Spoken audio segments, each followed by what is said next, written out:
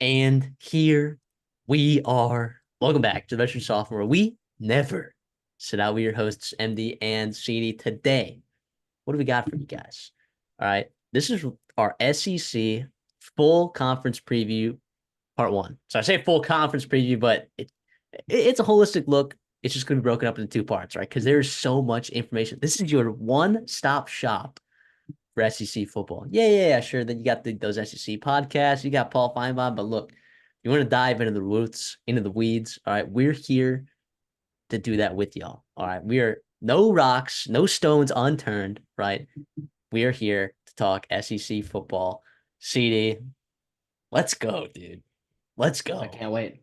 It's going to be a crazy, obviously landmark year across college football, but the SEC in general, and you see a ton of really, really competitive teams. You've got some coaching changes. You've got some teams that maybe struggled in 2023, looking to bounce back in 2024. The storylines are incredible as they always are in the SEC. The talent's incredible as it always is in the SEC. I can't wait. It's on a new network, right? By the way, so SEC on CBS no longer. That might be the saddest thing. But in regards, other than that, all positives. I think for this conference, it's going to be a great year.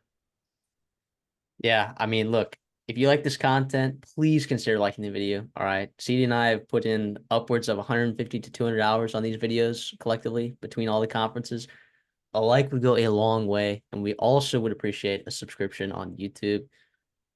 That's kind of what keeps us going. Our goal is to keep moving forward. We love as many subs as possible before the season starts, and then we can just keep going from there, building on that kind of momentum. And we appreciate y'all so much for everything. If you're listening on Spotify, if you haven't already, give us a follow and a 5-star rating. All right. We love and appreciate y'all too. All right. We know we have some listeners that listen on their way to work in the car or listen on their way home from work in the car. All right. We know. We know. And we appreciate y'all. All right. So today we're talking about 8 teams. All right. We're talking about Alabama. We're talking about Arkansas, Auburn, Florida, Georgia, Kentucky, LSU, and then Ole Miss. Good old Mississippi football. So those are the 8 teams we're talking about today. So if you aren't a fan of one of those schools, I still encourage you to watch this whole video because the landscape of the SEC is very dependent on the other teams. It's not just your team, right? We will have that part 2 coming out later this week. So stay tuned. So if you fall in the back half of that order alphabetically, then sorry. All right. But it's coming out. I promise. You all will get your fix. And each of these videos will be cut up individually into their own individual teams. So if you have a friend who's a particular fan of a particular team, you can send them this particular video. Be like, hey, this is good, pretty good preview, holistic, unbiased review of the SEC. So again, I'm gonna say it a billion times, but thank you all so much. Can't wait to get into it. And I say we do just that, CD. What do you say? We just get into it. Let's do it. All righty. The first team we're going to talk about in the SEC is none other than the Alabama Crimson Tide. You said it, landmark year in the SEC, but also a landmark year for Alabama because they no longer have Nick Saban as their head coach. All right, he's not there. He retired. He's off in the sunset, working for SEC Network, doing awesome things with ESPN for game day. Great. We love that. Okay. Enter Kalen DeBoer, coach from Washington. We're not going to go through all of Kalen DeBoer's resume. If you want to check that out, we have a video on Kalen DeBoer when Alabama hired him. Uh, please go check that out. I'm sure y'all will enjoy that. But yeah, he brings in coaches Nick Sheridan, Kane Womack, Maurice Linguist, some pretty big hires, right? Now, Nick Sheridan, I have some questions about, right, based on his past experience at Indiana when Kalen DeBoer left. However, when Kalen DeBoer and Nick Sheridan were both in the same room at Indiana, they had one of their best offensive seasons in decades. So, but when Kalen DeBoer left, Nick Sheridan by himself, they had perhaps one of the worst offenses that school has ever seen in the 2021 season. So I do have some questions about Nick Sheridan, but I also trust Kalen DeBoer a lot because he just wins everywhere he stinking goes. So I have zero problem trusting Kalen DeBoer. And honestly, I'm looking at the odds here, and Alabama is fourth in odds to win the SEC this year. They are fourth in odds to win the SEC. In the SEC media polls that just came out, they voted them third in the SEC behind Georgia and Texas. I don't know about you, CD, but I still think this team is pretty talented across the board. It's crazy to say that Alabama is being slept on, right? But the reality is there's so much change going on there. And I get why maybe it discourages some, bettors in this way and that way, right? I mean, I don't blame me at all. There's a lot of uncertainty, but I do think there's a lot to be certain with the more you mentioned it. Just he's one of those guys that has earned the trust, I think, of college football fans, deservingly so, where it's like, yeah, he's gonna put together good staff. Look at him recruiting right now.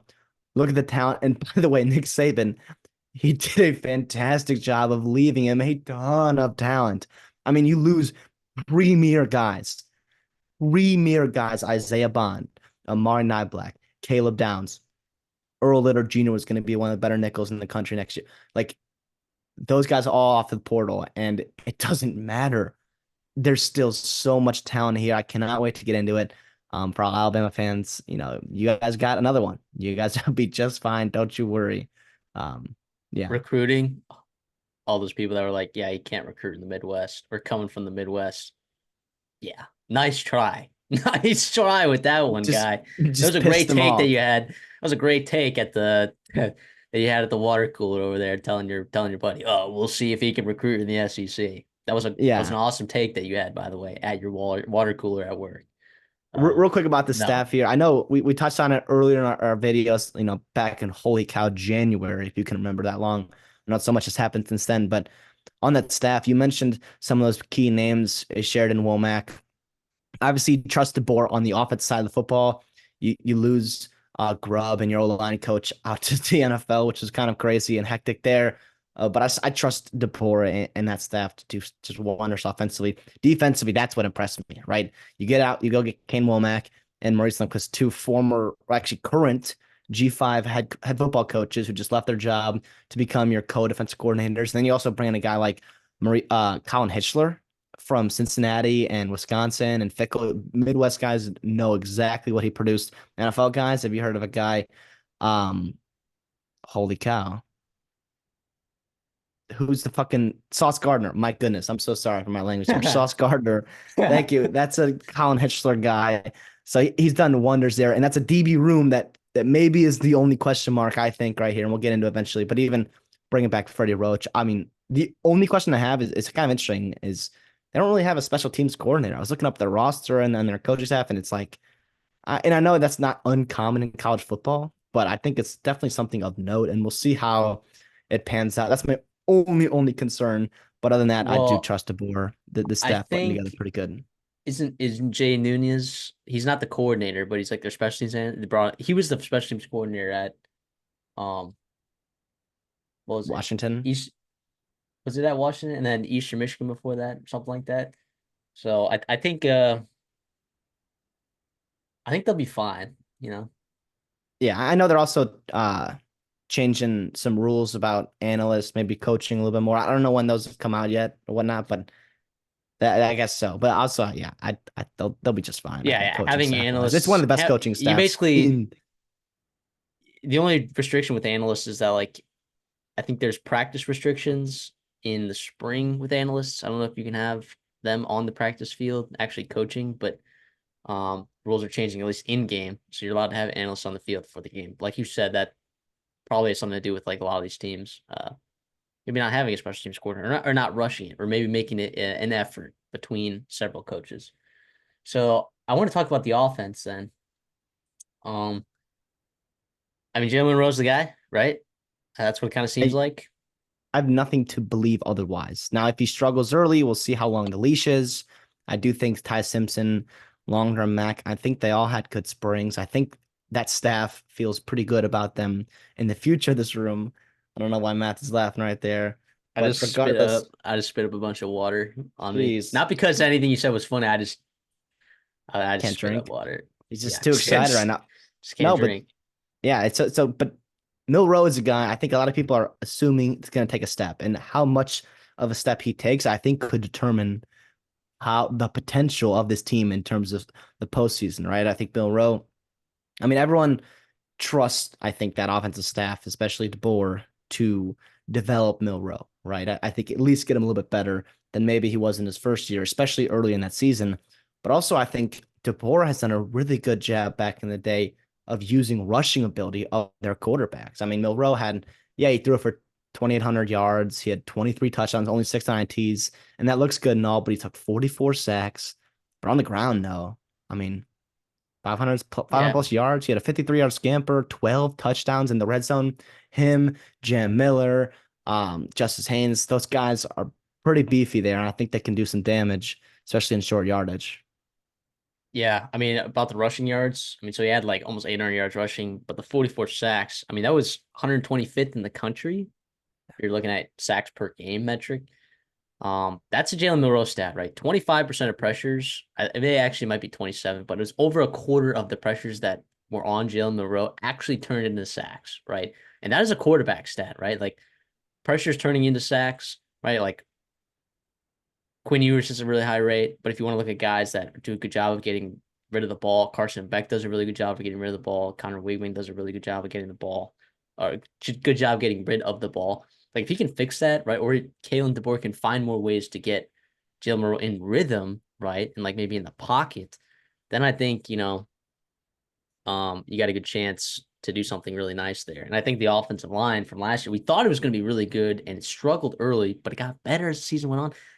I mean, the offensive line gets better, right? I mean, like, there's no reason to believe that it gets worse. I don't think so. I mean, that interior is about as good as I've seen in college football in a long, long time. I know Proctor's the name in that room. Obviously, kind of had an eventful offseason, former 5-star guy, and he deserves his flowers as well. He played really, really well in that Georgia game and at the end of the season. But Tyler Booker, Parker Brailsford, who's coming over from Washington, and Jaden Roberts in that interior are absolutely so, so good. Booker and Roberts are massive. They can move people. Brailsford had an unbelievable season as a freshman just a year ago for Joe Moore, a winning line with Washington. Obviously, familiarity with Sheridan, with DeBoer in that system. I think that absolutely helps. He forced a guy like James Brockmeyer, who had a very, very good spring, to transfer over to TCU, and he's going to start there and play pretty well, probably in the Big 12. Right tackle is the only question, but I mean, you've got three high 4 stars that are just waiting in the the ranks there. That I'm sure they'll be just fine. Whether it's All Pritchett, redshirt freshmen and Formby, sophomores. That's yeah, crazy. They're all young. Pritchett, Formby, McVay, they're plenty good. I think um, they can figure it out. I know you got new online coach Chris Kapilovic, right, coming over, I believe from Michigan State. I'm sure they'll organize it to the best five out there, but that interior, man, is scary for a team that's going to run the football. And yes, you lose 2 to 3 backs, right? But holy cow, doesn't it still look like a really, really good room? It does. I mean, it always does. It always looks like there's depth, right? It just depends. Have they been able to put the pieces together, right? It's not every year that Alabama has an amazing offensive line. For in general, though, they are always a top quarter, top half offensive line. In those special years when they've had lots of draft picks, that's when they really put it together, right? So we're gonna see. Yes, you do have a couple new pieces here, but of course, no JC Latham. But I don't really have a problem losing Latham, to be honest. Do you? I mean, experience and I guess size slash talent. He wasn't a bad. He was not a below average SEC player at all. He's obviously No, drafted no, in the first no. round by one of the Yeah. better O line coaches, in the NFL at Tennessee. But also, I think he struggled at times in that scheme last year. Not that you're just going to insert an upgrade over a top 10 pick, but I don't think it's going to be this crazy drop off that you might expect going from an unproven guy or going from a top 10 draft pick to an unproven guy. All right. Well, let's talk about the people that are going to benefit most besides Jalen Monroe from the offensive line. That's the running back room. Okay. Because when I look at it, it's loaded again. I mean, is Justice Haynes the guy, right? I don't know that he's going to be the absolute alpha in that backfield. I mean, Jam Miller is fantastic. He won spring game MVP honors. You also got Richard Young in there as a redshirt freshman. Kevin Riley coming in there from, I believe he's from the state of Florida, if I'm correct in that, as a true freshman. That running back room is still good. I mean, I think people aren't seeing names that they necessarily recognize, but look, if you followed recruiting, right, and you followed Bama message boards and you've followed or even in the Michigan game, Justice Haynes was awesome. Justice Haynes was awesome. He is going to be very good, man. I have a feeling like if they really let him take over, and I don't think they will because Jam Miller is really good, really, really, really good running back. I can see both these guys having 700, 800 yards plus for sure. Yeah, I mean, what Haynes did in that Michigan game was kind of reminiscent of back in 2017 when Najee Harris was behind a couple of their pro NFL running backs and Damian Harris, Josh Drake, Josh Drake, no, Kenyon No, not Kendrick. Yeah, I think you're Harris right. I and think it was nah, I Harris don't know. Jacobs. Regardless, though, um, Najee like he kind of took over in that game, and like you saw the potential there, and I think he kind of built that into a very successful career at Alabama. I see a similar pack for Haynes, but you mentioned the depth there. I also want to not only the running backs here, but I want to talk about the running game and what they can do with some of these wide receivers before we get to them, going down, pushing the ball down the field. But guys like Kendrick Law, guys like Emmanuel Henderson, right? Even Ryan Williams, you can get them the ball in space. And I think they're going to also add an element to quote unquote rushing game, I guess, or short passing game that can be really, really dynamic for you and really stretch the field, not only vertically, right, as passers, but also horizontally and really open up the field and do things that DeBoer wants to do. Yeah, and it feels like this offense last year, of course, we saw it got better as the season went on. People are going to argue about the Tommy Rees call against Michigan. Like, honestly, I don't have a problem with putting the ball in the hands of your best player, on the last play of the game. But I mean, they only threw the ball 23 times a game, and that a lot of that's reflective of the beginning of the season and like, managing certain games, being ahead on the game script. But I have a feeling that they're going to ask Jalen Monroe to do a lot more than they did last year. And that could be a really good thing. If he really does take a step, this team has a chance to be really good. I mean, I am very high in this Alabama. I am higher on this team than I'm not going to say I'm higher on this team than I was last year.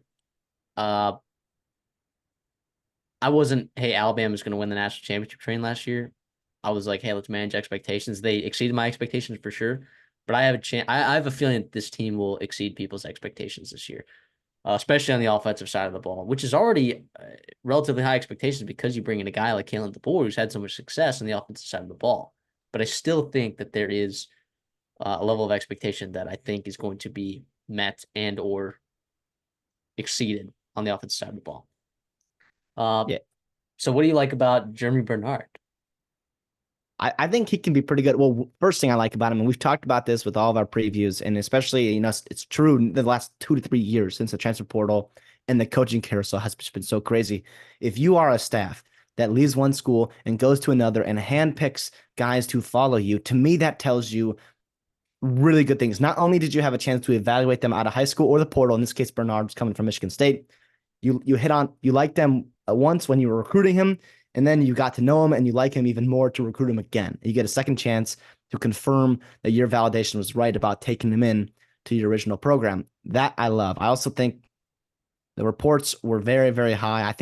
I mean, obviously he sat behind, three legit NFL players. You had Polk, McMillan, obviously the star, Roma Dunze, and he still had what 400 some yards last year. I mean, he was still uber productive as wide receiver four, and I don't know, he's familiar with the system. I think he can be a difference maker for them, and he can kind of step in and be that wide receiver one while you're waiting for some of your younger guys to step up into those roles. I'm looking at Ryan Williams, Caleb Bowden, two five-star freshmen, even Jalen Hale, who I thought was going to take a big step this year, but unfortunately he's hurt, probably going to miss the season. He'll be a guy that's probably a big part of the future of this room here. But Bernard gives you an immediate impact piece, a plus starter at the wide receiver position in the SEC. Yeah, I agree. I think he has a chance to be this number one receiver on this team. I don't think there will be like an alpha like there was. I mean, at Washington, there was an alpha, right? As Roma didn't say. Okay, but they also had really good pieces around it. I think they'll spread the ball around a lot. I mean, kind of like what they did last year, with Tommy Rees. Uh, I mean, Burden was a very solid, I guess you could call him a number one. Jermaine Burden. I mean, it kind of like wasn't until that A&M game where he really kind of stepped and filled into those shoes. But I don't know, man. I think the wide receiver room is pretty good. Obviously not as talented as some of the wide receiver rooms that we've seen in Alabama, but it's hard not to be high on this offense still, right? It's still hard not to be high on them. For losing Isaiah Bond, Jermaine Burton, Malik Benson, Ja'Cory Brooks, even a guy like Chaz Preston, to And you're withstand all that still attrition, and you still can go six deep with the injury to Jalen Hale. I mean, holy cow. It's a testament to Saban, but it's also a testament to DeBoer and Jamarcus Shepard for keeping that room together and adding a piece like Bernard. And also, like, I know they were kind of almost late to the party, right? In um, terms of the transfer portal because they were on the back end of the coaching carousel, but they could have gone out and gotten more pieces if they thought they needed to. And Absolutely. and I'm sure DeBoer, by the way, got a good look at Alabama when he was scouting Michigan, right? And scouting players like Prentice or Law, and even a guy like Emmanuel Henderson. Like um, I'm sure he knew exactly what he was walking into and felt comfortable not making these overhaul changes. All right, well, let's talk about the defensive side of the ball. And I think if you ask every beat writer, every fan, I think, as much change as there's going to be on offense and questions about Jalen Monroe taking another step, I think there's a lot more questions on the defensive side of the ball, right? I mean, you lose a lot of production, particularly in that secondary. I mean, you lose Caleb Downs to Ohio State, you lose Terrion Arnold, you lose Kool-Aid McKinstry. Both of those cornerbacks go to the NFL. And believe it or not, I was actually the guy last year that was concerned about the secondary because of the lack of experience and the performance the year prior of Terrion Arnold. Did not expect that kind of leap that he made this year because, watching Terran Arnold in person, I was impressed with the athleticism, but just didn't feel like he put it together. But he really did last year. So I mean, we'll see. And here's the thing: it's like last year I wasn't high on this secondary, but I don't want to make that same mistake again. I think they still have a very talented set of kids in the secondary. It's just going to be a question like, are they going to be starting a true freshman at that second cornerback spot? Right? So listen to some of these beat writers talk about that. I don't know what's going to go on there at that cornerback two spot, but I guess we'll start on the defensive line. Uh, it's fine. It's good. It's a good defensive line, right? Yeah, I Can't think argue that. your strengths are probably your interior and then your at Correct. least your talent depth wise at all your other positions. I mean, I your depth talent, right? I don't think a lot of those guys have a ton of experience, but the talent is absolutely there. Interior, I guess we'll start there, right? Tim Keenan comes back. He's been a very solid player for you. Tim Smith, I really like him. He's been a very, very good player for Alabama in the SEC for multiple years now. He steps into a bigger role. Jaheim Otis, he's a guy, holy cow, he can be a game wrecker if he puts it all together on every play. Damon Payne and Jane Smith are just a couple 5 stars that are sitting in the depth range, but they're also productive players as well. Damon Payne had flashes last year. Smith, they like him in the practice reports as well. A lot of promising things on the interior, which can make some things easier on the outside. You look at the interior, right up the middle of this defense, and we'll get into Lawson and the linebacker position and your safeties, but those are your strengths, right? It's more the edges here. And I guess I'll let you talk about defensive end and edge for him. Well, well, I just think pass rush in general has a potential to be a concern for this team, Yeah. right? In all of Saban's years, have they ever had a problem like legitimately getting to the quarterback unless it was a scheme issue with Pete Golding, right? Yeah, Like, it's been a have they? long, probably I mean, since 2014, maybe that last year of AJ McCarron. That's it. Since then, you've had Jonathan Allen, Tim Williams, Ryan Anderson. Like you have had a litany of elite pass rushers. yeah, I mean, and obviously they have talent, right? Like Latham has talent, Quandarius Robinson has talent, but they're not Dallas Turners, right? They're not Will Andersons, right? They're not Courtney Upshaw's, right? Name drop. They're not, from what I've seen, really, really, really good pass rushers, guys that are able to put that kind of pressure on quarterbacks.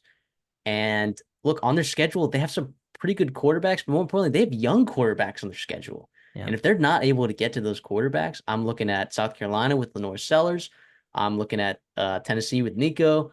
I'm looking at LSU with Garrett Nussmeier, if you want to call him young, I guess, experience wise. And I'm looking at Jackson Arnold. I mean, I'm looking at those are some big games, right? That Three three road games too. 3 road games as well. three of those are road games, yes. And I think you need to find a way to put pressure on these quarterbacks. And I don't know if that's going to be something that Kane Womack and Reese Linguist are going to have to be talking about in ways to scheme guys in certain one-on-ones. And getting linebackers involved in the pass rush here. So I do have a little bit of a concern. I don't know if like their run defense will be solid. Okay. And their linebacking core, we can talk about them as well. Deontay Lawson coming back is huge. Huge. I think it was really good. Jahad Campbell, obviously all the talent in the world with that guy at linebacker. So yeah, you're making that face. That's just like, oh my gosh, Jahad Campbell is doing something for you, obviously. But I think the run game will be fine. I think it's going to be with the questions about the secondary, right? You also have to look at the front seven about their ability to rush the passer. Well, the upside is banking on former talented recruits who have played either limited or even spotty roles, either in your program or in Texas A&M. Looking at LT Overton, obviously comes over. Those guys need to take a step up. And here's the thing: is I'm enough like if you throw enough 5 stars right in spring and summer and fall workouts, to me, I feel like at some point there's going to be one that emerges, whether it's Jan Pierre, Quay Rousseau, Keon Keeley, former really, really high recruit, and obviously LT Overton. To me, I feel like there's got to be one of them. It has to be one that comes up and elevates right this room. I think you mentioned it. You know exactly what you're getting in a 5th-year player with Quindarius Robinson, right? And with all due respect to him, I really like him. He's a special teams baller. He's a good athlete, but he's been there for 5 years. And to me, that tells me like he hasn't had significant playing time on defense. And I don't think like it's not that he's not good. It's just he doesn't have that next gear that a guy like Dallas Turner, Will Anderson has had up ahead of him, right? And you've same with John Moran, Lathan. I don't know if the upside that you mentioned is there rushing the passer. It's got to be in that depth. Somebody has to take a step up.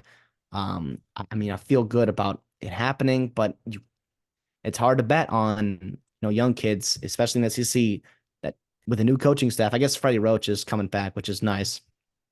He's the D-line coach has been there for a while now. Some familiarity there, but to take that next step, it's going to be those young 5 stars. Yeah, I think you really need to hit on LT Overton. And now this is a guy, yeah, sure, like the production hasn't been there at A&M, right? But he played 220 snaps last year. And people are forgetting that he was a 5-star that reclassified. So Yeah. he's actually like a year behind in terms of maturity. Now, that's a guy who is very matured as a physical specimen, right? But I think one more year, and I think A&M staff believes that as well. Like if you had given him one more year, right? Like he would have had a chance to be a real difference maker.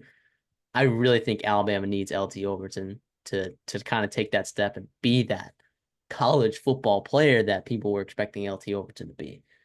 Um, you were talking a lot about Jahad Campbell, or you made that face. Did you want to talk about him a little bit more? I mean, he's just what I have written down is just freaky, right? He just is freaky. And by the way, I have that written down on a bunch of players on this Alabama defense, which tells you what I think about the talent there. But I mean, he is exactly what you want in an SEC linebacker. He is all of 6'3", 6'4", 230 pounds, moves sideline to sideline. And also like sitting next to a guy that's super, super good, probably the best player on that defense in Deontay Lawson. That gives Jahad Campbell the ability to go and make plays.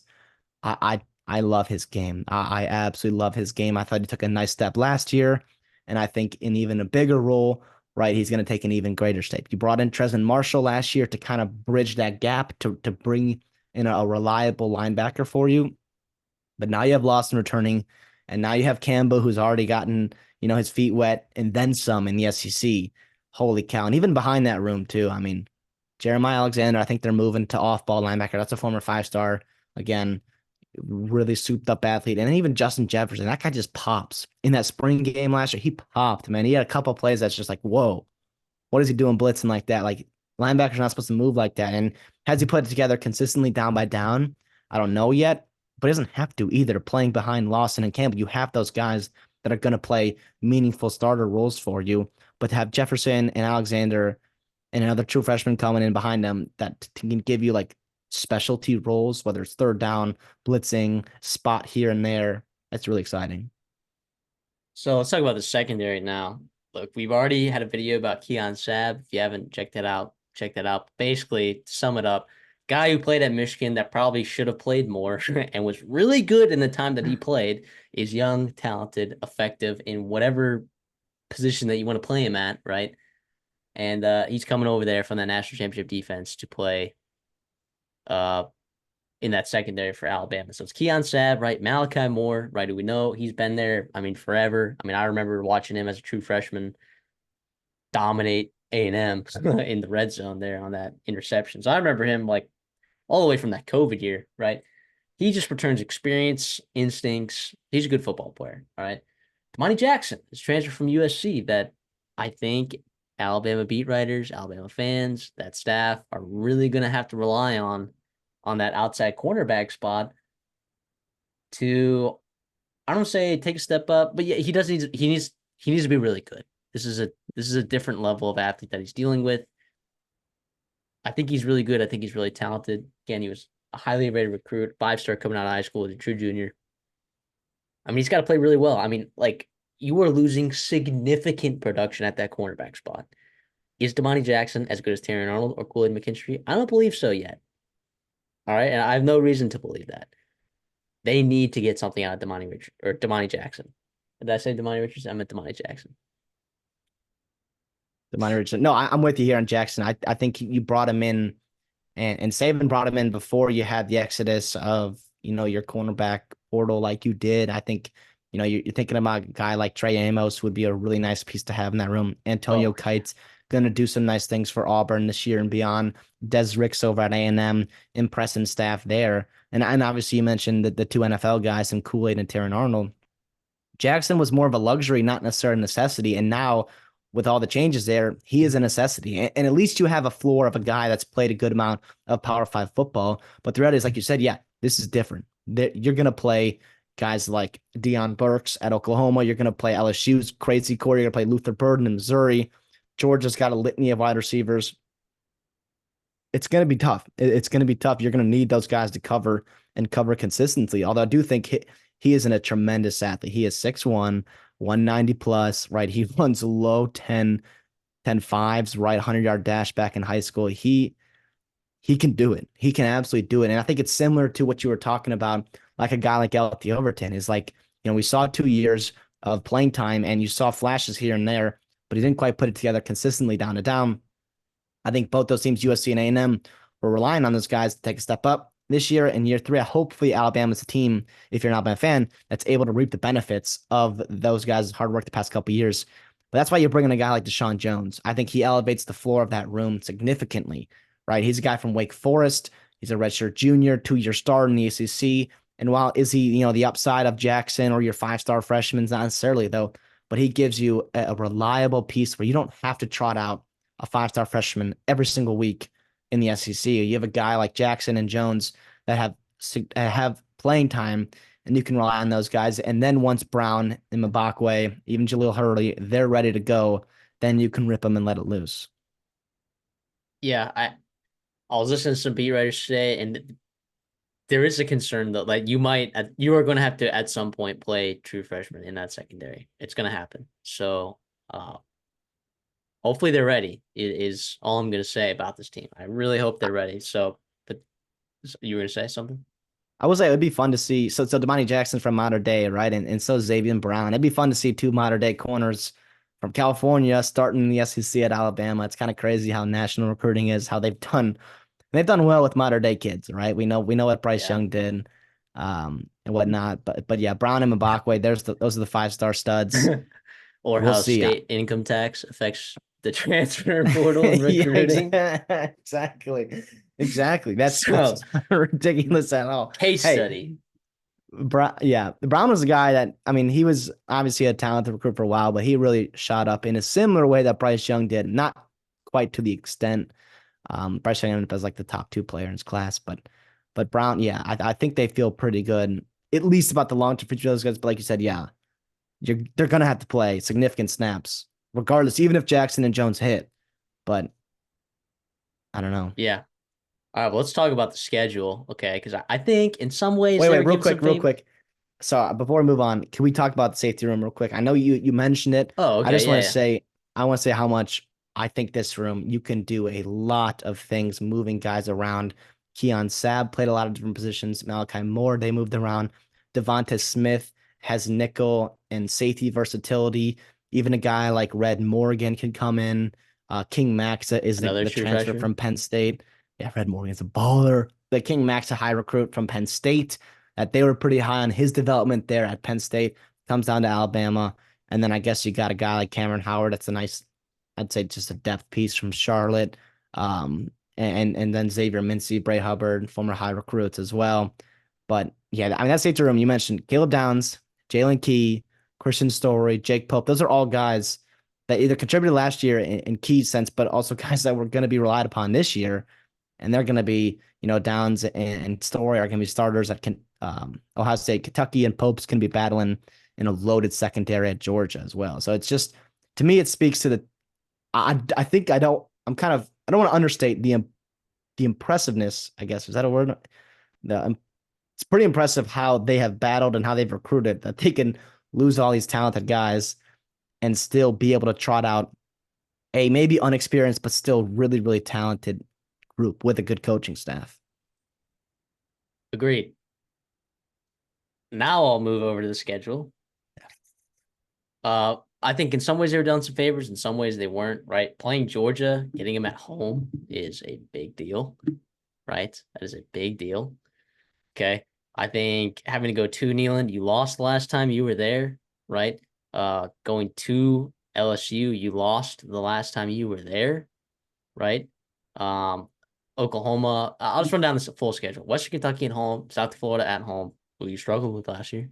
But it was in Tampa. It was in Tampa. You're right. Okay. You're right. You're right. Now it's back in, home territory. Bryant Denny, much, much better. But by the way, and USF's probably not going to beat Alabama, but they're going to test that secondary. Am I right? Yeah, we'll get a good gauge. We'll get a good gauge. We'll also get a good gauge week 3. Tyler Van Dyke in Wisconsin, having to go to there. Then you get a bye week after that, right before Georgia, which is huge, by the way, huge. Great scheduling dynamic there for the Crimson Tide. Then you get Vanderbilt on the road, South Carolina at home, Tennessee on the road, like I said, tough game. Missouri at home, who's, by the way, going to test that secondary for sure. So hopefully hopefully your secondary is fixed by the Georgia week, right? But if it isn't fixed by Tennessee or Missouri, you're certainly going to get tested there. Then a bye, and then LSU, another week where your secondary is going to get tested. That, of course, is in Death Valley. Then Mercer at home, at Oklahoma, over there in Norman, and then you get Auburn at home, which, by the way, big deal. Big deal. In a transition year, Kalen DeBoer getting Auburn at home is a big deal. Because if you are in your first year as the head coach at Alabama and you lose to Auburn, like there's a different kind of there's some pressure to that for sure. That is a game that you have to win in your first year as the head coach of the Alabama Crimson Tide. That stink does not go away, right? For Bama fans, if you lose to Auburn, I mean, you've seen, and even Bama has had really good coaches fired because they couldn't beat Auburn, and that's the beauty of college football and rivalries. But like you said, yeah, there's some of the scheduling dynamics in terms of home and away, like Georgia, like Auburn, even Missouri, right? That's kind of nice to be at home.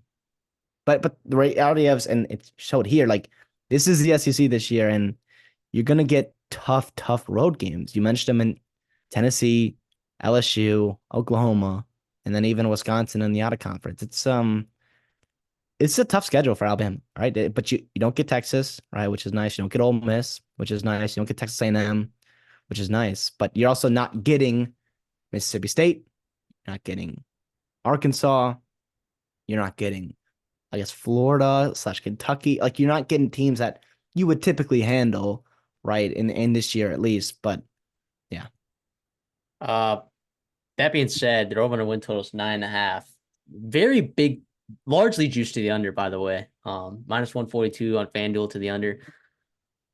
I can't help but see value when I see it. I mean, over 9.5 at plus 116. I mean, that's the pick for me. I mean, this team is good enough to win double-digit games. Absolutely. And scheduling dynamic with Georgia, right, is a big deal. I think going to Neyland is tough, but I worry about their pass rush, right? Like that is a big deal. They're not going to be able to get to LSU's quarterback, Garrett Nussmeier. Tennessee also has a really good offensive line. That is my biggest concern, right? But Georgia does too, yeah. Georgia does too. So if they lose to Georgia, I think they can split Tennessee, LSU, and I think they can handle Missouri at home, especially if Missouri's defense is looking the way that it is. And then I don't see them having a problem with Auburn at home. Obviously if it's in Jordan Hare, it's a different story. But Oklahoma, I think this is a 10-win team, man. I think this team at 10 wins, I think they make the playoffs. Yeah, for sure. With the schedule and the SEC, absolutely. And it's also Alabama. I mean, regardless. So a couple of the points I want to point out too is to me that stretch in week 7, week 8, week 9 is South Carolina at Tennessee and Missouri. And South Carolina doesn't necessarily scare me in terms of, matchup problems because North Sellers in year 1, some of the receivers they have, like, yes, I'm like Sam Brown, but regardless, they're going to run the football a lot. And Jared I feel Jared like Brown, Jared Brown, Jared Brown. Jared Brown, thank you. Sam Brown's at Miami. Uh, Regardless, they're going to run the football. And with your front seven, right, I feel pretty good about that, stopping the run there and being able, to take advantage of maybe South Carolina's second level. But you're going to get beat up in that game. And that is 2 weeks after playing Georgia. Now, yes, you get Vandy in between there. Regardless, though, that's a long stretch before your bye week, right? At Tennessee, Missouri, those are teams that can take advantage of your secondary if it doesn't work out. Now, I do think it does help that it's not in week 4, week 5, right? You have time to figure it out. And Georgia's probably going to expose some vulnerabilities, which is fine. I mean, you're going to have to get those cleaned up. Even if you lose that game, you can still accomplish all of your goals. Maybe not. Yeah, you can still accomplish all of your goals in the SEC and beyond with that. And yeah, but I also say Oklahoma at the end, week 13. Like to me, this is a team that they could probably. I wouldn't be surprised if they're 10-1 coming into that game or 9-1, whatever it may be, and you lose because Jackson Arnold's had 10 games to get ready for that game. Norman's going to be on fire. Maybe you're overlooking them for Auburn. I just think a lot of games you could lose here. But with that being said, I'm going the over as well. I just feel really good about the Yeah. staff. I think the talent is there.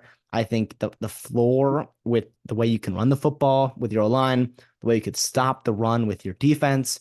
To me, I love that, and I think they're going to figure some things out. That coaching staff is too good not to cover some holes.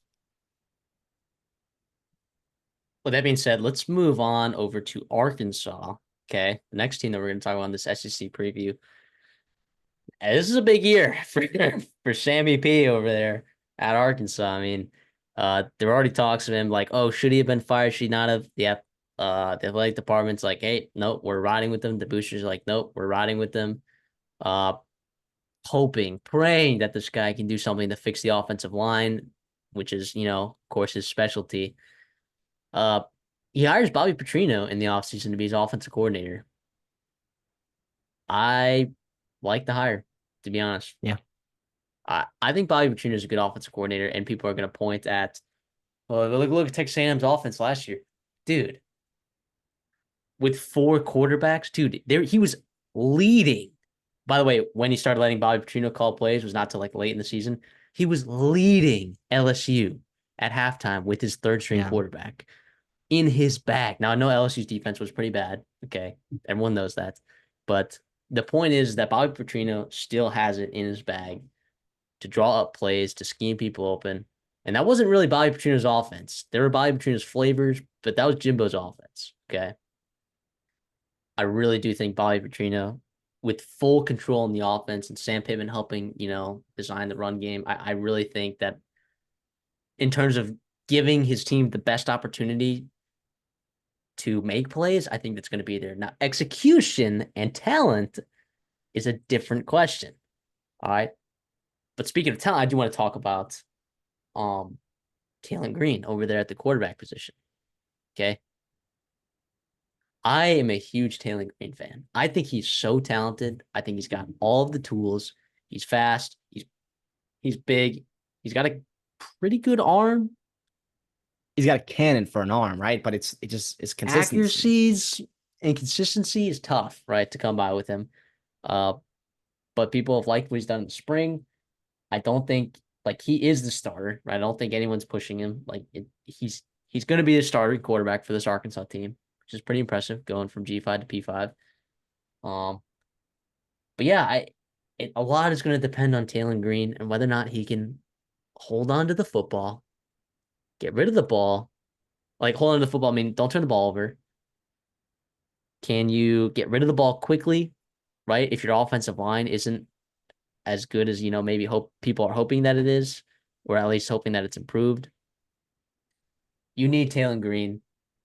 If you're an Arkansas fan, Taylor Green is going to have to do so much for you. And he's a similar build to KJ Jefferson. He's a little bit, I guess, not as thick, if that's the way the word you want to use. But you really like KJ Jefferson did so much for that offense, right? And you're going to be asking Taylor Green to do a similar thing. Am I wrong? No, I don't think so. I do worry. Yeah, like you said, the durability there and the consistency too. KJ Jefferson was a really good quarterback. He also battled injuries as well Mm-hmm. and still played Played through. fantastically. He also now that O line was not good and it didn't look good, but he made a really bad O line look pretty bad. And to me, that's really, really impressive. Yeah, obviously Taylor Green It was comes in. bad. It was really Yeah, bad. it was bad, but I think he's still like he avoided a lot of sacks. But I do wonder if you get a guy like Bobby Petrino and he could scheme around that, and I think that's not necessarily the worst thing in the world. Uh, yeah, Green's deep ball is nice. It's just about consistency. I think they saw that even spring practice. He had a nice spring, but it was still highs and lows. And by the way, speaking of O line, what happens when there is pressure? Especially SEC pressure. It's not Mountain West pressure, it's SEC pressure. And these guys are sometimes just as fast as he is, and he's got to deal with that. I do think it's pretty telling that Bobby Petrino, I do love the marriage of Petrino and Taylor Green. Agreed. And I think there can be some fun things. And by the way, they're also, and I guess we'll get to the wide receiver room eventually, but they're bringing back a ton of talent from last year, or at least production from a year ago. I mean, they don't lose a single one of their top like seven receiving threats, quote unquote, right? And it's I guess eight, yeah, five tight end or five, yeah, yeah, seven. I'm sorry, it's seven. But regardless, so it's pretty nice. But I also love the Quinn Jackson too to marriage that with Taylor Green. Now the thing is health, right? If both those guys stay healthy, I feel really good about what the offense looks like, right? Yeah, I will say in terms of the Taylor Green getting pressure, uh, I just looked this up. I didn't have this prepared before, but pressure to sack ratio, right? KJ Jefferson, and now this is crazy because he avoided even more sacks than it is telling, right? But 32% of the time he was pressured, he was sacked, which is a high number, and that is a quarterback stat, right? Yeah, To some degree, right? To some degree, like there are some pressures that are just like unavoidable, right? Like they are going to turn to sacks, and I think a lot of that had to do with that. But you're sacked 42 times and 129 dropbacks, uh, or sorry, 129 times when you were pressured. That's a pretty high percentage, if you ask me. Taylor Green, on the other hand, he wasn't pressured obviously nearly as much. He's only pressured 68 times, but also he only dropped back 236 times. Only 8.8% of the time he was sacked on those pressures, which is one of the lower marks in the entire country, right? That's lower than Carson Beck.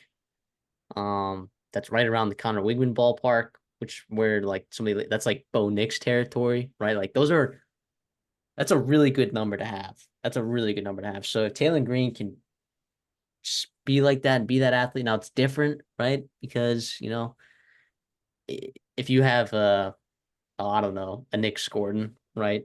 Or a James Pierce coming at you, right? They're more likely to bring you down than some guy from Air Force. Prince Now, Air Force has CU, some yeah, guys, but no, I'm just saying that there's a different level of athlete that you're dealing with in the SEC for sure. So, like that number, I would anticipate going up, but I think it's good news when you see a quarterback like this getting rid of the ball. It sounds like he's getting rid of the ball, finding a way to escape pressure. So, at least there's something to look forward to in that aspect. yeah, absolutely. But looking at his weapons and he's going to throw the ball to, right? Like I said, they're bringing a lot of those guys back. Andrew Armstrong was a guy that I was really impressed with a year ago, right? The Mm-hmm. inconsistencies that was that Arkansas offense, he was one of the very, very bright spots, right? Obviously, he's 6'4", 200 pounds, coming from JUCO. He translated really, really well to the SEC early, and they relied upon him a lot. He was their leading receiver, and he comes back and is probably going to lead them again in yards as well. And even Isaac Tasala, right? Tyron Broden, Isaiah Satagna. Those are all guys that had production a year ago, had a lot of snaps, and you only feel better about what they can do, just another year older, another year comfortable in the system. And also, like I said, with Green and potentially the O line is like the scheme is an upgrade, right? So you just feel better about everyone else in that offense playing a little bit better, at least being put in better position to succeed. Yeah. So what do you think about these two transfer receivers, Brown and Anthony? I mean, in terms of Anthony, I can speak on him because he's at A&M for your. Yeah, go You're for it. looking at kind of a gadget guy. I would say Blake Hornsby esque. You know, maybe not as good an athlete, but definitely the speed on that guy is pretty remarkable. I could see him having an impact on the game for sure. Um, yeah. What do you think about Brown? I mean, this guy, 18 yards per on an average depth of target. I mean, of course, Yep. that's offensive scheme dependent to some degree, but it was pretty productive. Yeah, he's a guy. I mean, he was a 4-star coming out of the state of North Carolina, went to UNC, then transferred, made his way over to USF. He's a guy um, that his speed is obviously, like you said, it's pretty evident on film as well as in the production on the stat sheet. He's played in a lot of games, right? He's been there. This is going to what is sixth year, right? At college football. He started back in 2019. Um, I don't even know how he has eligibility, to be honest. Regardless, though, he does. And yeah, he's gonna be a 6-year senior here. I do think it's Green. He throws a good deep ball, right? Or at least I like his deep ball. This could be a nice, addition to a guy like Andrew Armstrong as well. Maybe not necessarily like every down reliability, but that's where you've got guys in that tight end room that I feel better about over the middle, consistently early downs, whatever it may be, and then short to intermediate routes. But Coffee Brown's also probably a guy that they were missing last year in terms of pushing the ball down the field. Yeah, I agree. Which they weren't able to do a lot of, right? I mean, passing the ball, they threw the ball about 27 times per game for 180 yards. Both of those were bottom 30 in the country. And uh yeah, passing yards per completion, only 10 yards per completion, which was 118th in the country, bottom 20 in the country. And of course, they were 134th and first in the country in sacks allowed with over 4 sacks allowed per game, which is brutal. That is third worst in the entire country last year. Just, I mean, really brutal. I mean, the run game also was pretty atrocious last year for having a really good running back. But have we talked about the running back room? Not really. No, I mentioned Jaquin and Jackson, but I love I Jaquin mean, and Jackson. I took him in our yeah, fan. I think he's a guy if healthy, right? Which I know it's been his problem, but also I've heard things where he knows that. I think he understands how important this year is to him and his future in playing football, right? But he wants to be healthy. He's put on some weight, good weight. He is running the ball physical in practice. He looks like a guy with a big chip on his shoulder, and I think he's only benefiting from moving over to this by Petrino scheme, but also pairing up with a guy like Taylor Green too, who's got athleticism as well. yeah. Rodney Hill also is a really interesting transfer from Florida State, I believe. Was he not committed to Florida A&M earlier this cycle? And then he flipped over to Arkansas. But I know that Florida State fans really like Rodney Hill over there. I mean, he touched the ball 50 times last year in that offense where they already had two pretty stinking good running backs. So I would expect Rodney Hill to get some looks in this offense. I really would. I really would. He's a pretty young guy. Although Braylon Russell, the a true freshman 4-star. I mean, that's the guy that's certainly turning heads there. I I really like the running back room, but it's all going to come down to the offensive line because last year they only averaged 3.6 yards per carry, which was good for, yeah, yet again, you guessed it, bottom 20, bottom 25 in the country. I mean, just, and with Rocket Sanders, of course, I mean, now you understand why Rocket Sanders got out of there, right? Because just a brutal. And then AJ Green also got out of there as well. He went to Oklahoma State. Unfortunately, he got hurt. So I guess good luck to AJ Green over there. Hopefully he can get healthy so he can play for them behind Ollie Gordon. But yeah, it's gonna be really dependent on that offensive line. And I'm seeing a lot of transfers, which I don't know if that's exactly the formula for success. I think recruiting is most important in terms of building that offensive line, which is why, offensive line a lot of times is very predictable year to year. Although some years you're wrong, some years you're right. But I'm seeing a couple transfers that are gonna have to step up and be good. All right. Right? I mean, look at the three of them. They need to be good. They have to be. And you stay Yeah, healthy. you're looking at Fernando Carmona from San Jose State, Addison Nichols from Tennessee, Keyshawn Blackstock from Michigan State. I yeah, like relying on multiple, but more than half of your line to be transfers is not an ideal recipe in the SEC when you are looking to run the ball, right? I don't know. Is it going to be better than last year? Probably because it was awful last year. But I mean, I guess I trust Sam Pittman to fix it, but I don't know how much you can really fix if it's just the talent and the depth isn't quite there. I don't hate Josh Braun coming back. I think I another like year him. older, getting a little bit better. He graded out well last year, especially in pass protection, trying to keep Jalen Green upright. And Dracutis did not. I don't know if they're going to slide him in the guard. I don't know if they're keeping him on a tackle. I think they Regardless, have to, so right? They have to. what whatever he does, whatever they do, he has to be better at it than he was a year ago. And I guess it does help, although you had KJ Jefferson last year, it does help adding an extra, +1 in that box. I guess if you have a threat of the running quarterback, it's one less person to necessarily block every play. But that happened last year too, and it just didn't work out. To me, it's going to be about how much how much can Bobby Petrino improve this O line? And I know it's not his job necessarily to, at least working with them every single day. That's Eric Mateos and Sam Pittman. But Bobby Petrino, with his scheme, I think you can make a little bit more O line friendly scheme and help out, maybe a struggling offensive line. It's also about keeping them ahead of the chains too. Like, Yeah. don't get caught in third and long. And especially with a guy like Taylor Green, who's not comfortable probably in the SEC, dropping back to pass on third and long, right? Keeping him in play action pass, keeping him in front of the chains, RPOs, blah, blah, blah, all that good stuff that you like him doing, moving the football, or moving himself as well. Yeah. I will say we haven't talked about him yet. Luke Haas. Yes, dude. I was gonna say we cannot do an Arkansas I offensive video cannot. talking about him and even the tight end room as a whole.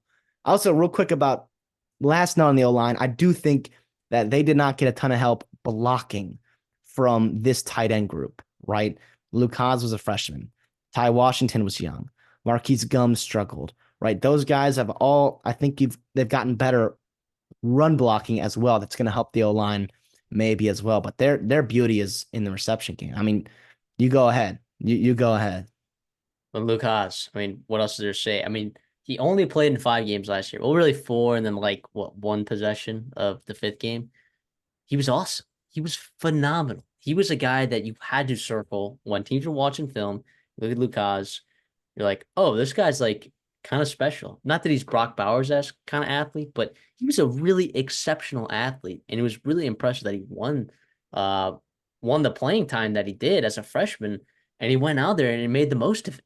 I mean, he's got the size, he's got good speed, he's got great hands. Um, he's a competitor for sure. I think Lucas is. Are you willing to say that he's probably your number one tight end going into the? I mean, no, Oscar Delp and Ben Urasek are really good at Georgia.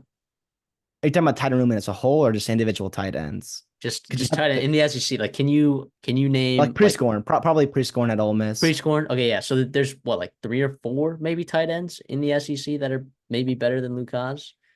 Uh, yeah, Maybe Lucas. Amari Niblack, but I consider him a slot wide receiver anyways. Yeah, But yeah, he's like, and yeah, regardless of that speaks to the impressive. I mean, he played in what 5 games, right? And really four in a drive, right? I think we did a video about him in terms of get to know or names to know in college football in 2024, and Luke Has was one of them, right? And he's a guy that um LSU fans know, right? And Arkansas fans know, but I think the rest of the SEC, Oklahoma State's going to know him early in week 2. We'll get to their schedule, but I think, but even behind Luke Haas, you've got Ty Washington, right, who did some nice things for you last year. I mean, it was limited sample size, yes, but I do think he gave you some nice production, right? And I think he's also taken a step as well this spring.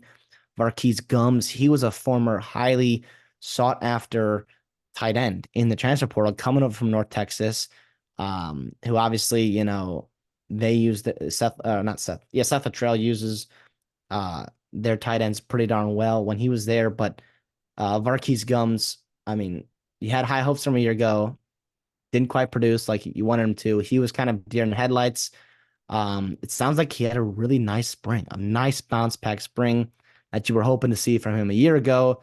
Sounds like he can contribute in this way. And it's also like the shoulders, not everything's the pressure's not on him, right? It's Luke has everybody else get on, but Gomes and Washington, in addition to a couple guys in that wide receiver room, can be really nice pieces for Green. And by the way, if you're struggling with accuracy and consistency, what's a quarterback's best friend, right?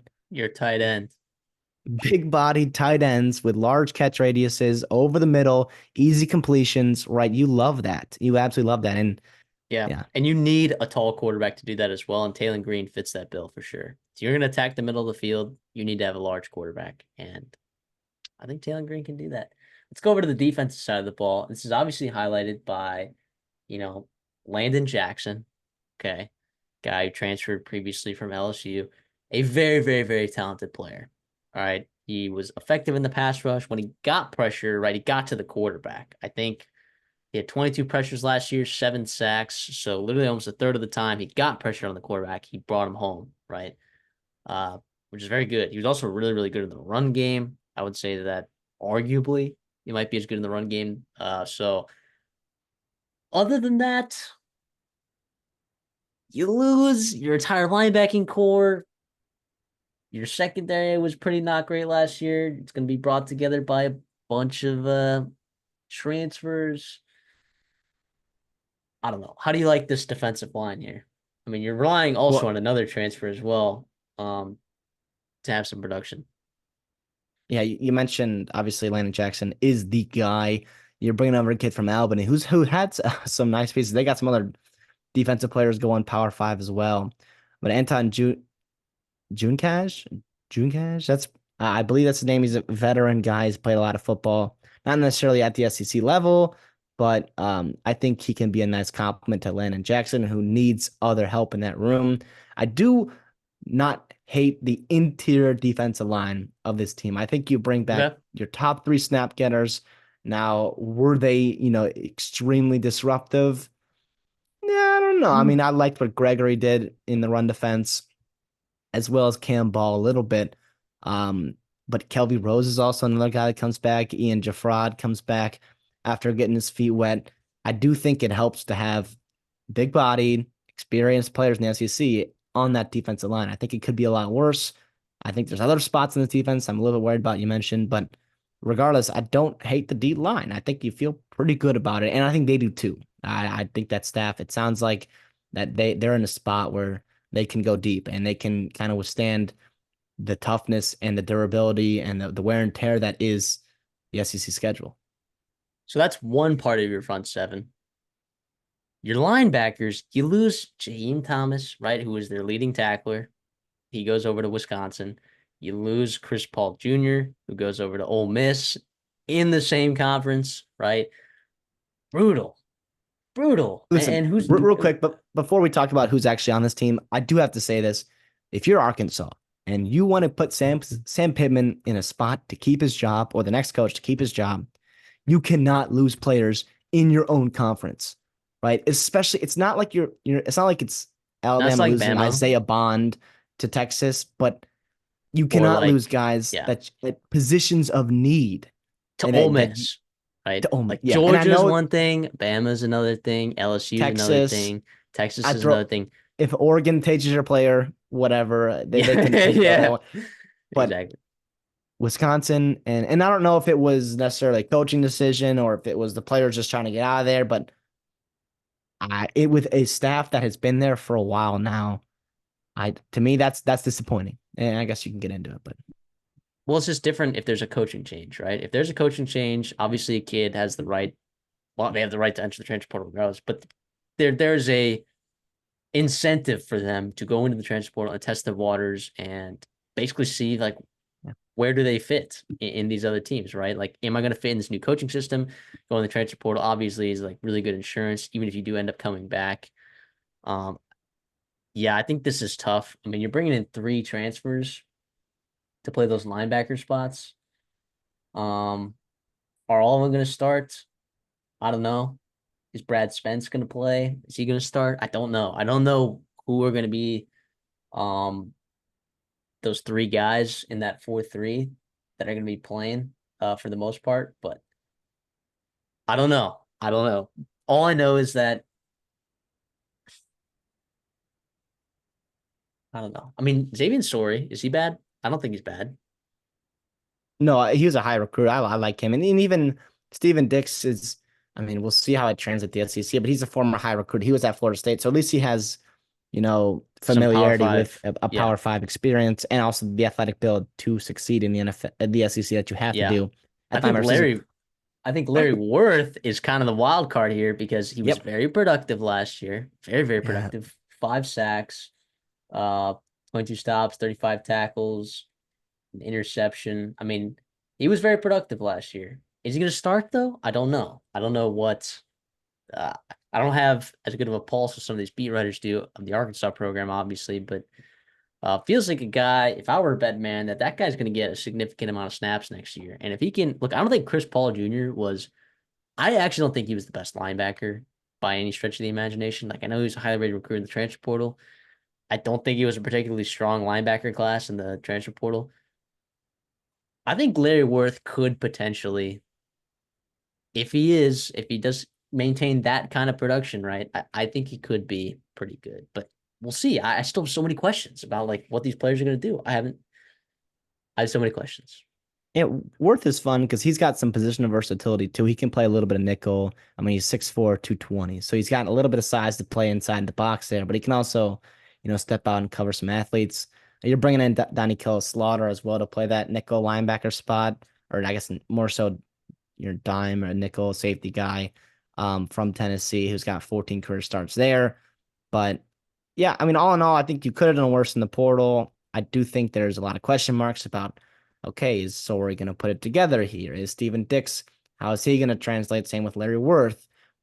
Is Brad Spence and Carson Dean, are they ready to play and give you quality depth? Same with Alex Sanford, even a guy like Juju Pope. I mean, we'll see. I mean, to me, it helps playing behind an experienced defensive line, obviously making your run fits better. They're going to be in the right spots, so the holes are going to be in the right spots for you to fill. You're not going to have an offense guard's helmet in your ear the whole game, but we'll see. I do think linebacker is a tough position, and it could be a liability. And I It'd be think very SEC taxing coordinators, in the yeah, SEC as well. exactly. Coordinators can really take advantage of that, especially with the RPO and everything else attacking the middle of the field. Well, let's move over to that secondary, right? You lose production, or sorry, you gain back some production in the secondary. I say some.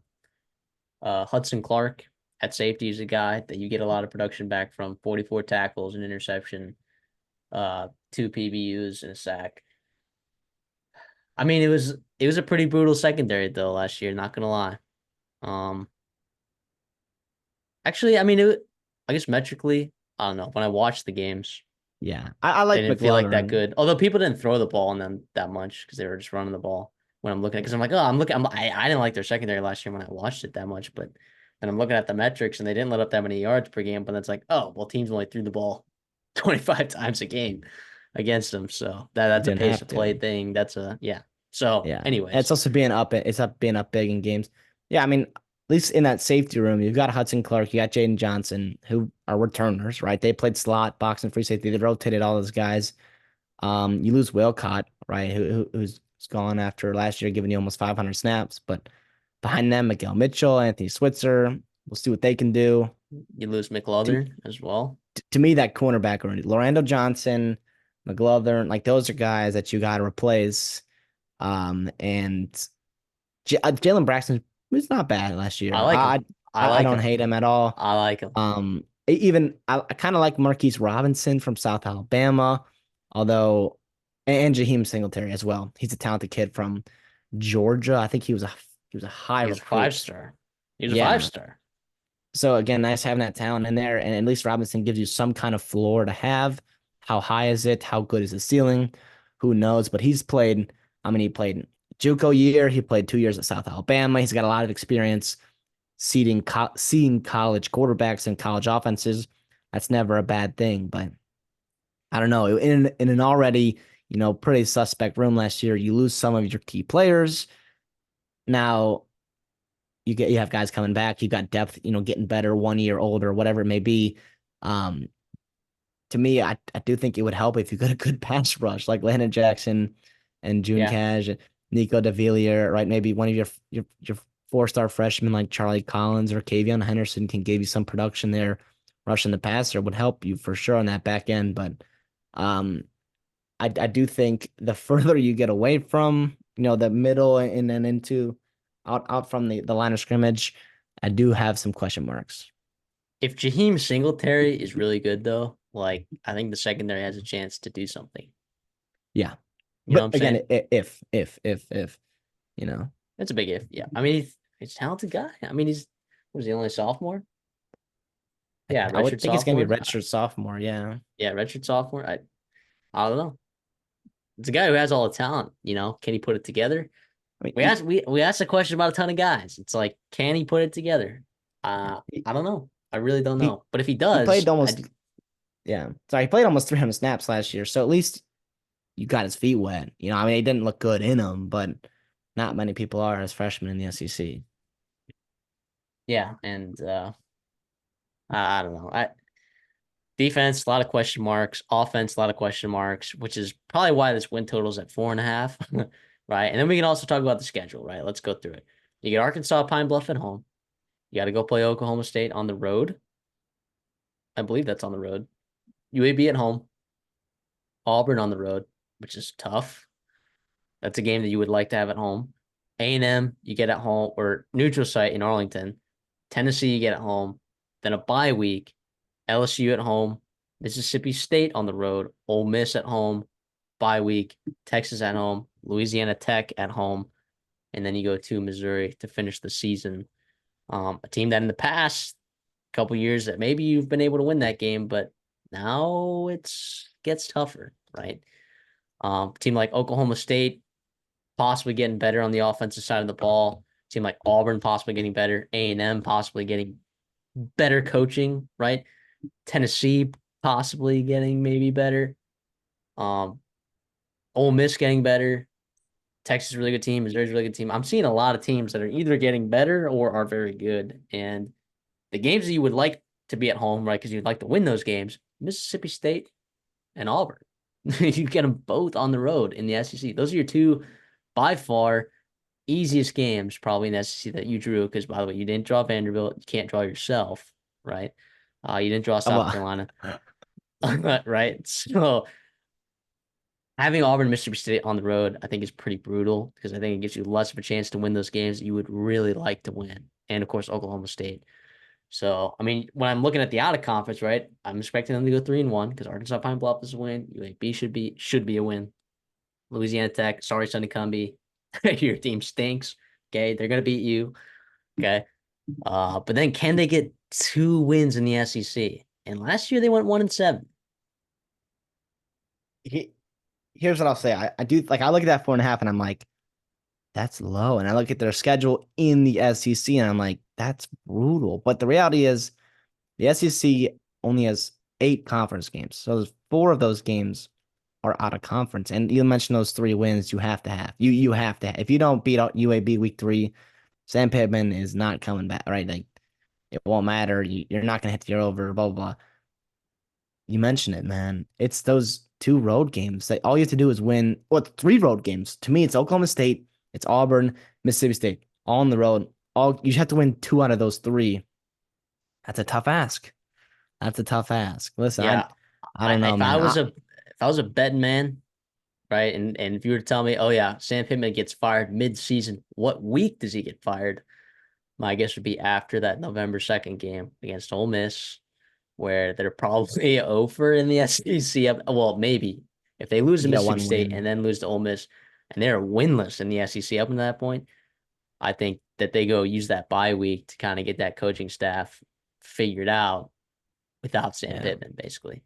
So I, It's tough, by the way. And not that this is a college basketball show, but you've got a pretty significant head coaching job and buzz around that basketball program now, right? You come late October into November, it's going to shift into a basketball school, right? And especially if you're not winning football games, I don't know. To me, I'm taking the under here because the wheels could fall off. And as much as I love Sam Pittman, as much as I kind of do like what they did, changing from last year this year. I just think the schedule stuff, dynamics are hard. Too much uncertainty in positions that are pretty important, right? Quarterback, O line, secondary. To me, give me the under. I feel like it's the more safe bet. Although I wouldn't really bet this, I don't think in real life, but No. if I had to pick one, I'm taking the under. Yeah, I'm not betting that. And it's only, I mean, it is minus 105. That's could be pretty decent value, but yeah, I'm with you. I'm taking the under for sure. Yeah, I just think the wheels could definitely fall off. Like if this offensive line does not improve, like because we thought this, like, and I've used this example 100 times. Like Auburn, we thought that they might have a decent offensive line because they brought in uh Gunnar Britton and several other guys that you thought, oh, these high level G5 transfers might they might be able to do something, right? And not that these guys were G5, all of them were, but I'm just saying bringing in a bunch of transfers on the offensive line to fix it, right? Maybe plug a hole, right? But to fix the entire offensive line is a recipe for disaster. Okay. Um, yeah, I got to go with the under 4.5 here. If Taylor Green makes it to a bowl game, I'll be severely impressed. And I would imagine that he would be receiving all SEC honorable mention nods for sure. Let's move over to Auburn. Okay. This is a team that's really interesting because again, they relied on the transfer portal last year, like I just previously mentioned. And now they kind of do it again, but now it feels like the transfer portal was more some of these were luxury gets, you know. They're doing well on the recruiting trail. I think Hugh Freeze, he's got a defensive staff, I think, in there now that he really likes. The schedule you before have mentioned to me off air is pretty manageable. And this Auburn team is an interesting team to look at, and you were very high on them last year. Um, Probably for a lot of the similar reasons that I have a feeling that you're going to be high on them again this year. All right, but maybe you were a year early. Well, not a year early. They should have went over. Okay, you can't get blown out by New Mexico State. I'm sorry, and let me preface that. That's it. I'm done talking about last year. We're moving on to 2024. I have forgiven you guys. It's okay. All right, Hugh Freeze. It's over. The only thing that does concern me before we get into the actual players here is your coaching staff. Now, I do think Hugh Freeze, I think they made a couple changes. I think he feels better about the staff than last year's. But DJ Jerkin is a guy that I'll just say it. I'm gonna speak for you as well. We're not very high on. We are Nope. not very high on. When that happened, I was Auburn was killing it recruiting wise. They were crushing it. I was like, they're about to have a great offseason and project themselves into the top half, well into the top half of the SEC for years to come. And you hire DJ Durkin. And I don't know how he keeps getting jobs. I don't see it. I have never seen it Charles with Kelly him. though, Charles Kelly is the real deal, I think. Yes. Oh, yes. That's a great hire as well. But Especially in the recruiting aspect. You know, DJ Durkin, yeah, I have my thoughts. Let's just say there was like a period in there where Mike Elko was hired and it was like, is he gonna retain DJ Durkin? And I'm praying that DJ Durkin, and then he goes over and gets hired by Auburn, and I'm like, well, thank you. they, yeah, they, You just you saved just, us. you You helped just one of saved your us. rivals and you hurt yourself. But yeah, Now, I mean, I think how good is Jay Bateman? I mean, we'll talk about that in the next it's episode. another guy that keeps getting jobs. Okay. But anyways, though, with this Auburn team, I think everyone's looking at the quarterback position, right? Peyton Thorne. I mean, he was below average in 2023. Okay. He was stinky. He was not very good, and he hasn't really been good since 2021. Right. Last year, it was weird, though. I get it. You're coming over. I believe it was like a summer enrollee. It was weird. You split time with Robbie Ashford. You never really had the job won, and he just didn't have a good year. And he didn't have the weapons, even though Hugh Freeze was just in his bag against Alabama. It was incredible. That was one of the single-handedly greatest coaching performances I have ever seen, and you still lost that game Somehow. Oh my somehow. gosh. Regardless, though, like I said, Unbelievable. we're on to 2024, and I do think I expect Peyton Thorne to take a little bit more of a step, right? How much is it going to be? I'm not expecting that much, right? But I do think he's going to be better than last year, right? You saw what he did at Michigan State when he had good weapons. Keon Coleman, Jaden Reed, among like you had NFL players around him, and he played well. Not Kenneth Murray, Kenneth Walker. You had right really good pieces around him, and he performed well. To me, you have a similar staff, a similar situation, not necessarily to that magnitude where you've got a potential Heisman guy running back. You've got Keon Coleman, freak Jaden Reed lit the You got a NFL up really good as running you. back, though. You have a first team preseason All SEC running back. And listen, I'm well, we'll get to him, but I'm just saying, like, to expect him to be the impact that Kenneth Walker. I mean, Kenneth Walker left Yeah. Michigan State, and they're still looking for a running back, right? Like he was that Yeah. kind of good, and he made up for that O line, regardless. Jalen So Berger to UCLA. okay, whatever. Peyton Thorne, I do like him. Is mobile. He low key can move. I mean, you saw him. And that Georgia run was great. We talked about that last year. I didn't think he had it in him, and that was kind of The, cool. the best play of the entire year. It was great. All of a sudden, it's whoa, okay. But yeah, I mean, I don't know. But what do you think from what are your expectations? I mean, he was 16 for 10. I'm sorry, 16 touchdowns, 10 interceptions last year. What to you is like, okay, this Auburn team hits their over if Peyton Thorne throw this touchdown interception ratio, or like what do you expect? If he goes 16 for 10 again, are they going to hit their over? I think 16 and 10. I think they could hit their over if he goes 16 and 10. I think they will exceed expectations. If he goes something like 23 and 8, then I think you're talking Oh, about, whoa, like holy cow. Auburn, wait, they're heading into the Iron Bowl with the chance to, you know, dare I say 9-1? No, no, that's crazy. nah. But Yeah. But no, no. no, I Well, can't, I maybe can't go. I do. We'll get to It's the George. schedule. We'll Yeah, get to yeah, the we'll get to schedule. it. But like you mentioned, Jarquez Hunter, right? Let's hear about him a little bit. Okay, well, he ran for 900 yards last year. Okay. On 160 attempts, he averaged like 5.7 yards per carry, which is exceptional, by the way, in the SEC, especially with that offensive line. That is exceptional. Part of that was Hugh Freeze, though, right? I mean, you can have a bad offensive line and still scheme your running game, which credit Hugh Freeze there, and that coaching staff. So And I they will didn't say have a that, passing game threat either to go with it. It was yeah. No, it's Jarquez Hunter, and that's why he's first team All SEC. I think there may be some other running backs in the SEC that are possibly better than him, but I'm not going to argue it. It's preseason All SEC media days. Who cares? Two people voted for Vanderbilt at SEC media days to win the conference, so it's clearly a joke to some people, this voting thing. So I'm not going to take too much stock into it, but Jarquez Hunter is really good. My question is, um, how do we feel about the rest of this running back room? I mean, you have some guys with carries in this Auburn staff. I mean, I'm looking at Alston and Cobb. I mean, they have carries.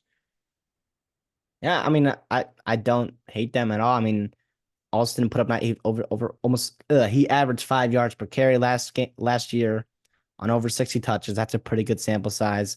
Cobb's a guy also averaged over 5 yards per carry, over 33 rushing attempts. I mean, I do want to say real quick mention to Brian Battier. Thoughts and prayers with him. Hopefully he's all Of right. I know course. it's really scary accident there. And hope everything's all right. But I know it's a scary situation for Auburn and his family as well. So but yeah, he was a really special player in that running back room. But yeah. I mean, Hunter, he can't do it all, right? And he only had 160 carries last year, which I guess I say only. That's not a ton. When Peyton Thorne had 130, I mean, you had 500 rushing attempts that year, and Hunter only had what, a fourth of them. So I think there's going to be other options in that room, and Austin and Cobb can, be guys. So and then you mentioned a little bit in terms of receivers. I mean, I'm looking at this receiving core and I'm like, this is an all right receiving room. Okay. I mean, I look at a guy like Robert Lewis from Georgia State, who was uber productive. We've seen productive transfers from Georgia State, transfer to the Power Five level and be very good, aka um I'm forgetting his name. Unbelievable. Went to Louisville. Help me out, CD. Life Oh, raft. Jamari Thrash, Jamar Thrash. Gosh. All that's right, your awesome. Thank guy. you. That is my guy. I was here before everyone else was with him. Keandre Lambert Smith, right over coming over from Penn State, who was the best receiver on that team last year. Am I wrong in saying that? Yeah, I mean, I think he did disappoint, right? But I do think he But he was, was yeah, he was he your better was. receiver on that team, right? And, Yeah, and look, definitely. Condre Lambert-Smith doesn't need to have 1,000 yards. Like none of these guys need to have 1,000 yards for this team to have a productive receiving room. I think Hugh Freeze is going to try to spread the ball around. I mean, you got Cam Coleman, which, I mean, nuts, nuclear already as a true freshman. He's going to be bonkers. Perry Thompson is another true freshman, um, who was like top 50 recruit in the country. I mean, 6'3", 205, ran 10.94 in the 100-yard dash his sophomore year in high school. So, I mean, just Caleb Burton, who had 200 yards last year in this offense, who's only a redshirt sophomore. I think there's some guys there. Sam Jackson coming from, remember that guy? Remember Sam Jackson? Holy He's cow! there. Yeah, former He's at Auburn high now. level. He was a high level quarterback recruit. I mean, really athlete quarterback. Unbelievable athlete. I mean, and by the way, they played Auburn this year, and they're gonna play him again, right? I believe in Jordan Hare, and I mean, watching him play quarterback is stressful, but he is a electrifying athlete. And it sounds like that transition is going a little bit better than they had thought. I mean, I don't know how much you can count on him this year, but that's pretty exciting to at least have some gadget guy raise the athlete level in that room. To me, the linchpin here is Cam Coleman, and I know he's going to get talked about a ton, but the beauty of bringing in Lambert Smith and Robert Lewis, having Caleb Burton return, you've got veteran guys that have played there, or at least guys that you trust, right? And has production in college football, and Cam Coleman doesn't have to be, his 5-star A game alpha wide receiver every single week. Now, I think he has the potential to be absolutely, but the reality is, true freshman, there's going to be growing pains, and to me, I think there's going to be games where he struggles, but that's where you've got Smith, that's where you've got Lewis, that's where you've got even your tight end Rivaldo Fairweather, to also just help him out a little bit. But I do still continue to be super high on Cam Coleman. I mean, if it wasn't for Jeremiah Smith being just unbelievable, Cam Coleman would be talked about a lot more. And I think he will be this year as he does some really nice things for Auburn. Yeah, But by I the way, mean, let's talk real quick. When's the last time Auburn had a guy like that? I mean, Sammy Coates, right? I mean, it's it's I mean, Seth Williams was a high recruit and he is physical receiver, but Cam Coleman is a different level of athlete than that is. This is game breaking for Hugh Freeze and the staff for years to come. well, let's talk about, I guess Derek Nix is being brought in there um to be the offensive coordinator and the running backs coach for Auburn. Uh, I don't think he has any. I don't know if Hugh Freeze is calling the plays, to be honest. I probably should know. I don't think Nix ever is called plays. He was at Ole Miss and he was a running backs coach and then a wide receivers coach like these last couple years. And yeah, he was there for 16 years, by the way. Isn't that crazy? When was the last time you heard a college coach was at a school for 10 years, let alone 16 years? Right. So I don't know. I mean, we'll see. I mean, I trust Hugh Freeze on kind of hire there to bring in new ideas on that offense, but we'll see how the Derek Nix hire turns out. I trust Hugh Freeze, right? This is Hugh Freeze's offense, right? This isn't Derek Nix's offense, right? I don't think he's bringing in Derek Nix um to innovate his offense and make it, something that it wasn't previously already. But I think we'll see. We'll see how it goes. Can't wait to hear players. I guess Derek Nix, recruiting wise, I'm sure will help a little bit. I mean, he was already one of the top recruiters in the SEC, given the resources that he has at Ole Miss, specifically recruiting those positional players. If I had to guess, probably going to have a big deal to do with some of these. Auburn, do you expect them to finish with the top 15 class this year? Top 20 for sure. It wouldn't surprise me at all. I mean, they're gonna close guys. They're gonna flip guys. I mean, they I always would do a think good job. Hugh Freeze always does a good job.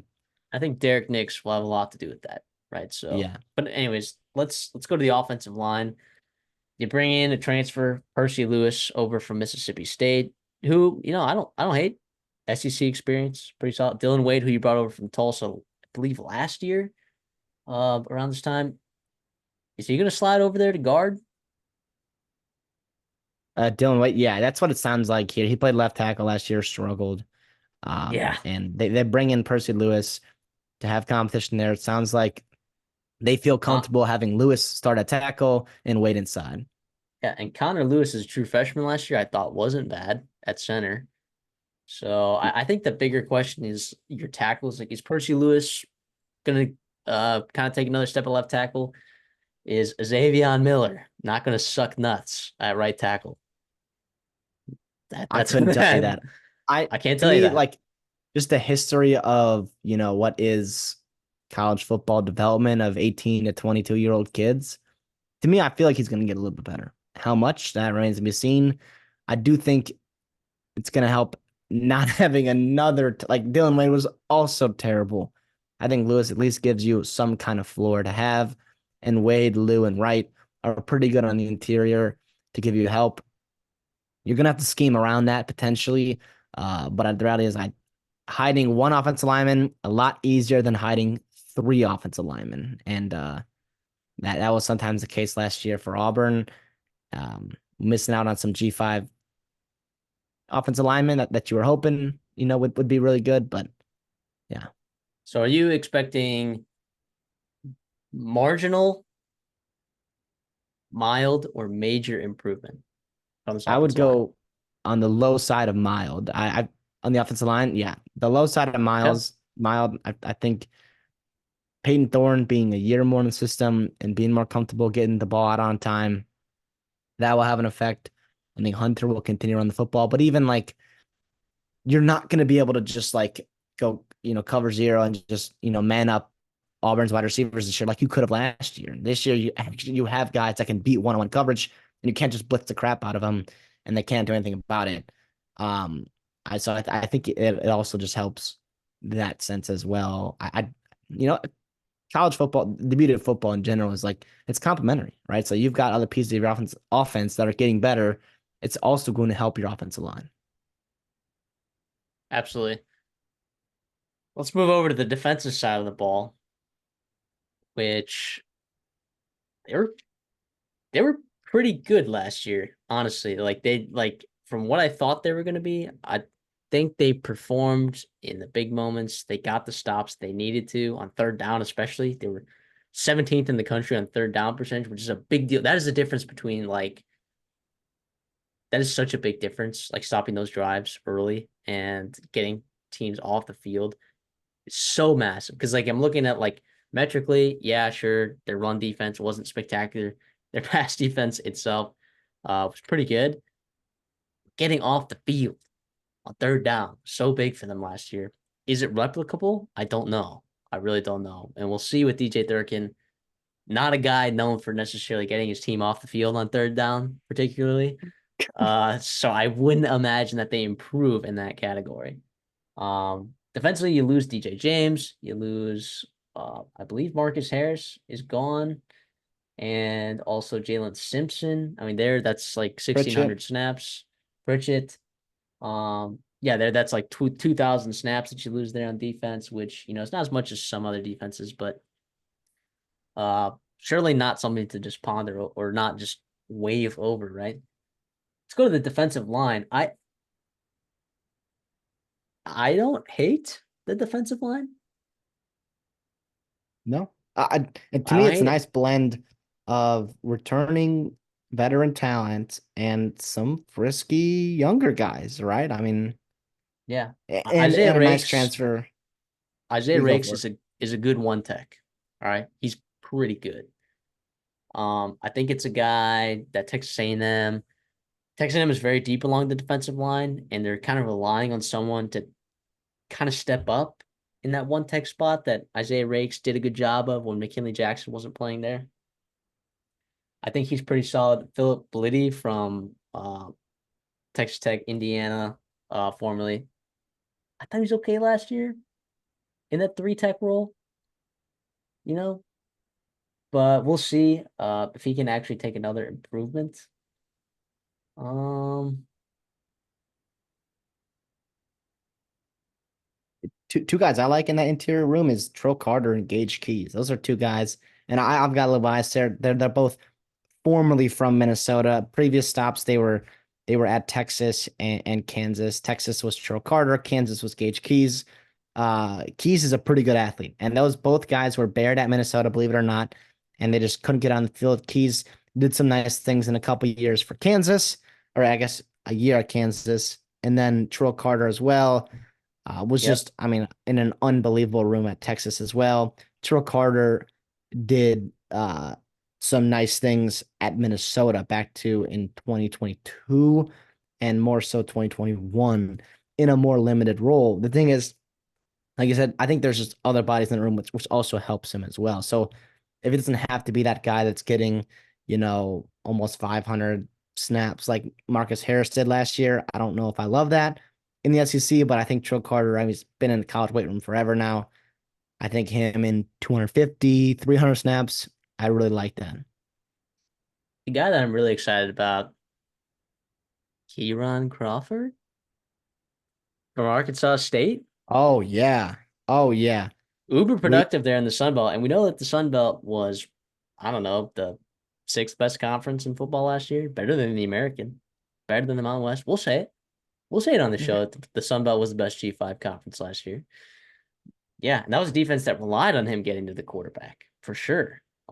He was really good. We'll see what kind of pass rushing role he kind of takes over there. Is he going to say that take that same role as like Jalen McLeod, or is he going to play um more five tech with like Keldrick Falk? I don't know. I don't know what he's going to do exactly, but I would imagine that he's probably going to rotate in there with Jalen McLeod. So who was really good last year, I Yeah, think. McLeod was great and coming from the Sun Belt as well. I think he can take another jump. You mentioned Kendrick Falk as a true freshman, yeah, true freshman last year. He played well. And then, the icing on the cake is year two highly recruited freshmen that you brought in, Amaris Williams and DeMonta Mhm. Walker. Both guys, 4-star, love their potential. They could play in year one for sure. Do they need to is the question. I think that's what you really want. You would like for Falk, Crawford, McLeod to be enough, right? But the reality is you're going to have depth, you're going to have attrition, and it'd be nice to have one of, if not both, Williams and Walker to come in and be ready to play and contribute meaningful snaps in the SEC. So I like the D line, right? Not saying I love it. I like the D line. The linebacker room. Bring in Dorian Mousy Jr. from Duke, Yep. who was pretty good at, is okay at Duke, right? He was okay. You have Eugene Asante, who's back again for them at linebacker. Um, Trying to pull up how many snaps he had last year. 491 snaps. Um, Pretty good. I don't know. I have a lot of questions about that linebacker room. It clearly was a need for them. Uh, Going to get Mousy and Gate in the portal. So I don't know. What do you think about this linebacking core? I'm not super high on it, to be honest. I kind of like it. You Okay. mentioned Asante. Anytime I watched Auburn, I thought he popped. I thought he was kind of all over the field. I mean, obviously he had 86 tackles, right? I mean, of course he's going to be making plays, but Austin Keys, he had 30 tackles last year. Um, he wasn't terrible, almost 300 snaps as well. He graded out nicely. You mentioned Dorian Mousy from Duke, who had 60 plus tackles there. Uh, but the X factor again, I mean, I'm not going to compare him to a guy like Suntrain Perkins, obviously, and definitely not um, Harold Perkins over LSU. But I mean, we've seen true freshman linebackers that are athletic come in and make plays in the SEC, right? And they can find ways to scheme up. DJ Durkin, Charles Kelly, those guys can do some fun things with him. I wonder how ready he is to play in a similar vein. Come on, come on. I said they can. I said they can. The potential is there. DeMarcus, I mean, they hired Durkin for a reason, right? I mean, let's hope he can figure it out. But look, DeMarcus ready. if you want high upside athletic linebacker recruits, I know a guy by the name of DJ Durkin who was very prone to losing said recruits to last And second flips. Hill, and also leaving a guy and then leaving a guy with potential and athleticism who's going to build his way into a second round pick off the field in Edge Cooper. Okay, enough of the DJ Durkin hate. More on DeMarcus Riddick. I don't know. I think in a similar vein as Williams and Walker, do you need him to play year one? You hope not, right? You But probably this do was a though. but my point is you would love for him to be ready to play and contribute in, a certain niche little role. Yeah. All right, well, let me ask you about the secondary then. What are your thoughts on the secondary, which, performed pretty well last year, but you're losing some pieces there.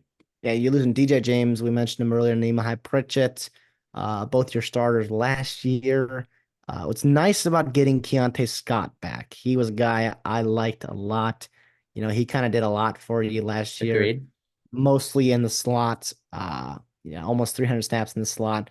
So that's nice to have him back. But Kalen Lee was pretty good last year. He's got to step into a larger role. How much can Antonio Kite help you coming over from Alabama?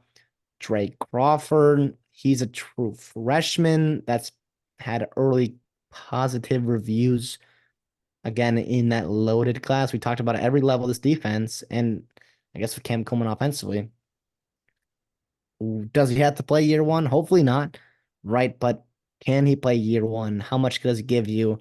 I think it's all gravy. And I think that would be, if you talk about why are reasons that Auburn hits their ceiling this year, yeah, among other things, it's part of this freshman class comes in and gives them substantial, significant effort and production, right? JC Hart, Tyler Scott, those are two guys in depth of that cornerback spot. I don't know.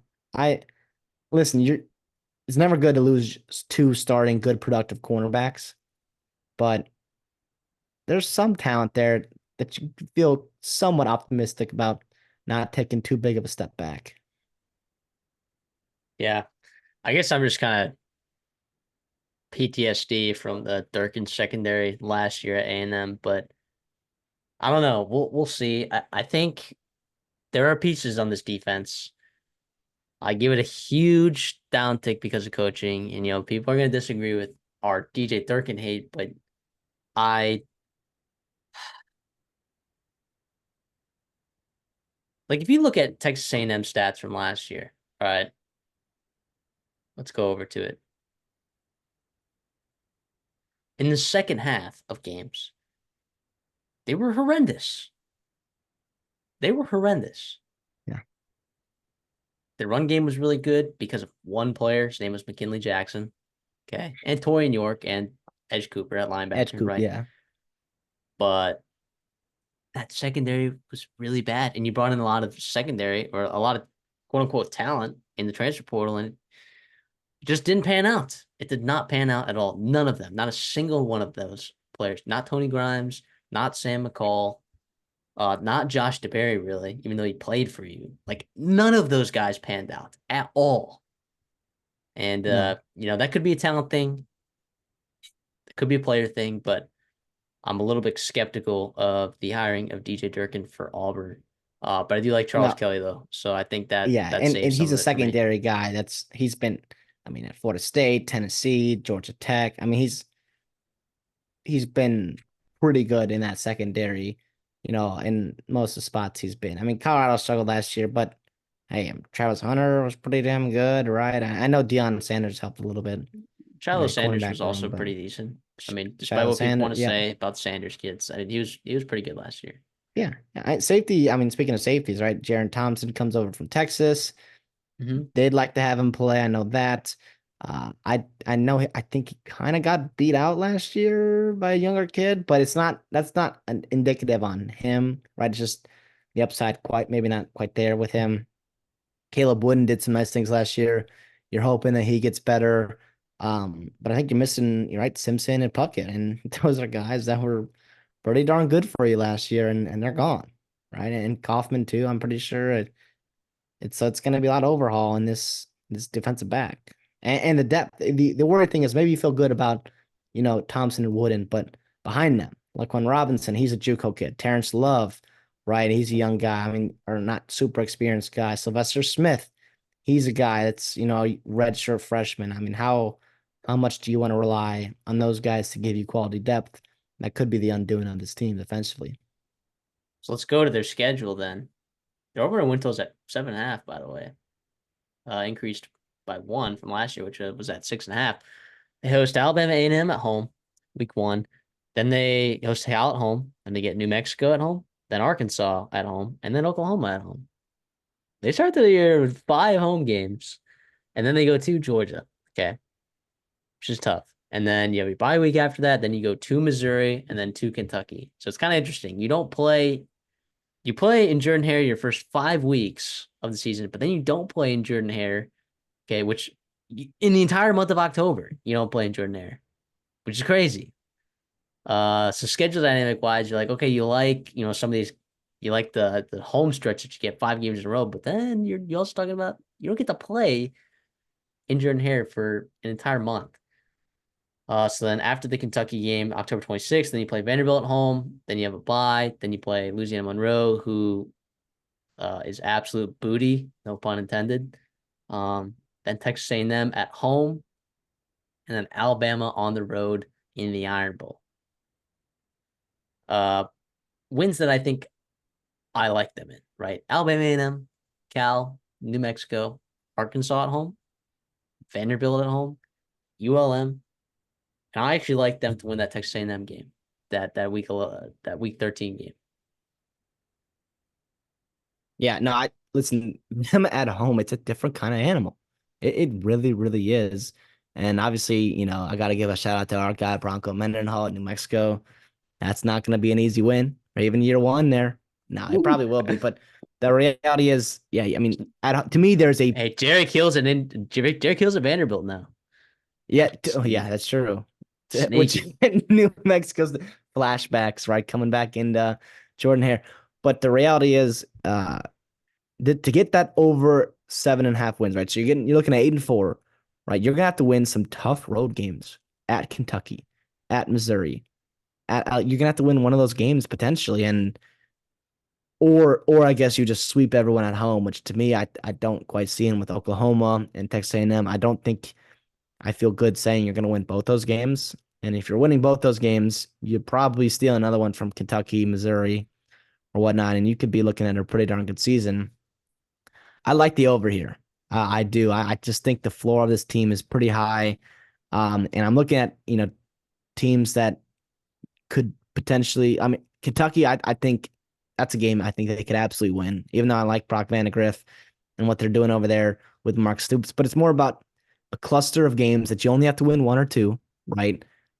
And but those are games that you can compete with, and there's probably four of them on your schedule. Other than Georgia and Alabama, I think you're going to be still going to have a talent disadvantage in that game, but everyone else is absolutely beatable. And to me, 7-5, I think you could absolutely get to 8-4. Yeah, I struggle with this, to be honest. I I want to take this over, but in my head, when I do the math, I think I think the most likely outcome. You know what? Screw it. I'm taking the over. I'll ride with you. I think the most likely outcome is 8-4. You got to go 2-2 against A&M, Missouri, Kentucky, and Oklahoma, and that's also with beating Arkansas and Cal. I guess you could throw them in there, but you should definitely win those games. I don't know. To me, if you're asking, let me ask you actually. They hit the over, right? Question marks on this team. You know, quarterback, O line, secondary. Those things have to be worked out, or can you win 8 games with maybe a leaky position group here or there? Oh yeah, you can absolutely win without if your quarterback play is similar to what it was last year. I still think you can win 8 games. They almost did it last year. Like they were a New Yeah, I guess Mexico they were. State blowout away, and then one play away from winning 8 games last year. I think the talent is good enough on this defense. Asante, Blitty, Isaiah Rakes, um, and others. I think the talent is good enough on defense to make plays and make stops. Oh, DJ Durkin just gives me such a downgrade on that defense. It's crazy. Like the bias. I'm sorry, guys. I have an insane bias against DJ Durkin. It's crazy. But offensively, they have to improve, right? There's just no way they don't improve in the Yeah. system, right? Like, and let's say Peyton Wilson goes or Peyton Thorne goes down, right? Like, are you getting that much of a downgrade at quarterback? You are getting a downgrade at quarterback, but is it that much? Do you know for a fact is Hank Brown, Walker White even as a true freshman? Like, are those really that like I don't know. Like Peyton Thorne, when I watched him last year, I know 16 and 10, right? It's better than even some quarterbacks at the Power Five level. But man, was it an ugly 16 and 10? Like I really just I really did not like the way he played last year. It was crazy. Uh so if people are gonna be like, oh, Peyton Thorne's way better than those guys you just mentioned, those bozos, I'm like, yeah, maybe, but I don't think by much. So I like the safety blanket of not being that concerned if your quarterback goes down, which not a lot of teams in the SEC can say. Yeah, no, I think you're right. The only thing I think you lose is probably the legs that Thorne brings, that dual threat. Because Grenier and Brown, they're probably not, your athletes that I guess Thorne is, because he's got it in him, right? But yeah, I think that point's made. I when you're taking overs, right, and we're not telling you about this, we're not betting this ourselves. Like that's things you have to think about too, where it's like wear and tear happens. Like worst case scenario, your quarterback goes down. What's going to happen then? And yeah, like you said, I don't hate this outlook on this team, even if Thorne goes down. Let's move on. Let's talk about the Florida Gators getting a lot of talk this offseason. Billy Napier getting a lot of headlines, a lot of press. Hot seat this, hot seat that. Um, where are we with this Florida team, CD? I mean, Listen, I besides the absolutely abysmal gauntlet, impossible uh maze of a schedule that this is that they have to navigate. What are I your thoughts on this Florida team? I do think there is real bias happening because I think you think Florida is going to finish with this record. Their over on win total is 4.5. They can't be that good. And I don't think that's necessarily the case.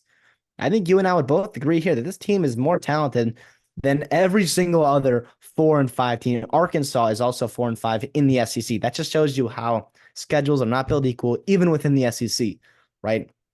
And we'll get to that gauntlet of the schedule. We've already talked about it before in a previous video. It is brutal. It is absolutely brutal. But I do think that Napier, they've actually done a good job talent-wise. And I think that coaching staff is not terrible. I don't mind Rob Sale. I kind of like Austin Armstrong as well. You've got depth at positions. I think you had some attrition as well, but I still think that there's plenty of talent in this team, and I can't wait to get into it. Well, let's start at the quarterback position, right? Graham Mertz, who we were absolutely pooping on this time of year last Yeah. year, Yeah. and he way exceeded our expectations, right? I Yeah. mean, he was fantastic last year. I thought he was really good. Now you had Ricky Pearsall, who was a first round draft pick. Who what show called that? That would be this show. Yep. Um, that's besides the point. He was really effective last year, right? And you get Eugene Wilson back, and you get Elijah Badger from Arizona State. I I think Graham Mertz can be really good. And aside from that, like DJ Lagway is a fantastic athlete at quarterback there from Willis, Texas. He he's special. And people are talking about like, oh, when is he going to play? I don't know if he's going to need to play this year because Graham Mertz played at a very acceptable level last year. Like he took care of the football, which surprised by. He was effective pushing the ball down the field. He put the ball in good spots. He was not helped out by his offensive line at all. He's also not. He had talented receivers, but uh, there were some key drops in some games. But I do think the passing offense was pretty good last year. I think it was pretty good. I think the run game is where they really struggled. In that offensive line. Uh, I think they were Yeah, fine and they were okay in the red zone. It was just about getting to the red zone, is really what it was for them. yeah, to me, like you said, Mertz, there's nothing wrong with him at all. If you go all 12 games with him as your starting quarterback, I think Florida can absolutely go to a bowl game. But DJ Lagway, I mean, there's going to be cry from the fan base, especially if you're losing games, even if you're losing games to teams like, at Tennessee, Georgia, Texas, right? Teams that are just really, really good. it doesn't matter. I mean, we know Florida. I mean, they're going to be hungry, and they should be. And Lagway is a special talent that's going to be hard to keep off the field. I wonder how much you can get him involved while keeping Mertz as the primary quarterback, whether it's, RPO, whether it's read option, whether it's QB run, two quarterback play, whatever. I mean, you can have fun with it, and I hope they do.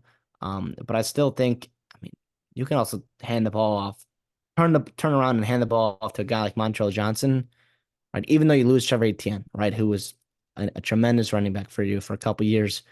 Johnson's really, really good. He's been consistent for multiple years in the SEC. He's going to get the bulk of the carries, and I think he can surpass 1,000 yards. Absolutely. Yeah, I agree as well. I mean, he had 800 yards last year. Um, He was a leading rusher. He was a leading rusher last year. yeah, and people talk. There were so many people at SEC media days that were like, "Oh, the loss of Trevor Etienne, the loss of Trevor Etienne, the loss of Trevor Etienne." Like, guys, Montrell Johnson's pretty good. Like, he's a Mhm. solid running back. I don't think Trevor Etienne is. It's a big loss, right? He was a really effective player for them, but I'm on the side. I am less concerned about that loss than I am about the loss of, like, say, Ricky Pearsall.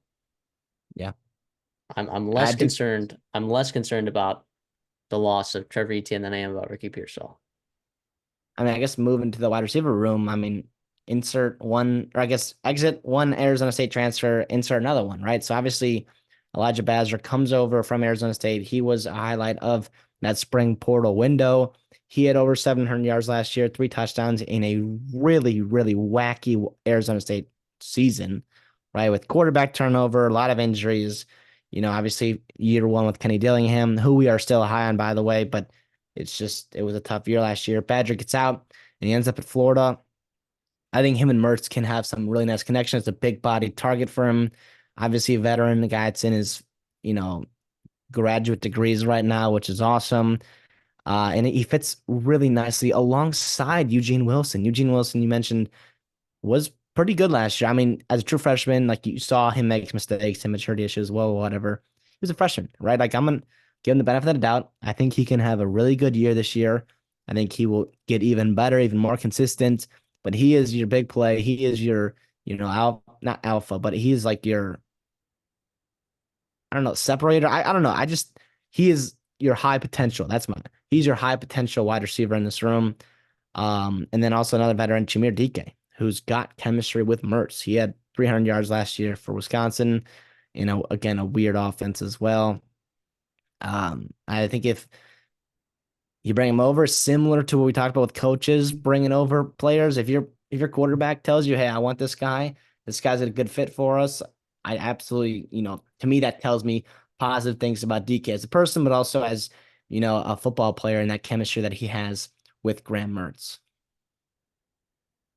I'm glad you know how to pronounce that name. Chimera DK, I just absolutely just free balled it. But Oh, well, I never mind. It's I all mean, good. I've heard it on plenty of times. Being in the Big Ten, right? I've heard it plenty of times. For Wisconsin playing, but beyond those guys, I don't see a lot of depth, especially depth with proven No, production. no. Um, I, it's Are one of those freshmen going to step up? I mean, last year was Eugene Wilson, right? I guess so. Like, is it Tank Hawkins? Is it TJ Abrams? Like, one of those guys potentially step up? I don't know. I don't know. But you're right. I think the depth in the wide receiver room is concerned. Like, if Eugene Wilson goes down, I am all of a sudden very concerned about the talent on this in this receiver group. Yes. And I'm sure there'll be beat writers that would be willing to disagree with me for sure. But the big three here is really solid, though. Really solid. So I think Graham Mertz can do a lot with that. Let's move on over to the offensive line then. And dare I say, this offensive line on the interior is good. Are you assuming Damian George gets moved to the Yes. interior? Yes, I Okay, am yes. assuming that. So he is one of the worst Power Five tackles in college football, but Correct. he can be Forget a it, though. solid guard. But by the Forget way, about he is a guy. I mean, not to slam the kid anymore. Like he's played a lot of football. So that means like whether it was by necessity, and I think last year potentially was, but even at Alabama, he got a lot of snaps there. And I mean he played inside, he played outside there. Talent's there. I the talent's there, and I just think at guard, I think he will be much, much better at guard. You won't have to put him on an island and just, figure it out. And I don't know. To me, I'm looking at this O line. They're gonna upgrade. How much is it gonna be by? Yeah. I think Jake Slaughter at center is really good. I think Harris at guard.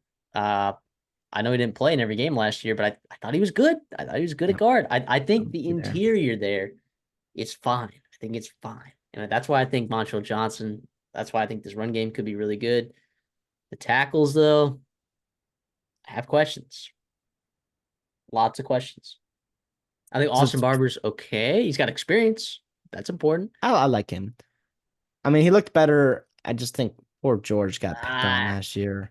yeah, So I don't know. I mean, Barber, we'll see. Here's the thing. When we talk about offensive line, we've mentioned this before, like we anticipate improvement from players, right? I would anticipate improvement from Austin Barber. Is Cameron Waits gonna be a dude at that other tackle spot? I don't I know. mean, he came in and started the last two games of last year. So I guess that staff was looking ahead to the future. I guess 2024 is like, hey, this guy, we're gonna need him to play right tackle potentially. But even beyond that, I think bringing in a guy like Brandon Crenshaw Dixon from San Diego State, I think Yeah, it's really nice depth. I don't think I love that you don't rely on him to come to in and play start. tackle for you because I mean you saw that with Ohio State, Josh Simmons last year, right? They brought in similar guy. And now obviously scout the player, not the helmet, right? Both guys are from San Diego State, but the reality is like there's a step up in competition from Mountain West to the SEC. And I just love that you don't have to rely on him to be a tackle. He can more be swing depth if one of your guys goes down. Agreed. If it's more about just throwing more darts at a dartboard or paper at a wall, whatever it may be, whatever you want, and see what sticks. Yeah, I mean, if I'm looking at uh Crenshaw Dickinson's pressure rates, I'm just calculating it right now. Only 3% pressure rate over there at tackle, which is actually pretty exceptional. So, um, yeah, I agree with you. That is 100% an appropriate take. You love to see that that guy doesn't have to come in and immediately play in the SEC. If anything, And he'll get acclimated, right? And if down the stretch, right, someone gets hurt, like you said, he can play guard, he can play tackle, whatever you need him to do. Uh, he can potentially fill in that role. So that's six I'm of the linemen. opinion that Yeah. this offensive line could be fine. Again, I don't feel great about a lot of the depth in the interior after those three guys that we talked about in the interior. But if you're just looking on paper, like you said, those top six, uh, don't want to throw in Devon Manuel in there as a I was about seventh. to mention him. I was gonna say, I mean, he's a big dude, 6'7", 6'8", 320. He's got starting production, starting experience in the SEC at Arkansas a year ago. He was a left tackle, which is nice to back up a guy like Barber to have experience that has protected your blind side in case something happens to him. His backup, But yeah, I was which is gonna, fine. yeah, exactly. And I was gonna say like your sixth and seventh offensive lineman are important positions. Like those are positions that you need to feel comfortable with. And I do more this year than I did last year because last year I didn't like your tackles, like your starting tackles. This year I don't hate your backup tackles. And I think that's definitely a step in the right direction. I agree. Let's talk about this defense. Um, it wasn't great last year. Not gonna lie, wasn't great. Uh, but can we see? Is there a chance that this defense can improve? Yeah, I think so. I look in that secondary, which I guess we'll talk to. I think it can be better than last year, even though you lose a couple of your starters. But I guess we'll start with our D line like we always do. Um, Tyreek Sapp, how much more disruptive can he be? I don't think I like his potential there. I think You saw some flashes last year consistently. That's going to be the problem is putting it together. And you got to replace a guy like Princely You, who, at 600 snaps last year was unbelievable rushing the passer, who's for a team we'll get to an Ole Agreed. Miss. So that's obviously, going to be a tough loss, but Sapp, I don't think can, fill a void at that rate rushing the passer, but I still think he's a pretty good guy to just plug in there. I look at a guy like Cameron James. He's a guy, um, that played a good amount last year, more so on special teams. I think they've kind of done some good things with him. We'll see how he works, but even, Boone, Cersei, Collins, you've got guys that are edges, I guess, to replace him. I think it's more like you're gonna replace him in the aggregate, not necessarily with one player. But that's kind of how I see it. What about you? I mean, defensively, you get some pieces back that you really like. Jordan Castell, defensive back room, who was as a true freshman, um, led the team, I believe, in total tackles at safety spot. I mean, defensive line, I don't want to sound like a broken record, but I feel very similarly about a lot of these guys as you do. In the linebacker core, is Grayson Howard? Do you think he's going to start? Potentially. I don't hate Coming over that there. I from mean, coming over from South Carolina. yeah, I mean, it's not I don't not know. terribly as a You nice lose. recruit. Here's the thing: you lose Scooby Williams. I don't think Scooby Williams was that good. I think they used him wrong. I think anyone. It's hard to use Scooby because I think he was such a big athlete, so fast, so physical, so talented. Like I almost would rather have him just be a stand up edge rusher almost. Don't make him think too much. 'Cause he really just did not look that good on film. Right. If Grayson Howard, I know he doesn't have as much experience as Scooby Williams per se, but maybe a guy like him can benefit from good coaching. I know they lost some of their defensive staff um in Jay Bateman's move and Elijah Spencer's move. I think I think this linebacking core, I think you could I think it might surprise us this year. I think it might Well, surprise us.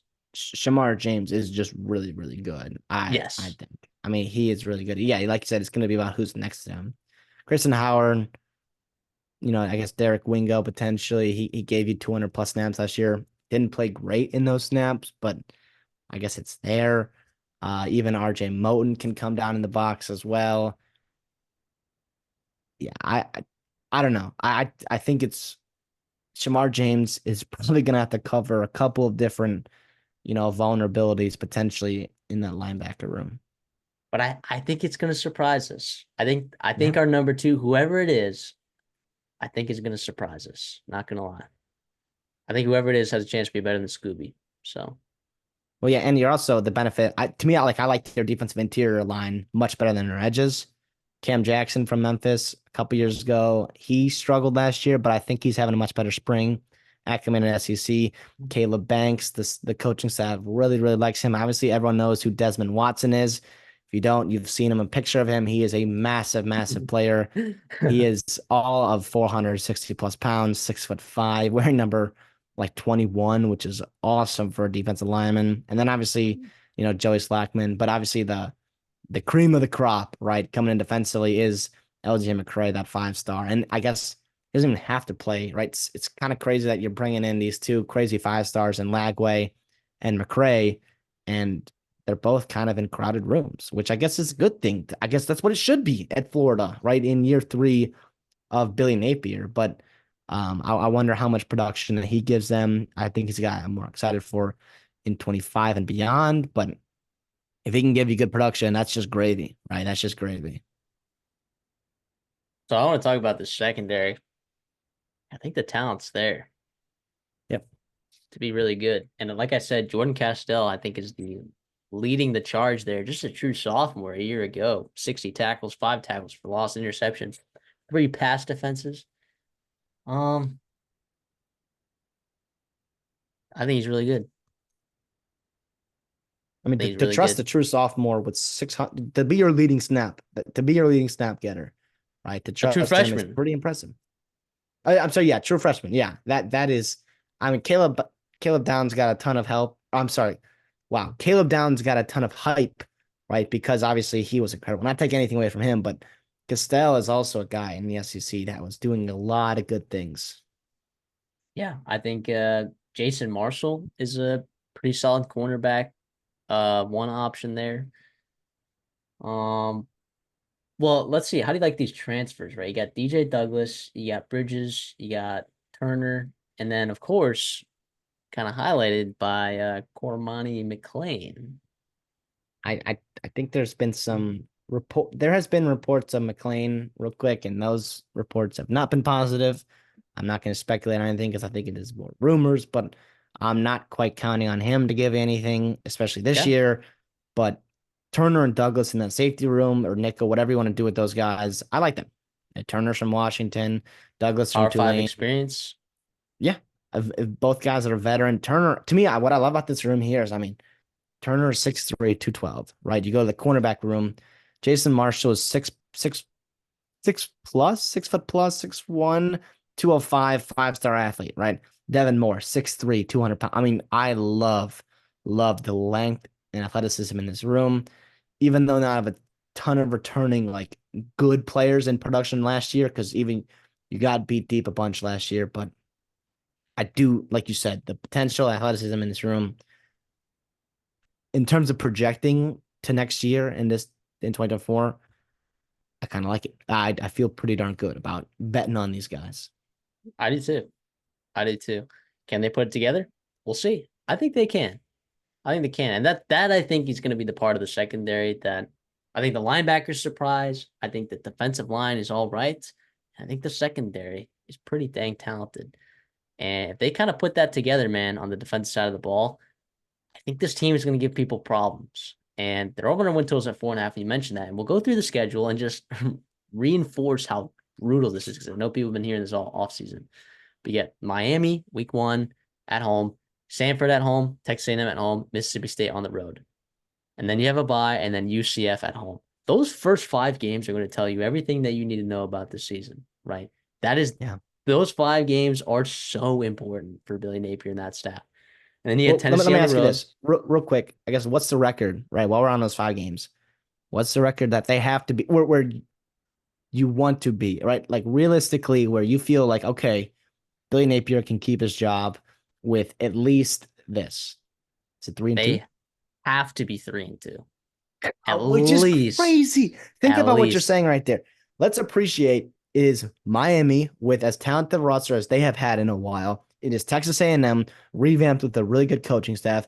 It is at Mississippi State in a tough place to play in a really tough offense. And then UCF, the most talented team they've had, in my opinion, even more talented than the national champs, back however many years ago that was. I mean, right? Can we just appreciate like that is it's pretty crazy. That is the easy part of their schedule. Which is crazy. Okay, so let me go to Tennessee, right? Kentucky at home. And they've had problems with Kentucky last couple of years. By Georgia at home, Texas on the road, LSU at home, Ole Miss at home, Florida State on the road. What a brutal November. That's 0-5 right there. That's 0-5 in November. Did I just look at that? I'm like, man, that's nuts. Well, Kentucky at home. I guess you said I know Kentucky's played really well against Florida No, but of that's late. October. I'm talking about November. Oh, I'm sorry. Yeah, November. Oh, yeah. Holy cow!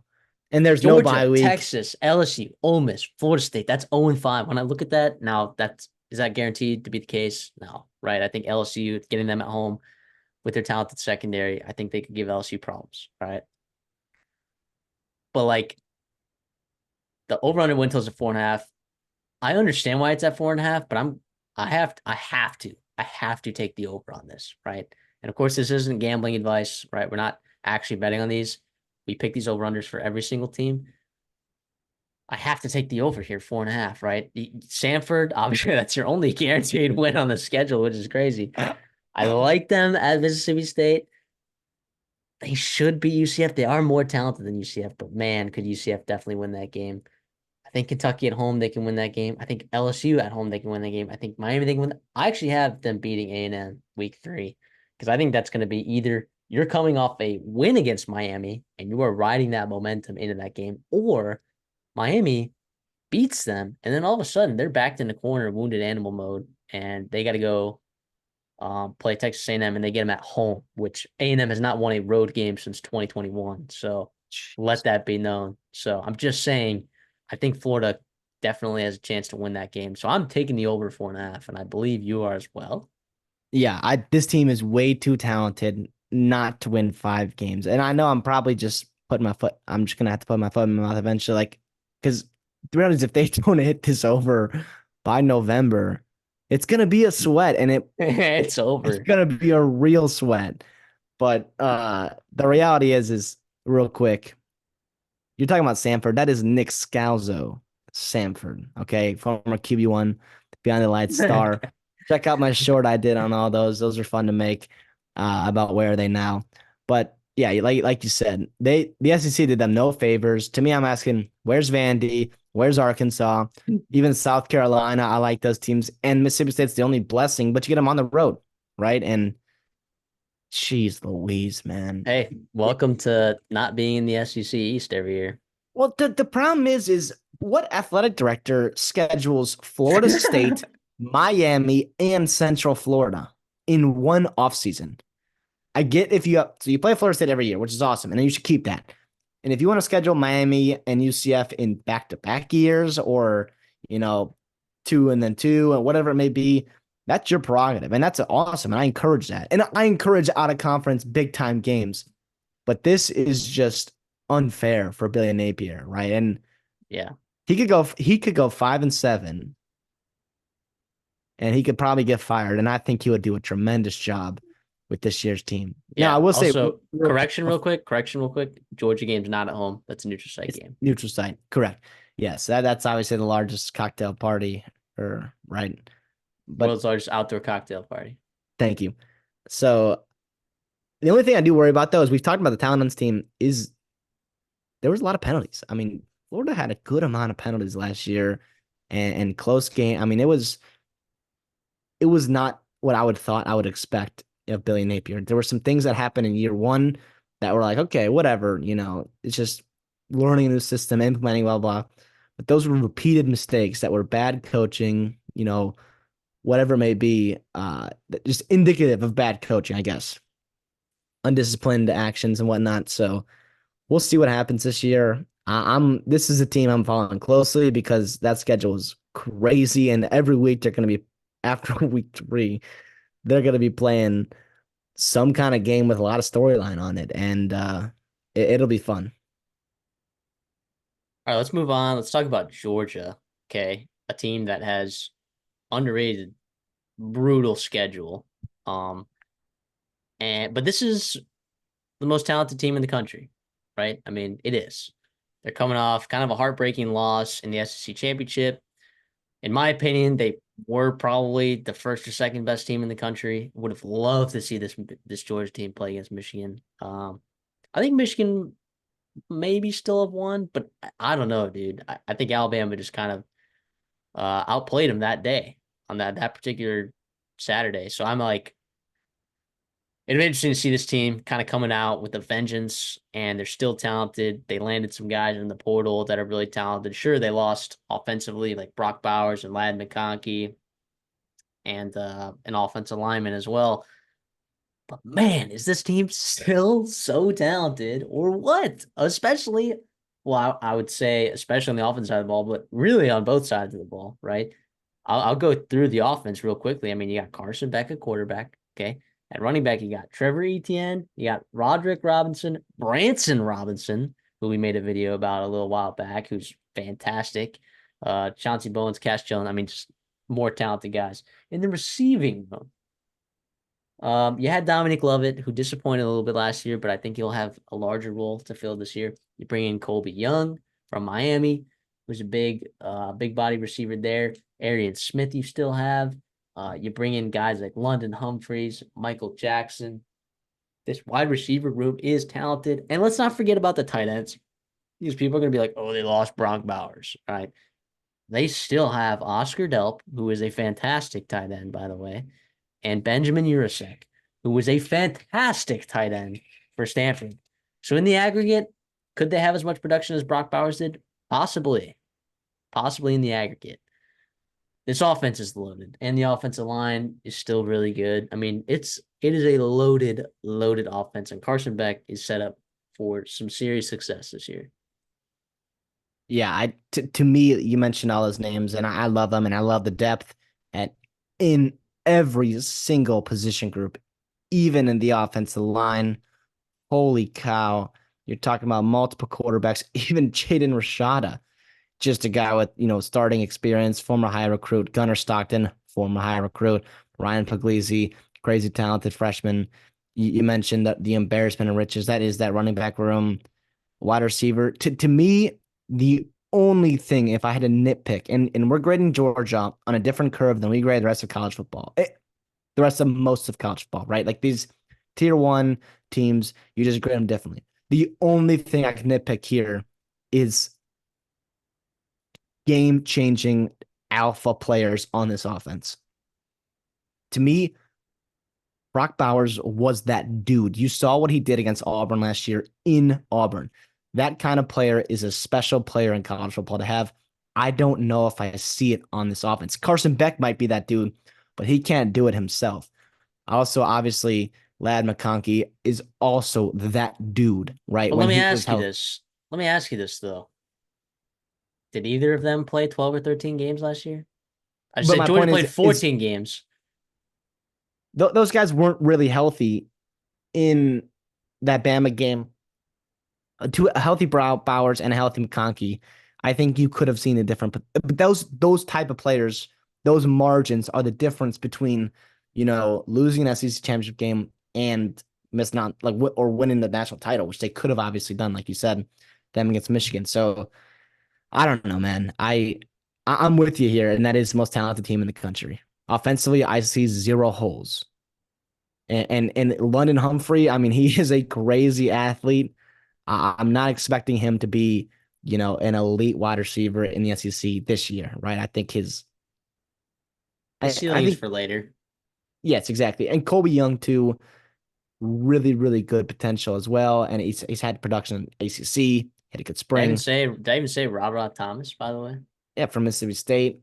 But I still don't see like that dude that could be the margin. When we're talking about, I don't care. Georgia doesn't care. They don't need those guys for Kentucky and Mississippi State and even like Georgia Tech, probably Florida as well. Like good solid teams, probably even Clemson as well, a team with a high win total.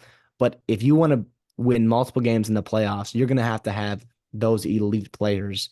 And I don't know if I see one yet. I guess that's what I'm trying to say. I don't see one yet. We'll see what happens though. And by the way, if you're in the comments, Georgia fans, let us know. Like, if call your shot, let us know. Hey, this dude here, you're missing on Eurosec. Arian Smith's the fastest player in the field. Colby Young is a star. Lovett is better than Luther Burden. Whatever you want to be, right? Then let us know in the comments, and we'd love to hear from you. So let's talk about the offensive line briefly because it's just good, right? There's no other. I'm not going to put any other adjectives other than it's just good. Tate Ratledge, very good football player. Jared Wilson is good. Dylan Fairchild, I like a lot. I mean, Ernest Green, Xavier Truss. I mean, like all of these guys. And the depth too. Like Morris, Monroe Freeling as a true sophomore. I mean, I mean, an embarrassment of riches over here on the offensive line. Is Drew there going to Bobo. Is be? that Mike Bobo's kid? I hope so. I hope I so. I don't know if it is, but man, that would be pretty awesome because I didn't know that. And maybe just by looking at this depth chart, that becomes something that I don't know. Georgia fans in the comments are probably going to know the answer to that question. So I hope they're commenting and letting us know Yeah. By the that. way, it is. It is. Oh, that's It's his awesome. son. That Yeah. the coach's kid. Yeah, And but then, this dude, was not to back mention when the true it, freshman too. Like, not that those tackles are really going to play, but they're huge. They're huge. it it's gonna make like Carson Beck, and we love Carson Beck. You love Carson Beck. I love Carson Beck. Before everyone else His did. Yep, Matthew was on him. His ease of play, I will say, if that makes sense, is going to be probably one of the easiest in the SEC. Is that crazy to say? In terms of you're No, looking at the not the talent level at schedule, the wide but receiver, yes, the the players ease around of them. you have a veteran offensive line with 5+ guys you feel really good about, right? You have 2 to 3, even Lawson Lucky too played really good last year. You have 3 tight ends that you feel really good about. You have 5 to 6 to 7 receivers. You've got 3 to 4 running backs, right? I mean, it's freaking Noah's Ark on steroids, right? You are not lacking for depth at all. Well, enough of the offense. Let's talk about the defense. Let's just get into it. Can I just say also good, like great, even, like at every spot? I mean, really, like there's not like, can you find a hole on this team? Like, there is no hole on this team. The only thing I will say is interior defensive line. Nazir Stackhouse is a darn good player, right? But and again, we're grading George on a different curve. Yep. How much does Christian Miller, Warren Brinson, how much do they step up? Does Jordan Hall in year two, former big time recruiting win for them, does he make that jump in year two, right? Like, I'm sorry, I said Miller and Brinson. Those guys aren't, I don't think, in year two, but I was talking about Jordan Hill going into year two, right? Can these guys be productive alongside Stackhouse and make Stackhouse's allow him to be disruptive, not just dealing with double teams all the time? Allow your edge guys like Michael Williams, right? Those guys to really, really feast. I don't know. I think you're missing Jalen Carter, Jordan Davis. Those guys were a little bit missed last year at times. And I don't know. I like it. Another year older, right? I like that they didn't really take any transfers. That tells you, and they could have, right? That tells you exactly how they feel about those guys, and you got to feel pretty good if you're a Georgia fan. But we will see. That'd be my question, especially in that D line. I mean, you lose, you get back your top one, two, three top sack getters from last year. The only one you lose is Jamon Dumas Johnson. That's your number 4 sack getter last year, and you don't care. Dude, he was beat out, and he's going to be really good for Kentucky. He will, He absolutely. was going to be linebacker 5, dare I say? I mean, holy cow! Yeah, so Again, I'm embarrassment of riches. embarrassment of riches in that defensive front. Let's talk about the secondary, I guess. Um, you lose a guy like Kamari Lassiter. How much is that? I mean, he was a really good football player, right? He was a really good football Yeah, player. him and But they, Tyke Smith were really, really good for a yes, couple years now. correct. Both of them were drafted, I believe, 4th round and up. Kamar I Lassiter's think third both were. round, maybe. Tyke Smith was I think. 89th to the Tampa Bay. Yeah, I think. Yeah, they were Whereas day two. Lassiter, I think they're day 2. Hmm. Anyways, uh, Malachi Starks, Dalen Everett, Dan Jackson, Julian Humphrey. There's a lot of names in this secondary that are really good. And here's the thing, you lost some depth to the transfer portal as well, but it still feels like they're pretty solid there, right? Yeah, and you kind of replace those. I mean, some young guys I'm looking at. You mentioned those guys. Those guys are all studs, right? I mean, I feel pretty good about those guys. Humphrey was a guy that almost entered the portal. You talk about portal exits. He entered, right?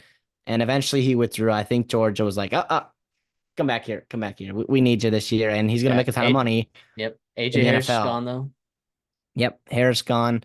But I look at a couple young guys. I mean, Ellis Robinson, he's a guy that has been talked up for a while now, coming out of IMG as a super, super ready-made cornerback for the SEC. How much is he gonna have to play? He shouldn't have to start, right? Because of Everett and Humphrey. But like I said, like he's gonna have to play at some point, and they like to rotate their guys. They like flexibility. I kind of like that he can have a big impact on his team. And then you also have Jake Pope, who I talked about in Alabama's video, leaving them. He's a guy that really flashed in that spring game a year ago. I I I love his game. Him and then KJ Bolden, the 5-star freshman, finally got a kid, I think, from Buford, right? Finally. and Yeah. he's a stud.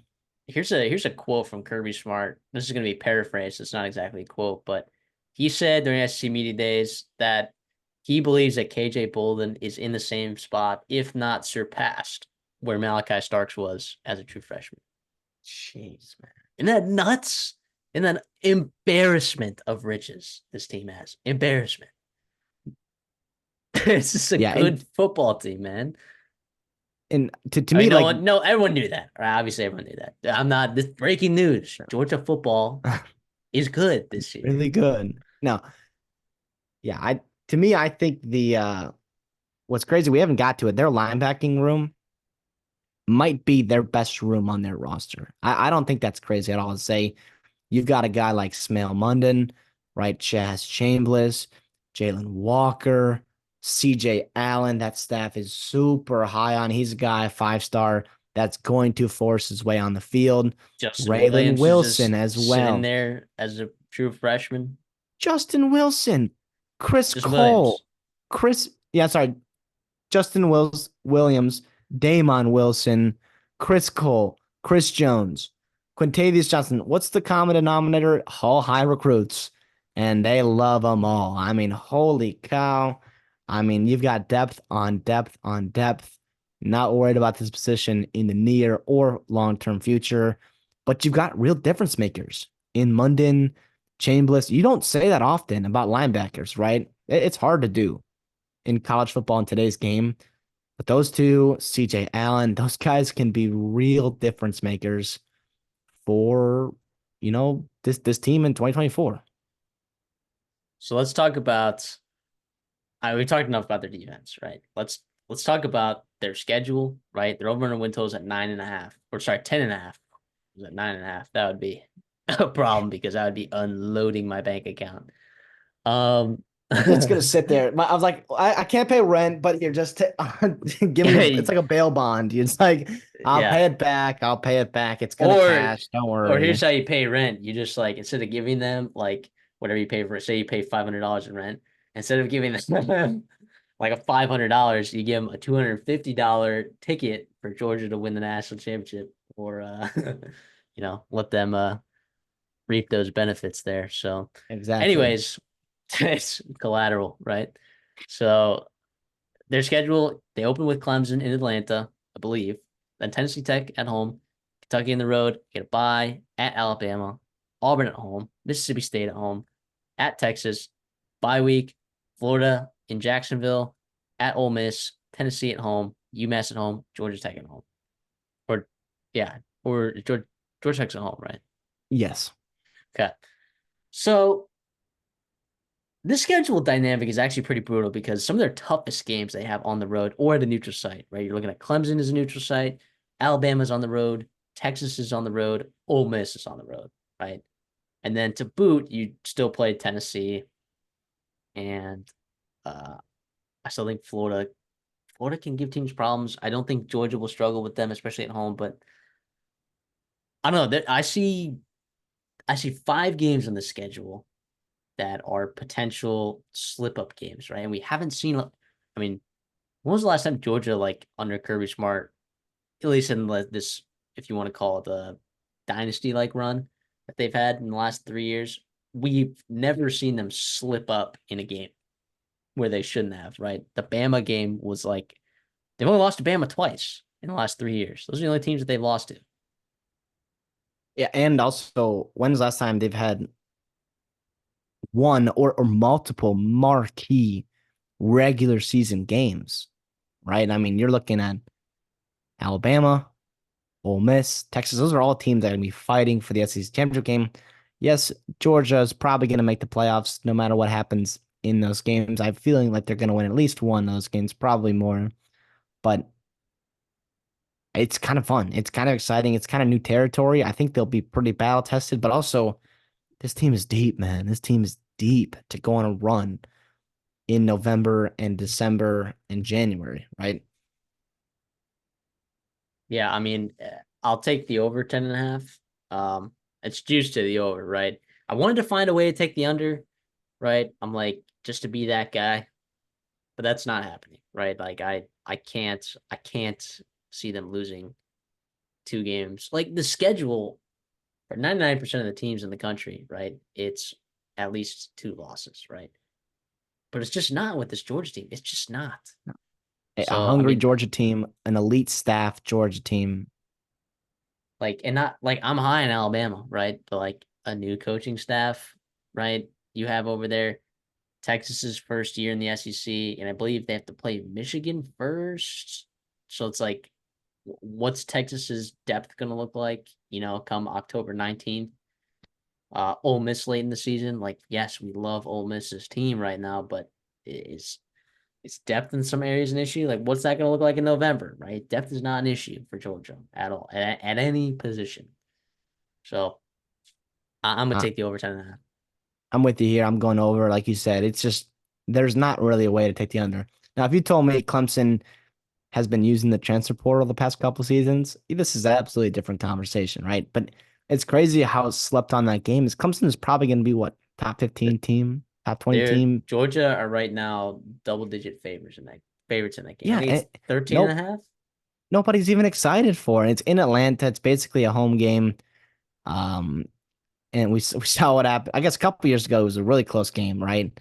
Yeah, that pick six to win it for Georgia. But then, we saw a couple years ago Oregon just get mopped, a good Oregon team. So I don't know. I feel pretty darn good about Georgia this year, as does everyone else. It's probably about the dumbest statement ever, but I'll take the over here.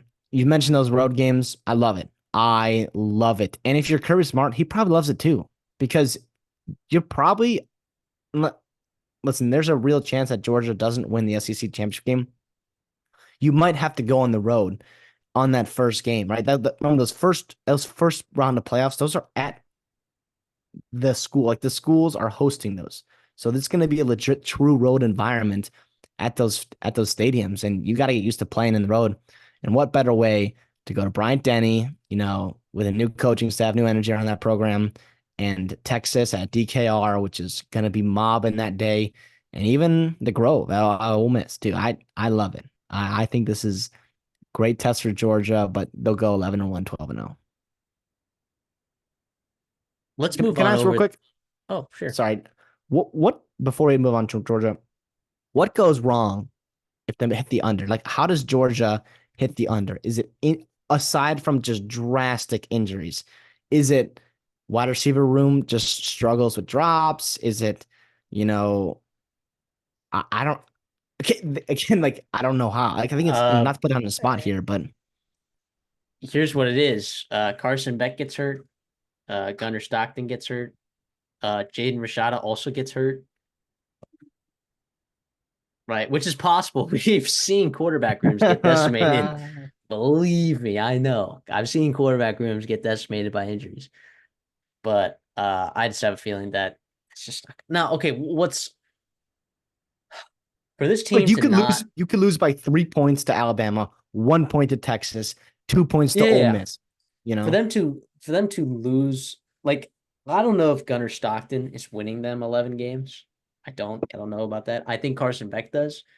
But if you're talking about a catastrophic season, like a season where like if they don't win double digit games, it'll be because Carson Beck gets hurt. That'll be why. okay. I And I think can't I see think there's I can't yeah. see any other reason. Literally none. The floor is so high on this team, and the ceiling is It's, even just so. Yeah, yeah. it's well done, Kirby. Well done, Kirby Smart. Let's move on over to Kentucky, who it doesn't get talked about a lot in the offseason, to be honest.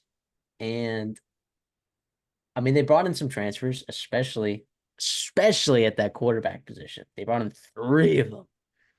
They brought in 3 of them.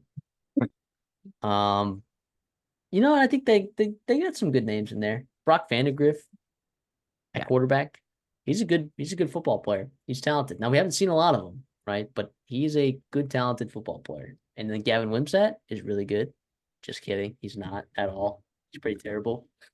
He transferred out of there because Ethan Kaliakmanis was going to take his job. Uh, I guess it's a good quarterback two option, a guy that has P5 experience, but holy cow, is Gavin Wimsatt not good at quarterback. But you got Bo Allen from Tarleton State. Isn't that True. crazy that Ethan Kaliakmanis just took a stray in a Kentucky video? I mean, that, that kind of sucks for him. But regardless, so Unbelievable. speaking of, well, let's talk about who's actually going to play week one, especially, right? Brock Vandagriff. He's a guy, not a ton experience. Yes, he is going to year four, right? But, or maybe it could even be year five. I think it's year four. Yeah, it's year four because he's yearing on Carson Beck. Yeah. So he sat behind Stetson Bennett and Carson Beck. He was a highly talented recruit. The talent's obviously there, right? And that passing attack, Devin Leary, it did not work last year. I do think there's reason for optimism that your receivers get better, but Vandegrift also, I think, can really exploit that. I don't think it's crazy to say that like Georgia kept him for a reason, right? Like, he could have gone, he had options last year. Yeah, he wanted to compete for the job, but I think there was a legit competition with him and Carson Beck, but also I think Georgia knows how good he was and needed him just in case Beck got hurt, right? Until a guy like Stockton, is ready, or if they could fill that hole with, it was probably going to be Dylan Raiola until he went to Nebraska, whatnot. But regardless, though, it, I think I read into Georgia didn't want to lose him last year, and to me that tells me that he's pretty darn good. Yeah. I agree with you. I agree with you. I think Brock Vandergriff is good. I also think that they upgraded in the wide receiver room. Yeah, I think Jabari Macklin is a fantastic football player coming over there from North Texas, over 1,000 yards, 11 touchdowns, second team All American, or sorry, not All American, all all conference in the all American Conference, AAC. Yeah, all yeah, yeah. AAC. That's the right way. That's the right way to put it. Barry Brown was very good last year, 500 yards, 4 touchdowns. It's not that, his production wasn't insane. It's that he is a game breaking X factor type player with that kind of speed. It's a guy that I know you're extremely high on. Uh, I think people would be remiss if they didn't mention Barry Brown when talking about Kentucky's offense. Yeah, yeah. Talking about like when I said that what wide receiver room is going to get elevated. You mentioned Macklin, but I do think the development of Barry Brown and Dane Key are crucial. Those are two Right. guys that have played for a couple of years now. They've been, that the top of those receiving cores and not great passing offenses to that. But those are guys that have played a lot in college football now, going into, I believe, year three as true juniors. It's now or never, right? I guess it's not really now or never, but I think this is the year that they really take a step. You mentioned how high I was on Baron Brown. He's super explosive. Just get the ball in his hands and let him make his plays. Dane Key's a big dude, 6'3", right? He can win good down the football field. And that's where you can take advantage of, a guy with the arm talent of Brock Vandagriff.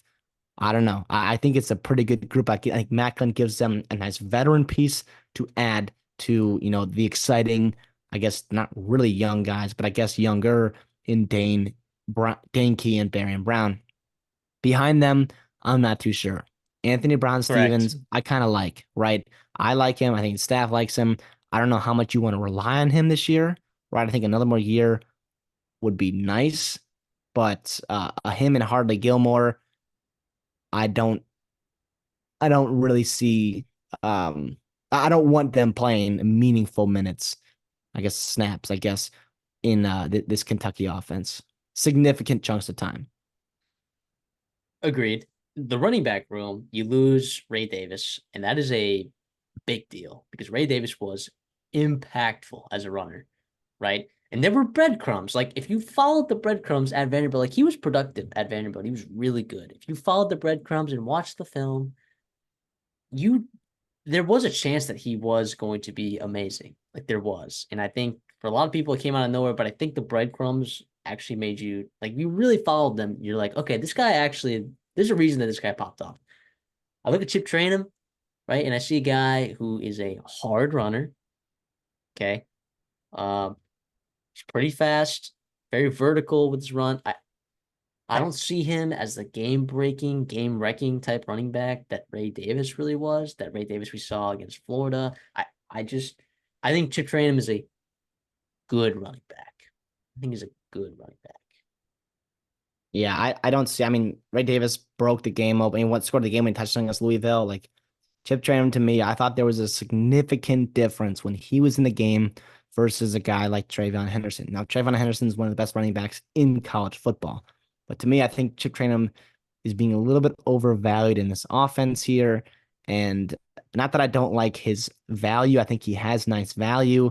But in terms of a guy that's getting, the bulk 50% of the carries, right, of your season, I don't know if I love that. Now, is it But what does the Sumo depth look like? Hunt? Oh yeah, I don't think the rest of this room is all that great either. Now here's the thing: you don't need to have an amazing running back room to be a good offense, right? You Yes. don't. We've seen that. But Ray Yeah, Davis helped a lot last year. He helped a ton. It he really did. helps to have an effective running back.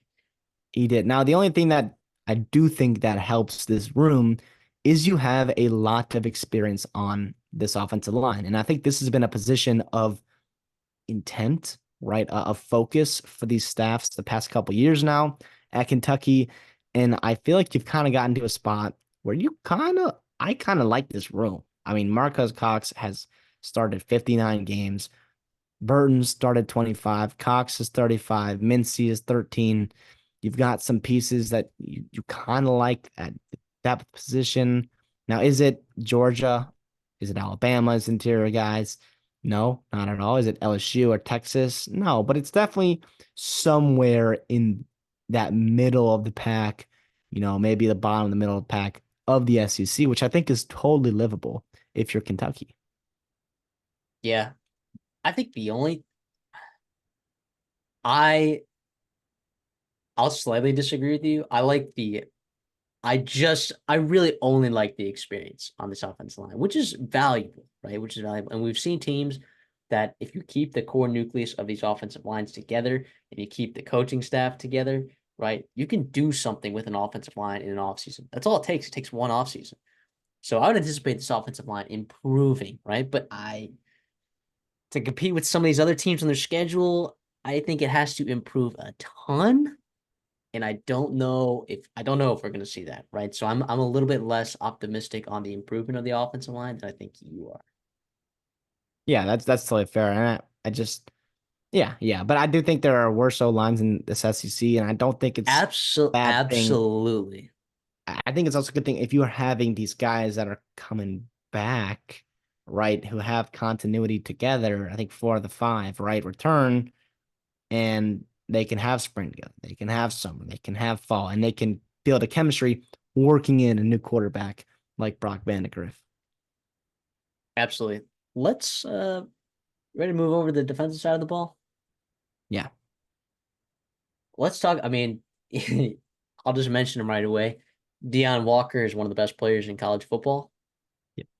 Um, at that interior defensive line position, he is a game wrecker, a game stopper, a line of scrimmage mover. That dude is different. All right. He is very different. And I don't know if I've ever seen a better player at Kentucky ever. I mean, In off my the top of my since head, I've watched Kentucky football, I cannot think of a single better player than Deion Walker ever putting on a uniform at Kentucky. Lynn Bowden. No, I'm just kidding. But no, Deion Walker, yeah, I'm with you here. He is one of the few people in college football that I feel good about penciling in as an All-American. Like this, I feel pretty good about, yeah, he's going to be an All-American this year. As long as he stays healthy, right? 6'6", 350. You cannot teach that, man. And the way he moves should not be of that size. 12 and It's a not half tackles for legal. It loss a year shouldn't be ago. legal. No, and the crazy part, the most impressive part, 728 snaps last year. Are That you is kidding me? nuts. Do you remember Jordan Davis, SEC fans, Kentucky fans? Jordan Davis at Georgia struggled to play a lot of snaps for them. Now they didn't need him to because they had crazy depth, but 720, I cannot stress the impressiveness of that. That is incredible. That speaks to his work ethic, that speaks to his determination, his conditioning, durability. Wow. And if he plays another 700 plus snaps for you this year, I think you have to feel pretty good about this defense. Oh yeah, absolutely. I love Deion Walker. In terms of the rest of this defense, okay, so you also bring in transfer. Jamon Dumas Johnson at linebacker, who we talked about earlier with Georgia. I mean, he played at Georgia. I mean, he was a second team AP All American at Georgia in 2022. It This was a great transfer portal get for Kentucky. And I know we were to me, talking down on him a little bit because of the other linebackers in that room, but Jamon Dumas Johnson is going to be very good for Kentucky. Very, very, very good. the returns are super solid early. To me, it looks like you look like a guy like Keon Sabb over at Michigan, right? That just really, really impressive player behind elite players. And he just transferred out to get more playing time. And that was Dumas Johnson too. I think he helps as a leader. He helps as a work ethic, his experience, everything you want in your middle linebacker, he gives you. I want to go back to that, stay in the front seven, back to that D line. And how about Deion Walker's running mate, Keyshawn Silver? Okay, this is a guy who's a former five-star recruit, right? He's 6'4", 320 as well. Holy cow, is that a crazy intimidating? Those two guys come off the bus. Well done, Mark Stoops, right? We do not see those type of guys at Kentucky. That's pretty impressive that they put together a roster on that D line like that. I like him to take a step this year. I do. I've been waiting for it, waiting for it. Year two with Kentucky, I think he pops this year, and he benefits more than anybody, maybe in the country, playing next to a guy and learning from a guy like Deion Walker.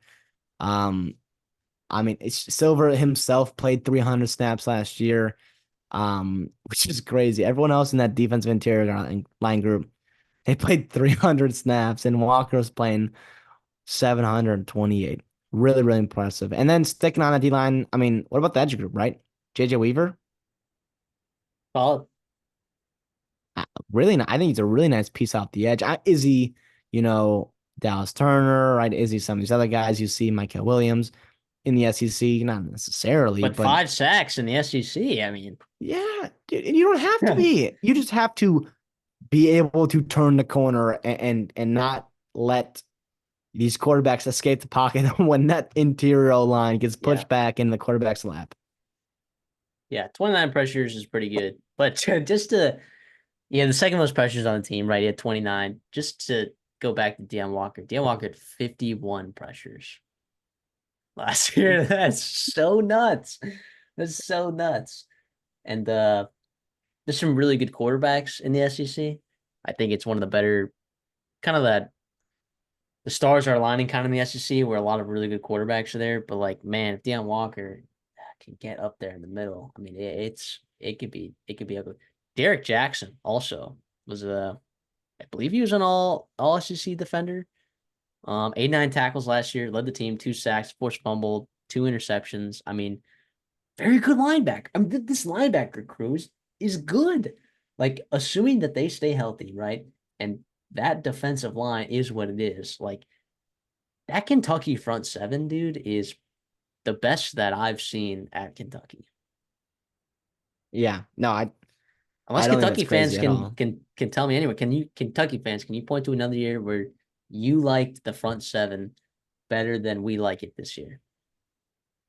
I mean, I think you've That's had a pieces, right? I mean, yeah. Tevin Wallace last year, good player. You had I'm blanking on the guy, the first round linebacker to Washington a couple years ago as well. Right. Those are obviously very, very good players. But in David terms of Jared Davis. Is that his name? I'm gonna double check that. But in terms of like the actual depth and just holy You also yeah, lose I love this team. you lose Keaton Wade as well, who had 51 tackles, but I think you replace Keaton Wade with who transferred, I believe he transferred to Colorado, and then you replace him with Jamon Dumas Johnson. And man, dude, man, I just I really like this defensive front. Now, the depth in the linebacker, I think there's a big drop off between Derek Jackson and Javon Dumas Johnson. Uh, but I don't know, man. I don't know. And then also too, we didn't even talk about Jared Smith on the D line. Did you talk about him? Mm-mm.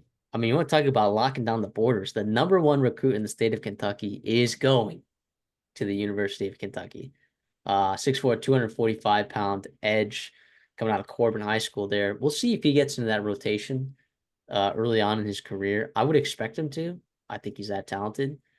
I don't know what the coaching staff I'm not at their practices, so I have no idea it's gonna look like with Jared Smith there. But I would have a feeling that he makes his way into the rotation Javion somehow. Campbell. J. Campbell. Okay, that was okay. Okay. Who's Jared Oh, I'm Davis? so sorry. I'm looking at 25. My apologies. You're right. Jared Smith. Wait, just Jared wait, Davis. Kentucky Jared fans. This Davis. time, Jared yeah, yeah. Davis. Was it Jared Smith? Jared Gerard Smith from Gerard Corbin, Smith. Kentucky. Yeah, yeah. He's a Who's top 100 player. Jared? I was looking at 25. My apologies, Kentucky fans. Come back next year, I promise. We'll talk about Javion Campbell, another top 100 player, edge group, Oh, Gerard Davis Kentucky. went to Florida. Dang it. I should have known that. All right, That's all right. whatever. That's right. Close enough. That's close. Yeah, Kentucky fans are gonna be mad about that. But hey, we're hyping y'all up, so stick with us here. All right, let's go move over to the secondary. Do we like the secondary? I think there's a lot of experience there. Some. I think you lose I Drew do. Phillips. I think that's a big Yeah. deal. But Was Maxwell Harrison, is he was he better than Phillips? I don't know. I do think well, I'm not gonna hate on Phillips. He God, was a very good player for Kentucky, and you he guys know that, was. Kentucky fans, right? But And if you Harrison, I listen to don't. CDs, you talked up Drew Phillips specifically. I remember you like Drew Yeah. Phillips a lot. So don't hate on Well, CD. I more so liked his transition to the NFL. Regardless, though, he was still really good at Kentucky for you.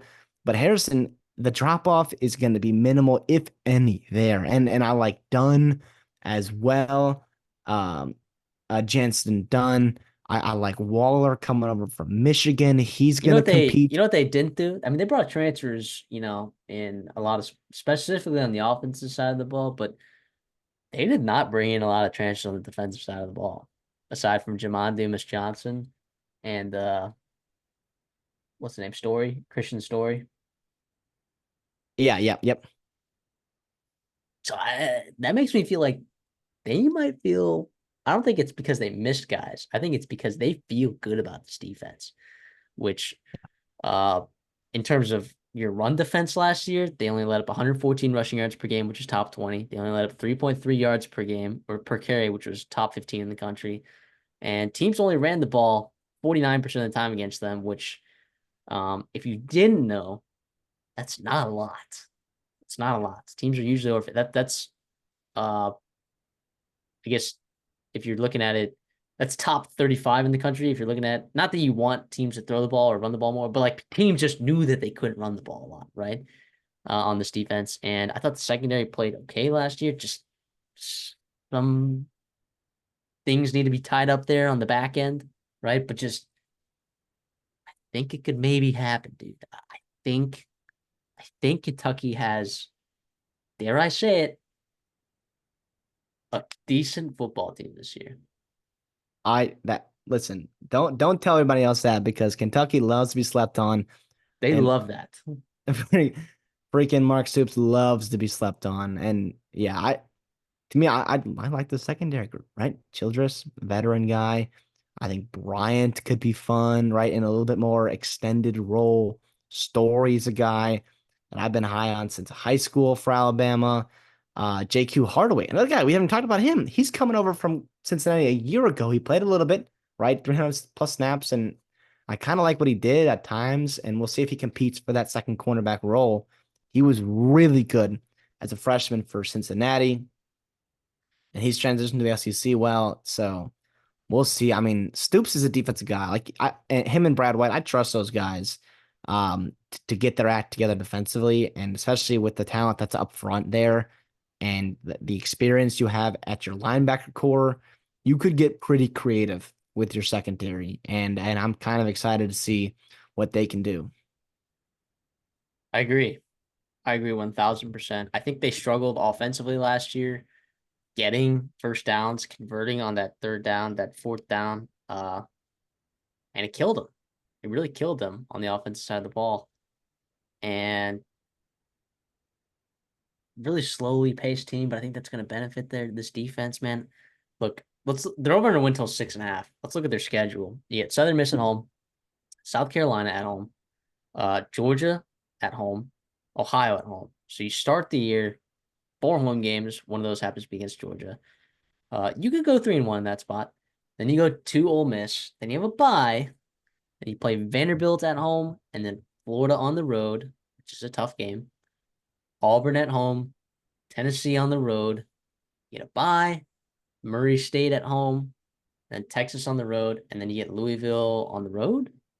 Is that on the road or is that I think home? Louisville's it's at home. Okay, They went into Louisville last year and that's they right. won.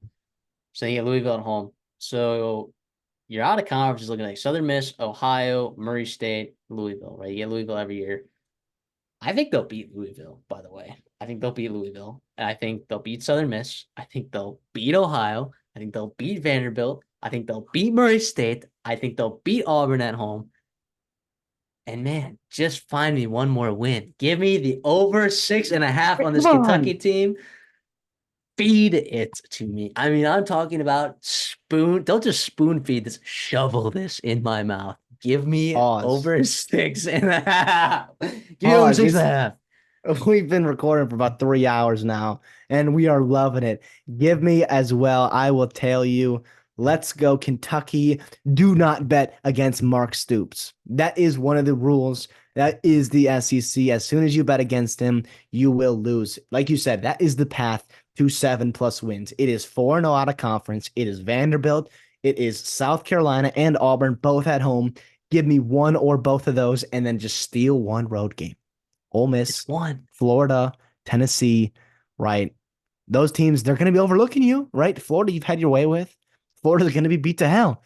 They could have a new head coach, although I don't think so. Tennessee's a new quarterback breaking them in. I mean, a lot can happen. And I think the depth is here on this team. I think the experience is here on this team. That's the key word.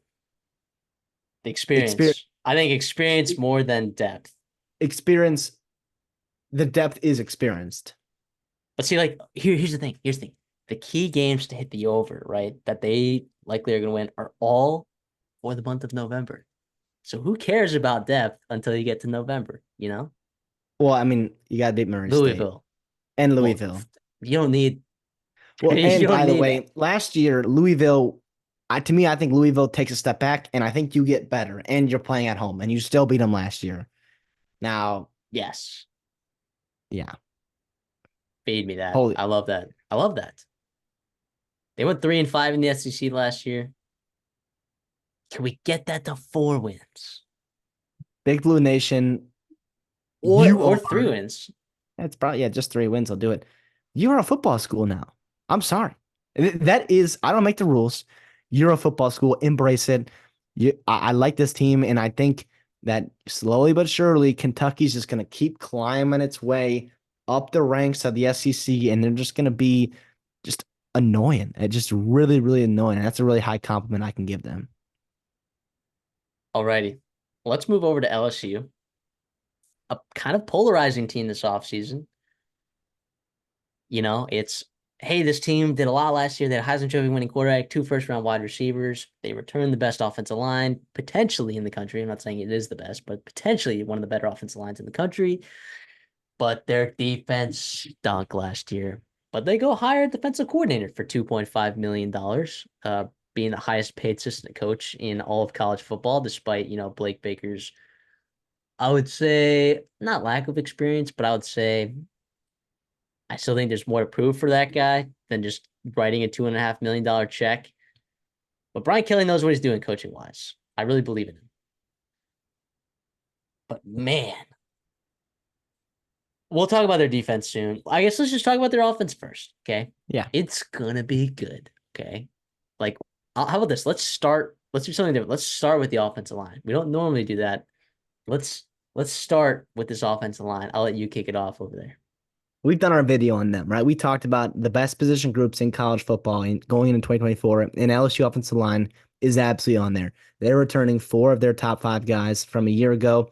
They're just replacing their center, and that's insert DJ Chester in his first year, started, I believe, second year in the program. He's a guy that they are super high on internally. Other players as well on that O-line have really talked up Chester, his work ethic, his leadership, his commitment to the position, and also his just growth, right? Year over year. and to lead to become the starting center for LSU, which helps having new quarterback being molded in. But you can't talk about the LSU offense line without talking about their tackles. Will Campbell is, if it wasn't for Calvin Banks, would be a bona fide, the guy in college football at the offensive tackle position. Regardless, though, he's been doing it among the best of them for multiple years now in the SEC. He's going to be a top high draft pick in the NFL this year. Opposite him is Emory Jones, a guy that has a ton of experience as well.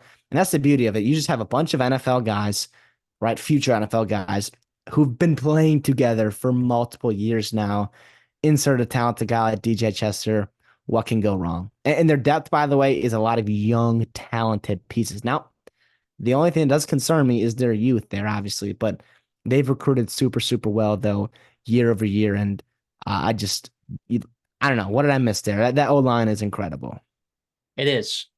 Can I point you in the direction of the depth of the offensive line, though? I don't think it's exactly there the way that you like. We're talking Well, about I this just said they're offensive line. Like, talented. They're talented youth. Yeah. yeah, they're talented youth. I If Will Campbell gets hurt, right? Who's starting over there left tackle? I mean, you're probably rushing someone a year or two too early, right? I don't I think agree. it's Weston Davis, right? True freshman. Tyree Adams, you flip more left tackle. Bo Bordelson, he's been in the program a couple years now. I don't know, but I don't So think LSU fans want to think about that. I agree. I agree. I think Miles Frazier was good last year. I don't think they kick in Tyree Adams to play guard if Miles Frazier went down. Like Cohen Eccles is not ready, right? I mean, he's not. Um, Yeah, I I don't wonder if know. you can move DJ Chester to guard. I don't know. I don't know. I don't know. I think that worries me a little bit about this team. When you look at the length of the entire football season, but if that offensive line stays healthy, I mean, this offense has a chance to accomplish a lot. And let me tell you, let's go to the quarterback room. Garrett Nussmeier is talented. He's very, very, very talented. In the limited action that we have seen him play, he has been, in my opinion, pretty outstanding. All right, I know a lot of people want to knock his experience and be like, "Well, we have to see it. We have to see it."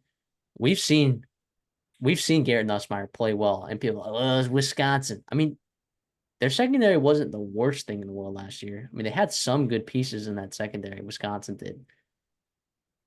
I I think Garrett Nussmeier is really good, and I don't know if I've asked you this. Would that be your dark horse to win the Heisman? I feel like Definitely one you're of really them. you're really high on Nussmeier. I want you to talk about him a little bit. So here's what I have, right? I think he could have a Carson Beck 2023 type year. What I mean by that is a guy that's been in the system for a while now. He sat behind some experienced, not better, really good players ahead of him, right? And even though there's not a ton of game experience, he's had a ton of reps in college level practices, and they've played well when they've played in actual games. Nussmeier to me, I mean, you don't hear a lot of buzz about backup quarterbacks in the SEC, right? Nussmeier has been getting buzz for years now. Years now. That tells you how high that staff thinks about him. They did a lot to keep him because they knew at some point Daniels was going to go pro and they were going to have to rely on Nussmeier. Now, here's the thing.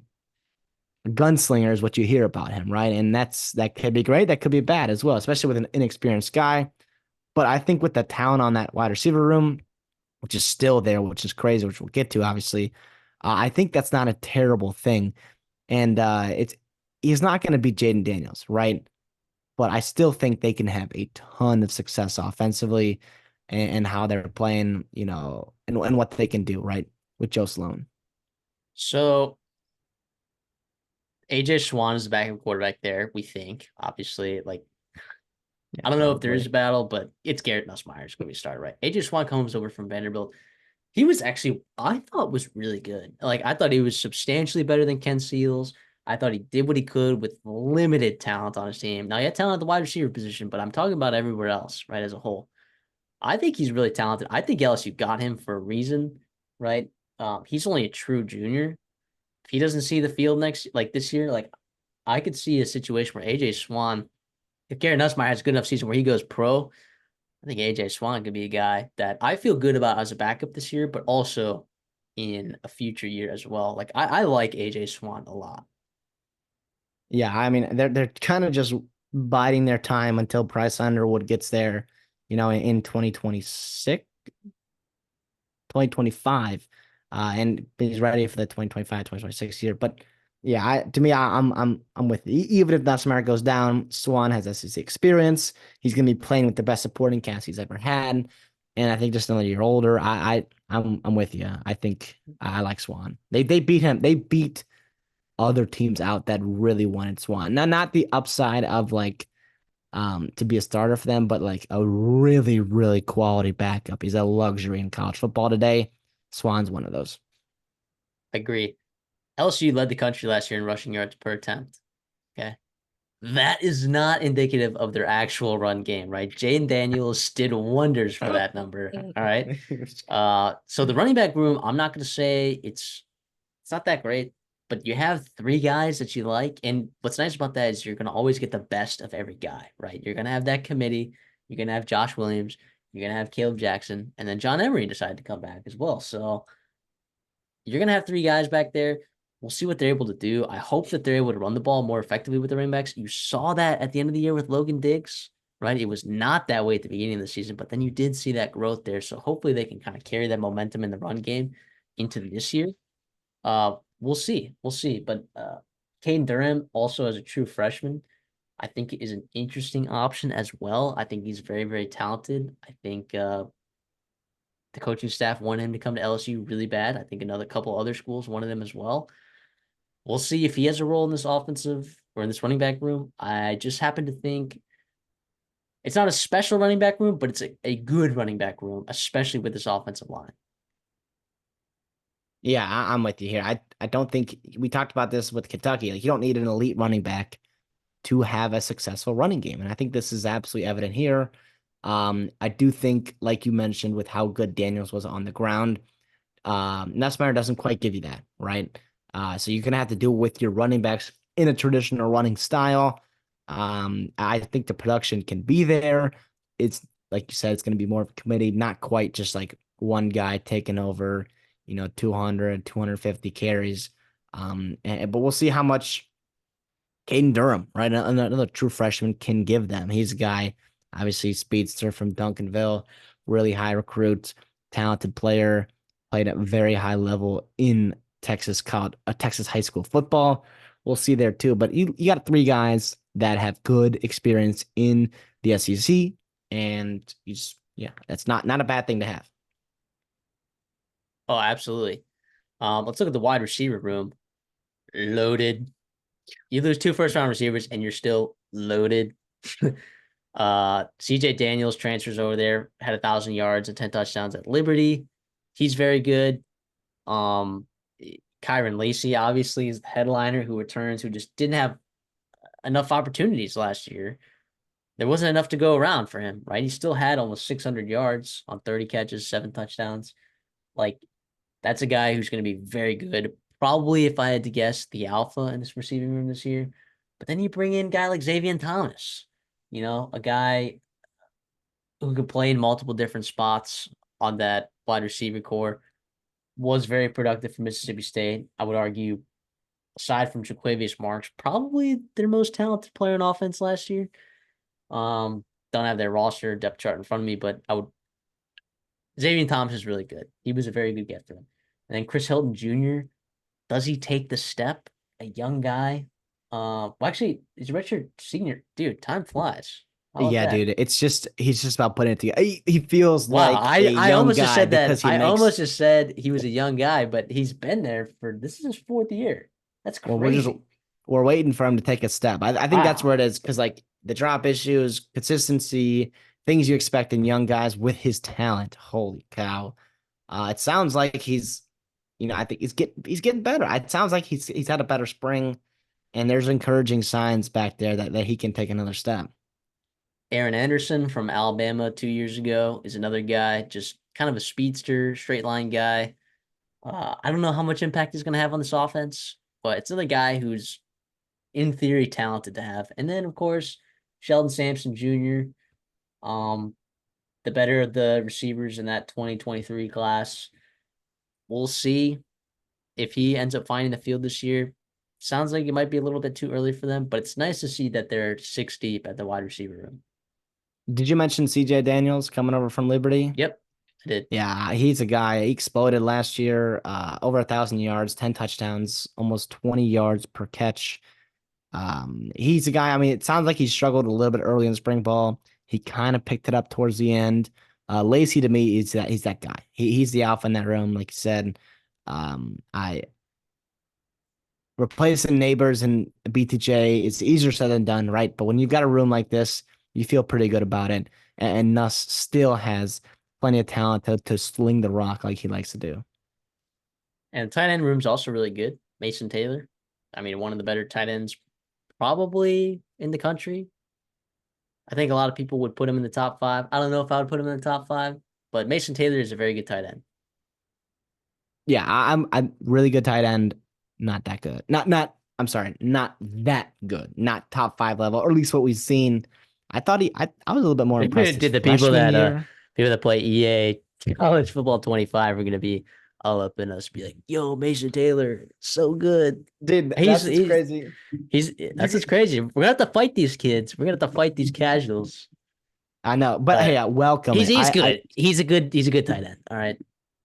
anyone talking college football, I think it's good for. Well, okay, that's not true.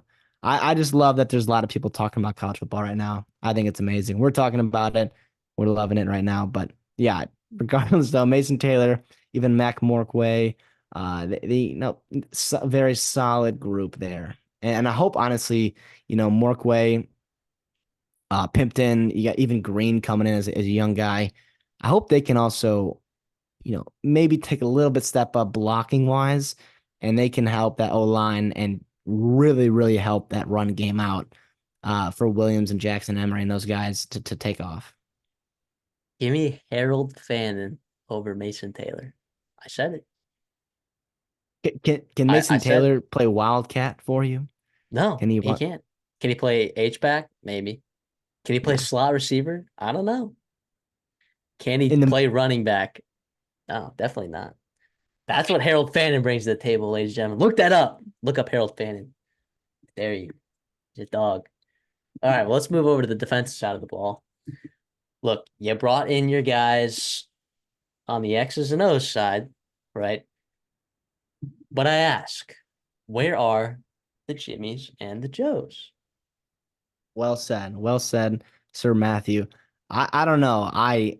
To me, they did not take a ton of transfers in general, right? We saw last year they took a ton in that secondary and they just didn't hit, right? And I don't know if that scared them away. I don't know if they ran out of money. I don't think they did. I think they invested a lot into the high school ranks, which I am a huge fan of. I'm not going to fault you for that. But here's the deal. A program like LSU, Oh, CD's frozen a little bit right there. I think the point that he's about to make right there is they didn't take any of these guys. Does that mean that they feel really good about who's there, who's returning? Because I don't. And I'm not there every day. I know that, but I'm just telling you how I see it. I mean, Swinson, Jones, it's Womack, Deshaun Womack, right, former 5-star guy. Is he ready to take a step and be, the 5-star that he was built up to be in year two? What about you? I don't know. I don't know. I just want to let you know you cut out there a little bit from the internet, All right. but I think we got most of that. So that was pretty good. Yeah, I'm with you. Don't you should not fault any college football coach for investing in the high school ranks, right? And I've seen national media types. I've seen local beat writers trick themselves into thinking that the transfer portal, like, oh, it's way more important that we can get a guy where we've seen what he's done in college football and and bring him over here. Like, yeah, to some point it is more reliable, but it's also way more volatile. Like bringing up a guy from G5 into Power 5, which I don't think LSU did any of that. They brought a kid from, They I brought think, in Grand all they Valley. brought in all pretty much all Power Five aside from Well, they got kid from Grand Valley State, defensive lineman, okay, Javier Suggs. okay.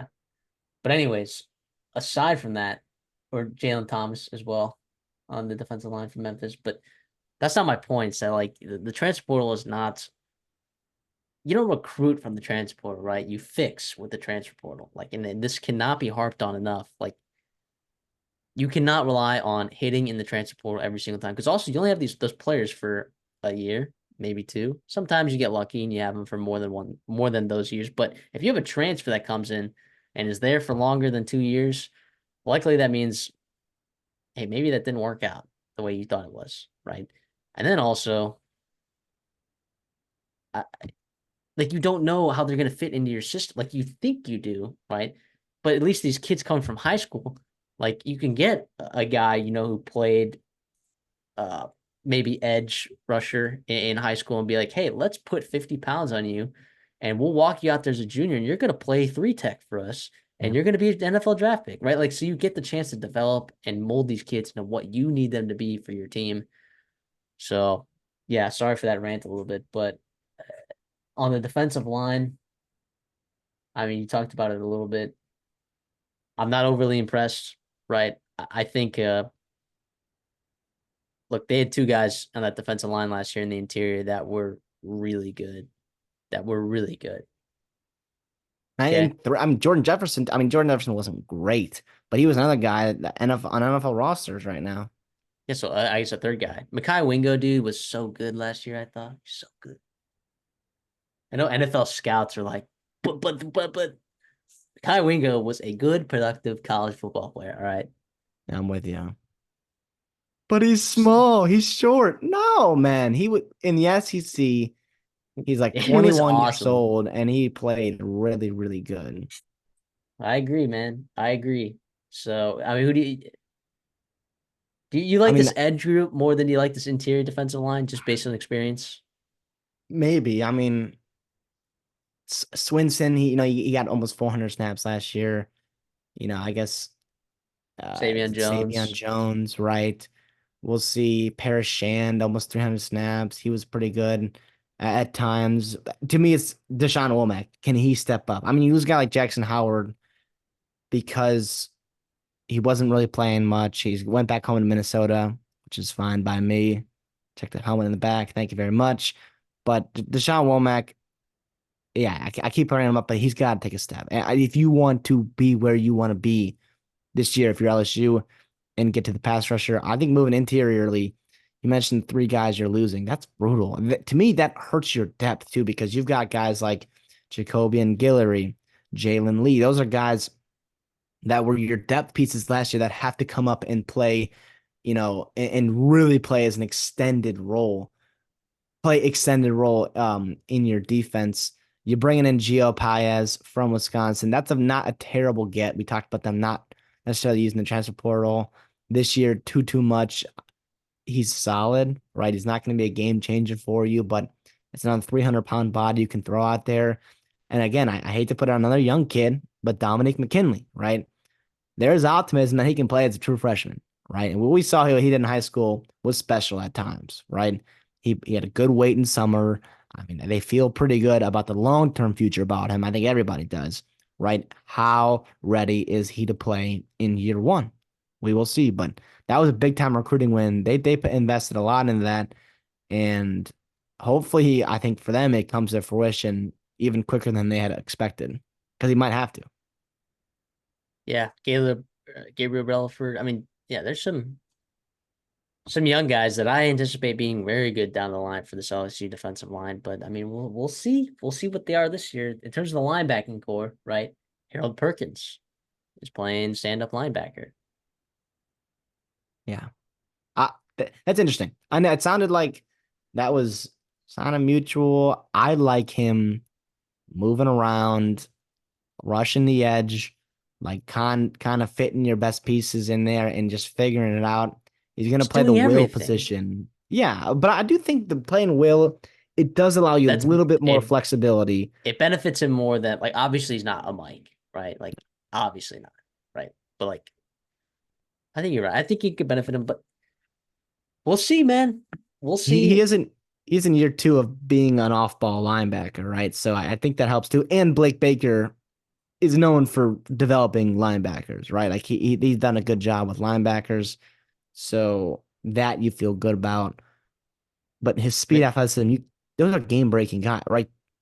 You have to use that. You have to weaponize that, right? And so we'll see, I guess, how it pans out. But to me, Great. if you're looking for pass rush, right, and I'm looking for pass rush on your defensive line right now, Perkins could be that. Yeah, he could. Greg Penn also comes back in that linebacking room. So you're getting pretty much, is that all of your snaps at linebacker, pretty much? Not all of them, but You like get the Weeks, right? You got Witten West Weeks. Witten West Weeks. Yep. But like in terms of the starters from last, yeah, that's pretty much, you're pretty much getting all of your linebacker snaps from last year, right? Back. Trying to look. Oh, Yeah. Omar Spates, who stunk for them, by the way. That was a Oh yeah, huge miss. that was a tough portal miss. Yeah. That was a huge portal miss, but Greg Penn and Harold Perkins will be fine. We'll see what Blake Baker does with this linebacking core and this defensive line. It'll be interesting. What I'm And I more think interested about, they're oh, sorry, they're moving Major Burns down to the box, which is kind of to play fun. that like star position. Yeah, Yeah, so that should be interesting. He played 300 snaps there last year, but he played a lot of free safety as well. I think they're yeah. more Well, moving him he led the closer team to the line tackles of last scrimmage. year, Yeah. so I mean that makes sense. I would do something similar. Now in the secondary, you get Jordan Gilbert. I've heard good things out of spring. I am not gonna say he's elite. I think he's fine. He's better than what you had. All right, he's better than what you had. Jair Brown from Ohio State. He didn't really play at all last year. What's he No. gonna look like? Is uh Sage Ryan gonna take another step? Like I think there's a lot of players on this team that need to take a step, right? And that's pretty scary, especially in the secondary. Yeah, I'll say this too. I think Sage Ryan, they're moving back to safety. I think you're moving Burns towards linebacker position, more nickel box. Ryan is moving from corner back to safety to pair with Gilbert. So I guess maybe that puts those guys more in their natural positions, which is good. Again, sign of better coaching or maybe not having lack of depth elsewhere. Fantastic sign. But yeah, I mean, Zy Alexander, if he's playing again this year, unless he takes a step, he was not good last year. He was not good last year. But Ashton Stamps in year two, staff seems to like him. There's been positive reviews there. PJ Woodland was running with the ones at the end of spring practice. How much is that about? Maybe That there is a hole is in this. crazy. Maybe there's a hole in this secondary, or is it he's just that dude? And he steps up and fills a hole that they desperately needed. You got J.K. Johnson. He's got to get healthy, right? Juwan Johnson, another player depth there, young, talented. Obviously, Tavano's dealing with some legal issues. Um, yeah, I don't know, man. I like you said, but again, So many question marks. they took Jair Brown. That was it that they took at the cornerback position. I don't know. I don't know why.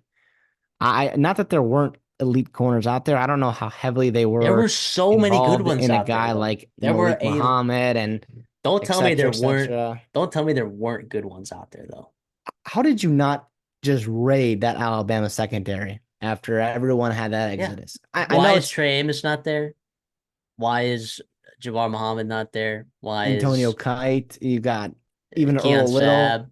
I mean, like there were I think there were a lot of corners that they could have got in the transfer portal. They didn't. And yeah, but we'll see though. Stamps and Woodland, you don't really want to rely on, year one, year two guy. Although you kind of had that a couple years ago with, Eli Ricks and Singletary Derek Stingley, which is pretty awesome. But these guys are not those guys. Those guys, Derek Stingley was top three pick, right?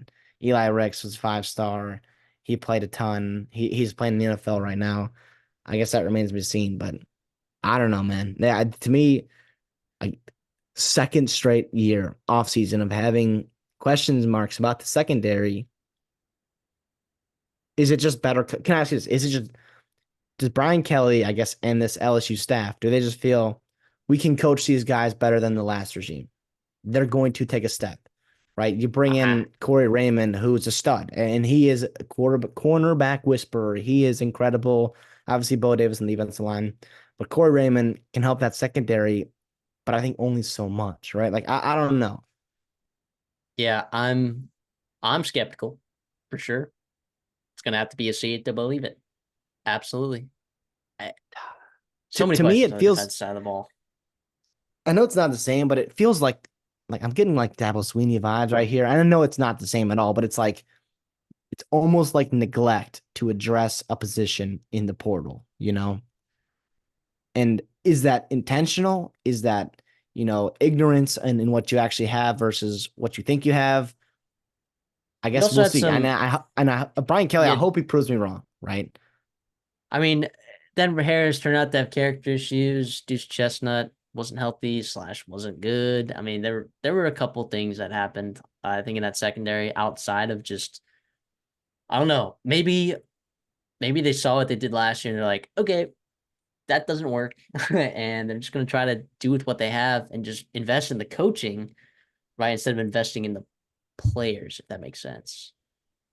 Yeah. Investing in the talent instead of investing in talent, investing in coaching, which a lot of times can work. Because else you can still bring in talent there in the secondary, and they still have talent. I mean, they have talent, just not a lot of guys that I think have been very good. So let's talk about their schedule. Their over one win total is at 9. It's juiced a little bit to the over. You can get at 9.5 at some places. Week 1, they play USC in Las Vegas. Then they play Nicholls State at home. They go to South Carolina, UCLA at home, South Alabama at home, by Ole Miss at home, at Arkansas, at Texas A&M, by Alabama at home, at Florida, Vanderbilt at home, Oklahoma at home. Yeah, I'm sorry, I don't see 10 wins on there. I'm with you. Under. Take the under. I think South Carolina could get them on the road. I think Ole Miss can get them, even though they have them at home. I think going to Kyle Field is going to be tough. I think Alabama at home is going to be tough. I think going to Gainesville is going to be tough. And I Yeah. don't think Oklahoma is going to give them an easy one either. I think I like their chances against UCLA. USC is a team that I don't know. That feels like a team that's built pretty similar to LSU, except maybe not as good on the offensive line. And you never know. It's a neutral site game. LSU's got to fly over some time zones for that. So, uh, just saying, don't sleep on that game. LSU got week 1 last year, if you remember, by a team that ended up They, being pretty good, but you never know. I'm pretty sure they haven't won an opener since 2019. I think I heard that stat somewhere, which, that was Burrow's season. So I guess if they win this first game, good things for Nussmeier and the rest of LSU. But no, I'm with you. I think the schedule stuff, there's a lot of losable games. And I think with the holes on this team, it's kind of scary. Lack of depth at specific positions, not ideal as well. I'm thinking about offensive line, defensive line, secondary. Um, Even UCLA, I don't think UCLA is going to give them a ton of problems, but it's just playing another Power Five team. And if I know anything about this next UCLA regime, right, they're going to run the football. They're going to absolutely run the football. So you better bring your A game and buckle up for that. So we'll see. We'll see. I'm with you here. Tough road games. It's nice to get Vandy, but it's also kind of a wasted game at home. If you know what I'm saying, in the SEC, you'd almost rather have them on the road. And so you've got another more winnable game, or I guess a harder game at home chance to just improve your odds, getting more wins here. Even Oklahoma, yeah, I under 9.5 seems pretty high. Agreed. Let's move on over to Ole Miss, the last team we're going to be talking about today in part 1 of SEC conference preview. Ole Miss. So they did pretty good in the transfer portal this offseason. Look, and here's the thing. I'll preview this for you right here, right now. Okay, you're gonna listen to another two individuals that cover football at a national level. You're gonna hear another two people be high on Ole Miss. I mean, that's just what it is. All right, that's just what it is. Um, Jackson Dart returns at quarterback, right? Obviously, you lose Quinshon Judkins to the portal, some NIL deal, whatever. I don't know how that happened, or I don't want to speculate, but he's gone. But they still have a pretty dang good running back room, if you ask me. I mean, it's pretty loaded. It's pretty dang loaded in that room. You like the receivers, you like what you have at tight end. Defensively, it feels like they plugged some holes there. So I'm very high on this team. Let's start about talking about Jackson Dart. Jackson Dart has very, very nice odds to win the Heisman Trophy this year. In fact, I'll tell you what those odds are. I mean, if you look at his stats from last year, like he had a New York type season, kind of. 3,300 yards, 23 touchdowns, 5 interceptions, right? To go along with some rushing yards as well. Very, very solid season from Jackson Dart. You're adding even more talent on this team and another year of chemistry with wide receivers, with a wide receiver like Trey Harris, a tight end with Caden Priestcorn. And what's crazy is that this offense is just built through the transfer portal. And now I've talked about, how to value recruiting more. I literally just got done talking about that, but it seems like they've had these transfers.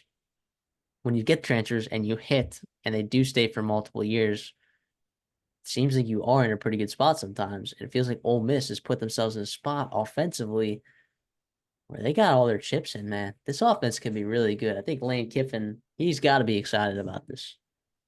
I'm 100% with you here. I'll talk on Jackson Art just a little bit here. Uh, Fourth in odds, by the way, play, plus 1,400 to win the Heisman.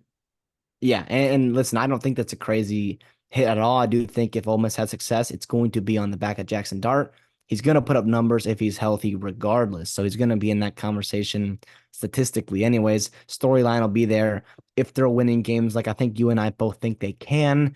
But one thing about Jackson Dart, a lot has been made of his play action pass versus his not play action pass, right? Just regular drop back passes, and last year, he graded significantly higher off of play action, right? And that's to be expected, right? That is play action pass works, right? If you're running the ball as well as Ole Miss and Lane Kiffin like to.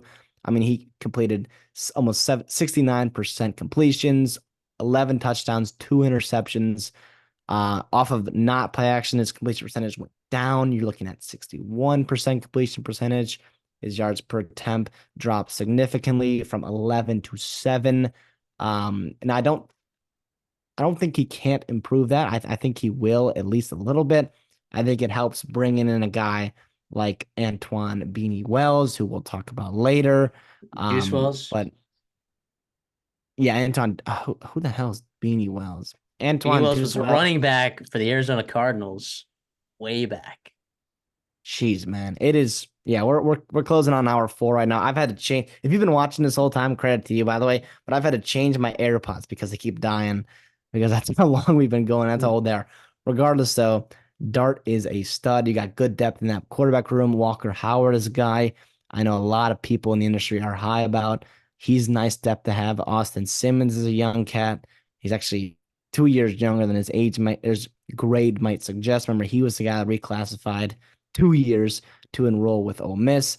AJ Maddox, you bring those are all very talented players in that room. Something happens to Dart, though, I think you're going to see a significant drop off. That's just because of how good he is and how experienced he is in that offense. But regardless, though, I like Walker Howard and the future of this room. Yeah, the running back room, it goes four deep. And three of them are transfers, right?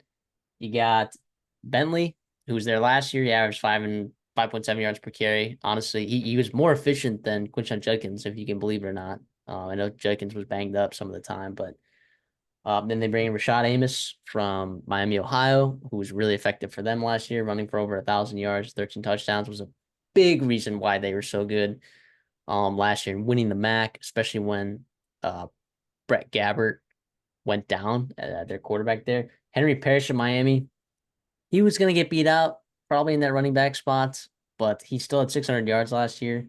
Just another ad. And then Logan Diggs. I don't know if he'll be back in time for that fall camp. We'll see. But he's a guy that's coming up from LSU. He was really, really effective for them late down the stretch. Kind of a bigger guy. I think they got a lot of different bodies, a lot of different ways that they can utilize this running back room. But I think it starts with Ulysses Bentley, um, and how good he's going to be. I think it's going to determine the effectiveness of this run game as well as the offensive line. I'm with you too. And I mean, to me, I love the different body types with Bentley, Amos, Parrish. They like the versatility in this room.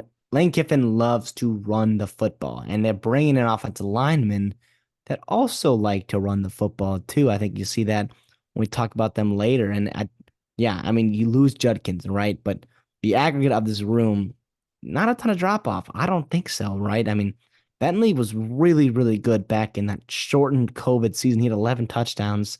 The last time he was really like one of those lead running backs in a room. Amos is a nice get, like you said.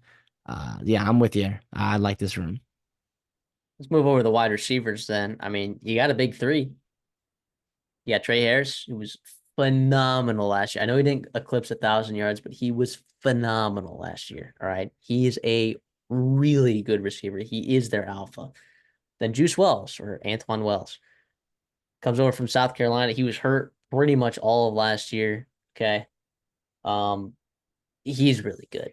All right. He was supposed to be their dude. It actually allowed for the rise of Xavier Legette, which was really nice for him. He ended up being a first round draft pick, which is pretty crazy. Then Jordan Watkins over there was 700 yards from last year, and he played in all 13 games. He came over a few years ago from Louisville. I mean, it's crazy. All three of those guys were transfers.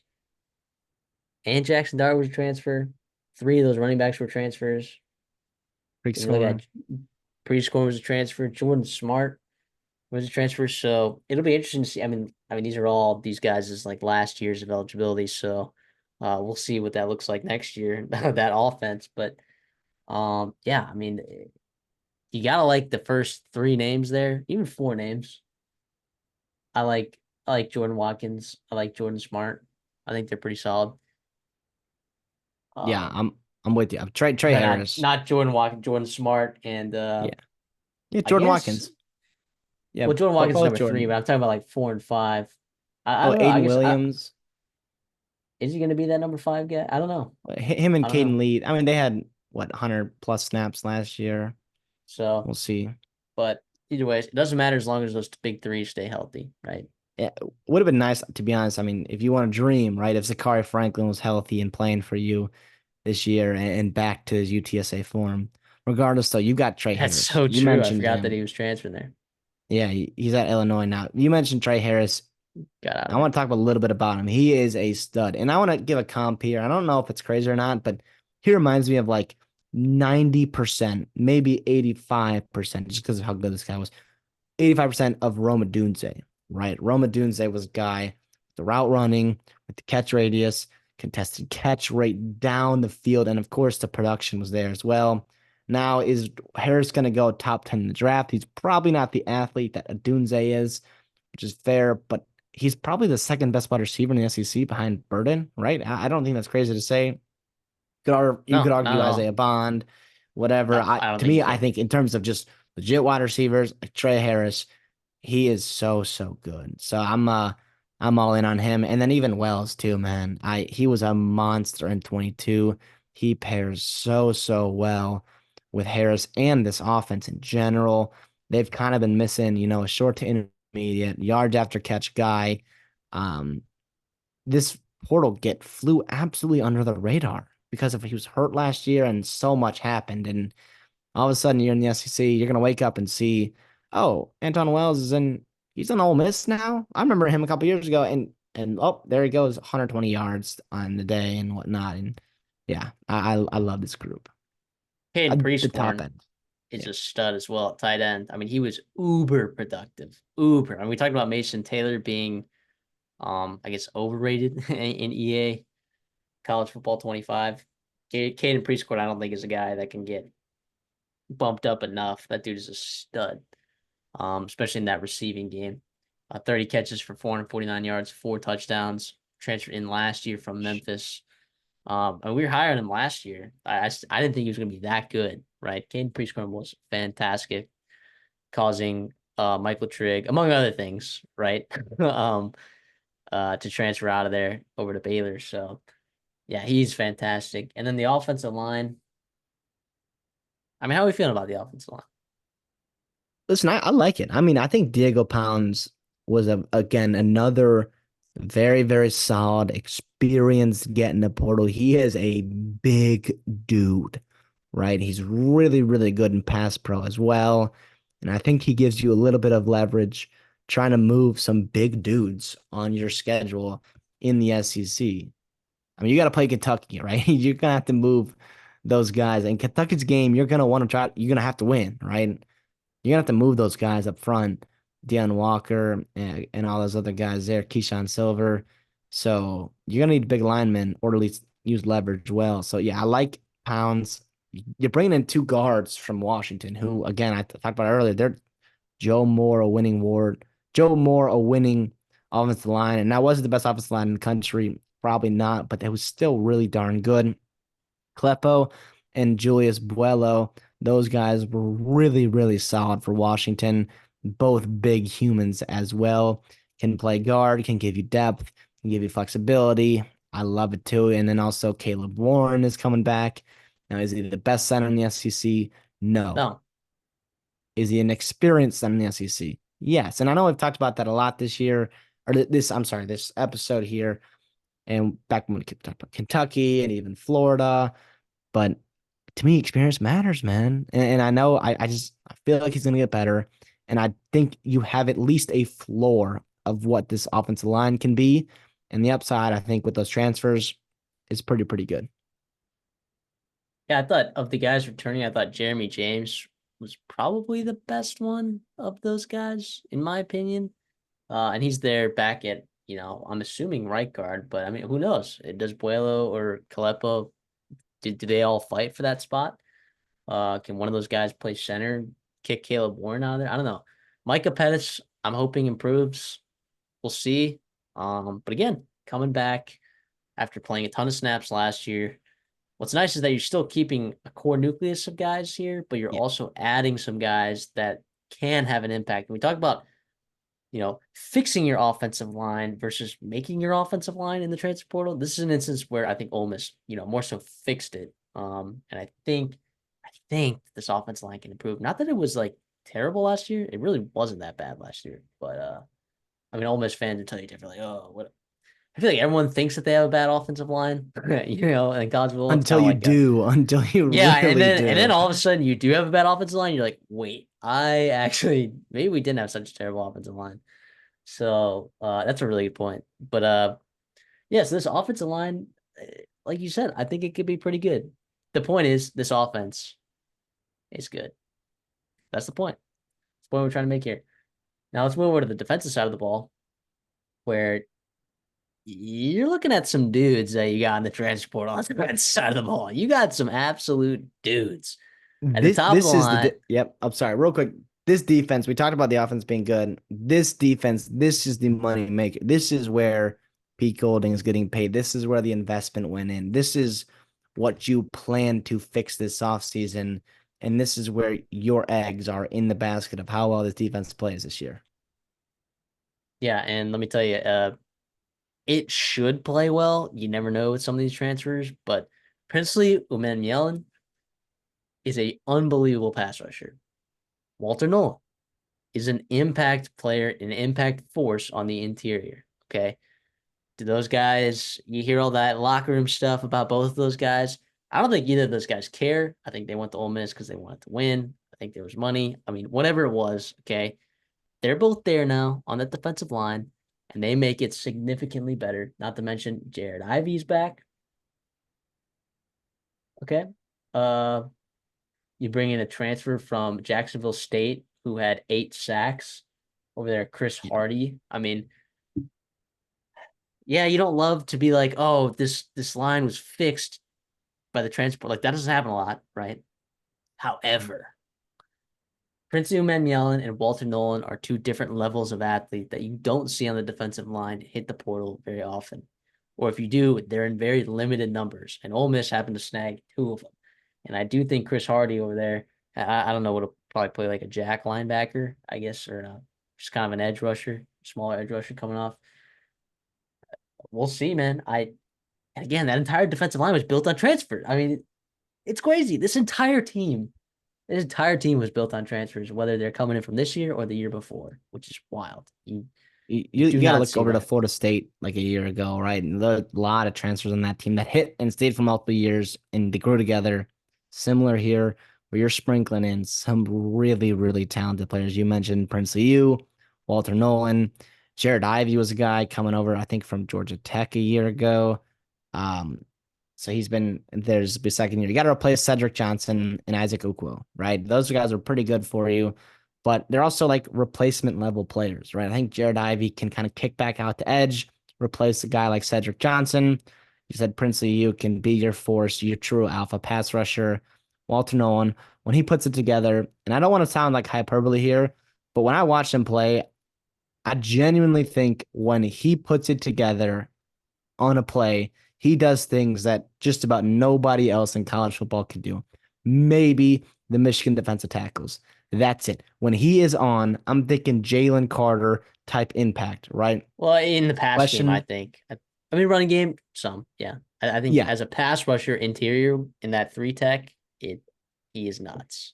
Yes. But the question is consistency, it's injury, it's whatever it may be. But I also like that he is surrounded by other good pieces. It's not just him. He's a great fit next to JJ Pegues, right? Perfect complement to a guy like Walt, who's JJ's very good against run, big dude. He's low key athletic. Like to use him on offense, right? And I think he started as a tight end, if I'm not mistaken, at Auburn. He kind of played both ways, whatever it may be. Akilo Stone, he graded out well in a more limited role. So we'll see there, but I don't know, man. To me, this is about as excited as you can be for an Ole Miss defense, especially defensive front, in a long time. And even the depth wise, Cam Franklin coming in with a ready-made body for the SEC. How much can he contribute for you, four-star guy? But he's also like your fourth or fifth piece on that edge group, which is awesome. That's what it should In be. Well done, Lane Kiffin. in the transfer portal alone, you're adding 22 sacks to this defense in the transfer portal alone. That's pretty crazy. Yeah. So And let's that's not to mention if you bump down a guy like Suntrain Perkins, you line him up at edge, whatever it may do, because he played a lot of edge last year ago, right? 300 some snaps at edge. So you not that you're going to replicate that necessarily, but I don't know. To me, the fits here are awesome. And it's up to Pete Golding. It's up to Pete Golding not to yeah. botch this. Well, we've seen him do that before. So um don't believe what people tell you. All right, Pete Golding was a huge reason for Alabama not winning more national titles than they did. All right. Let's look at the linebacking core. You return Kari Coleman, who had 37 tackles, 3 sacks, yada yada yada. You add Chris Paul in the transfer portal from Arkansas. We mentioned him a little bit earlier. I don't know that he's the best linebacker. I mean, I think he was a little bit overrated in terms of the transfer portal ratings, but oh my gosh, I mean, in terms of like the linebackers that were available in the transfer portal, I mean, this is a great get. I mean, Chris Paul is going to, I think, add. I believe he will add to this defense at the linebacker position. It was certainly a position of need. He's going to play Mike for them, so Lord knows that they needed a Mike this offseason, and they got one. Yeah, I kind of throw in linebacker and offensive line um in a similar grouping where it's like experience is nice, right? Experience is just nice. And it doesn't mean that they're good, right? But I do think it gives you some kind of floor, like I keep saying here. And Paul, again, is a nice guy to have next to the field of Perkins. I feel like the way that they've developed this team, the general manager of Ole Miss deserves a heck of a raise because you're pairing these guys, elite athlete, very, very stable, consistent player. Elite athlete, very, very stable. Like you are mixing and matching, and you can, make the best out of all these guys and just really maximize potential. Yeah, agreed. Agreed. So that linebacking core looks to be pretty decent, I think. Now, if I look when I look at the secondary, that is the biggest question about this defense, right? I feel really good about the defense line. I know the defense line is relying on transfers, but like those guys are like proven guys, right? And I think secondary is interesting because sometimes it's more system dependent. I don't know. I believe that pass rush is a trait that carries over a lot easier than learning certain zone coverages, different defense. I think it's different in the secondary. You're bringing in what, five transfers in the secondary? I mean, you got some good ones though. Like Trey Amos is a good football player. Okay, coming over there from Alabama, he earned snaps there at Alabama. And is he going to play probably outside corner for them? Yeah, he'll probably be like their top corner, I think, and believe it or not. But he was also going to be the top corner at Alabama last year. I thought he was really impressive the way he improved over the season, and he's just a really nice get for them in the portal. Yeah, and then Isaiah Hamilton's coming over at safety spot. I'm assuming he starts alongside is Brandon Turnage, is he gonna start at nickel too? Or is it Yam You got Banks Yam gonna start Banks it? as well. I Is he like gonna his start at game. nickel or are they gonna move Banks to safety? I don't know. I don't know what they're gonna do with some of these pieces. I think it's gonna depend. But what's nice about having that many pieces, although LSU saw this last year and didn't really experience success, when you have a lot of pieces like this in your secondary, um, Yam Banks coming over from South Alabama, by the way, you just you have a chance to mix and match. And what's nice is, and we'll talk about their schedule in a second, there is you get 4 games to break in the secondary and figure out what pieces are working and what is not working, which is really nice. Really, really, really nice. In fact, I would say you even have maybe 6 weeks. Um, Kentucky could be a problem, I think, for Ole Miss with that defense there. But I do think you have some time to at least break that in. And I think the schedule dynamic of that helps big time when you're looking at the improvement and development of the secondary, given that it's like Yeah, mostly transfers. I'm with you too. And what they do with their safeties is they kind of move them around. I mean, you saw Trey Washington and John Sanders line up a bunch in the box at free safety, in the slot, whatever it may have been. I think Pete Golding liked to kind of rotate those guys. And so you've got versatile players like Banks and Brandon Turnage that can do a lot of things for you, even Isaiah Hamilton as well. To be honest, though, what you could really, really use is a guy like Davidson Igbinosun, right? He was a guy that transferred a couple years ago to Ohio State. And he obviously struggled a bit, but also showed a lot of promise and talent there. And at Ole Miss, right, his freshman year, he would be just the icing on the top. If he was on this roster, I would feel so good about picking Ole Miss to do some damage in the postseason.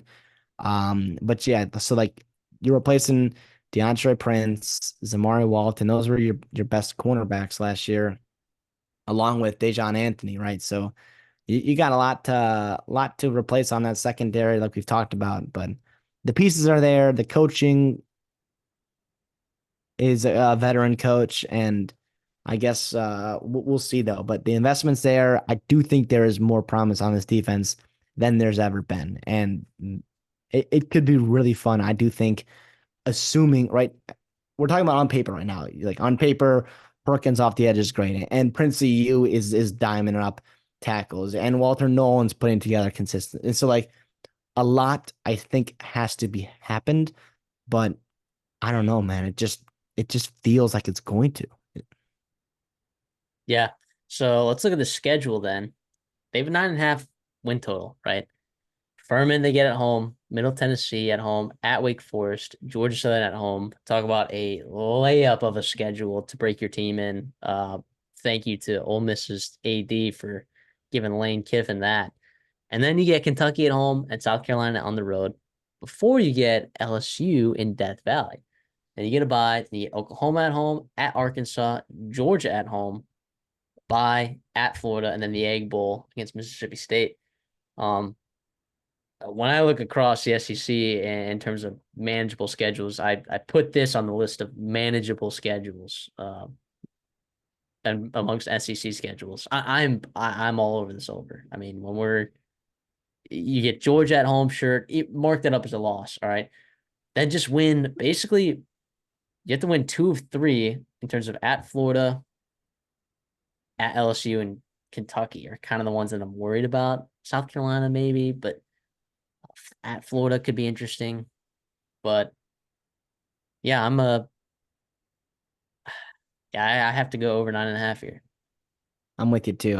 Even that Georgia game, I think this roster is built significantly better to compete with Georgia this year than it was last year. I think Jackson Dart's learned a lot. You said it though. This schedule, the dynamics, awesome. All in favor of Ole Miss.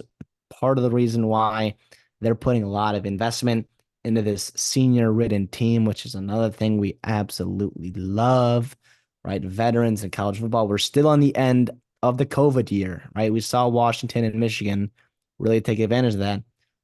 Ole Miss is not crazy. I mean, how many people were saying Washington's a bona fide, national championship team? And we were high on them, right? But we weren't, I wasn't surprised that they won the championship, but I was like impressed, right? And Ole Miss, not saying that they're going to, but the pieces are there. The precedent is there, right? With the year ago. I don't know, man. I feel really good. Them in Missouri, their schedule is really, really good. And I feel pretty good about taking over 9.5. Yeah, I mean, right? I mean,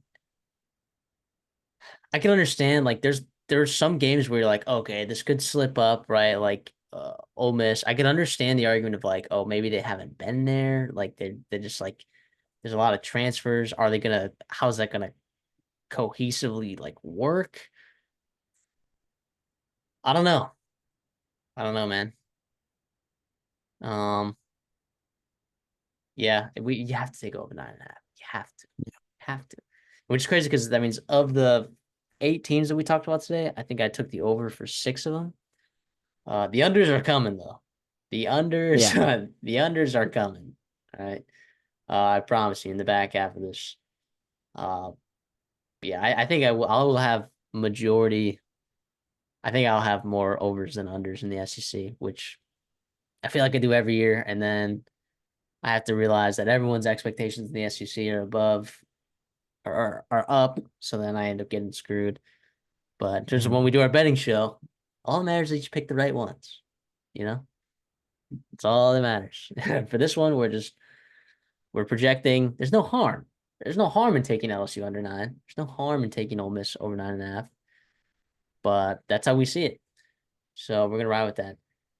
And that's gonna do it for our SEC conference preview, part 1. Make sure you guys check out part 2 later this week. That'll be out. Hopefully just in a couple days from when you see this. If not, it's already out. Maybe you're getting to this video late, which is no problem.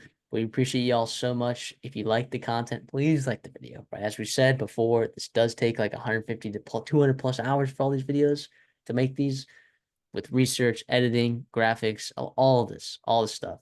So we put a lot of effort into it. So a like would go a long way. We appreciate that so much. If you're listening on Spotify, we haven't forgot about you. Just give us a 5-star rating and follow as well. If you could, that'd be awesome. We have no problem with you guys listening to us on the way to work or the way home from work. But yeah, I mean, this stuff is special. These episodes are awesome. This is why we do it. Okay. We can't wait for the season to start. We are absolutely jacked. And if one of your teams, if one of your teams was covered today, right, and you got a friend that maybe likes hearing some people talk ball, maybe likes getting in the weeds a little bit before the season, boom, you should definitely share that with some friends. Maybe talk about it. Hopefully, you got some water cooler talking points for work the next day. Like like It is water LSU, cooler season. it is water cooler season. Like LSU, they got some X's and O's guys there, but do they have the Jimmys and Joes? Use that. Make sure you trademark it. So, uh, well, I haven't trademarked it yet, so I guess it's free to use. So good luck with that. CD, anything for us on the way out? Nope, this is a blast recording. Hope you guys enjoyed. Like Mandy said, we put a lot of work into it. Make sure you guys let us know in the comments about your favorite teams. We love learning from you guys just as much as we love making these videos. So yeah, let us know, obviously. And we hope you guys continue to watch us and support us. And we'll see y'all in the next one.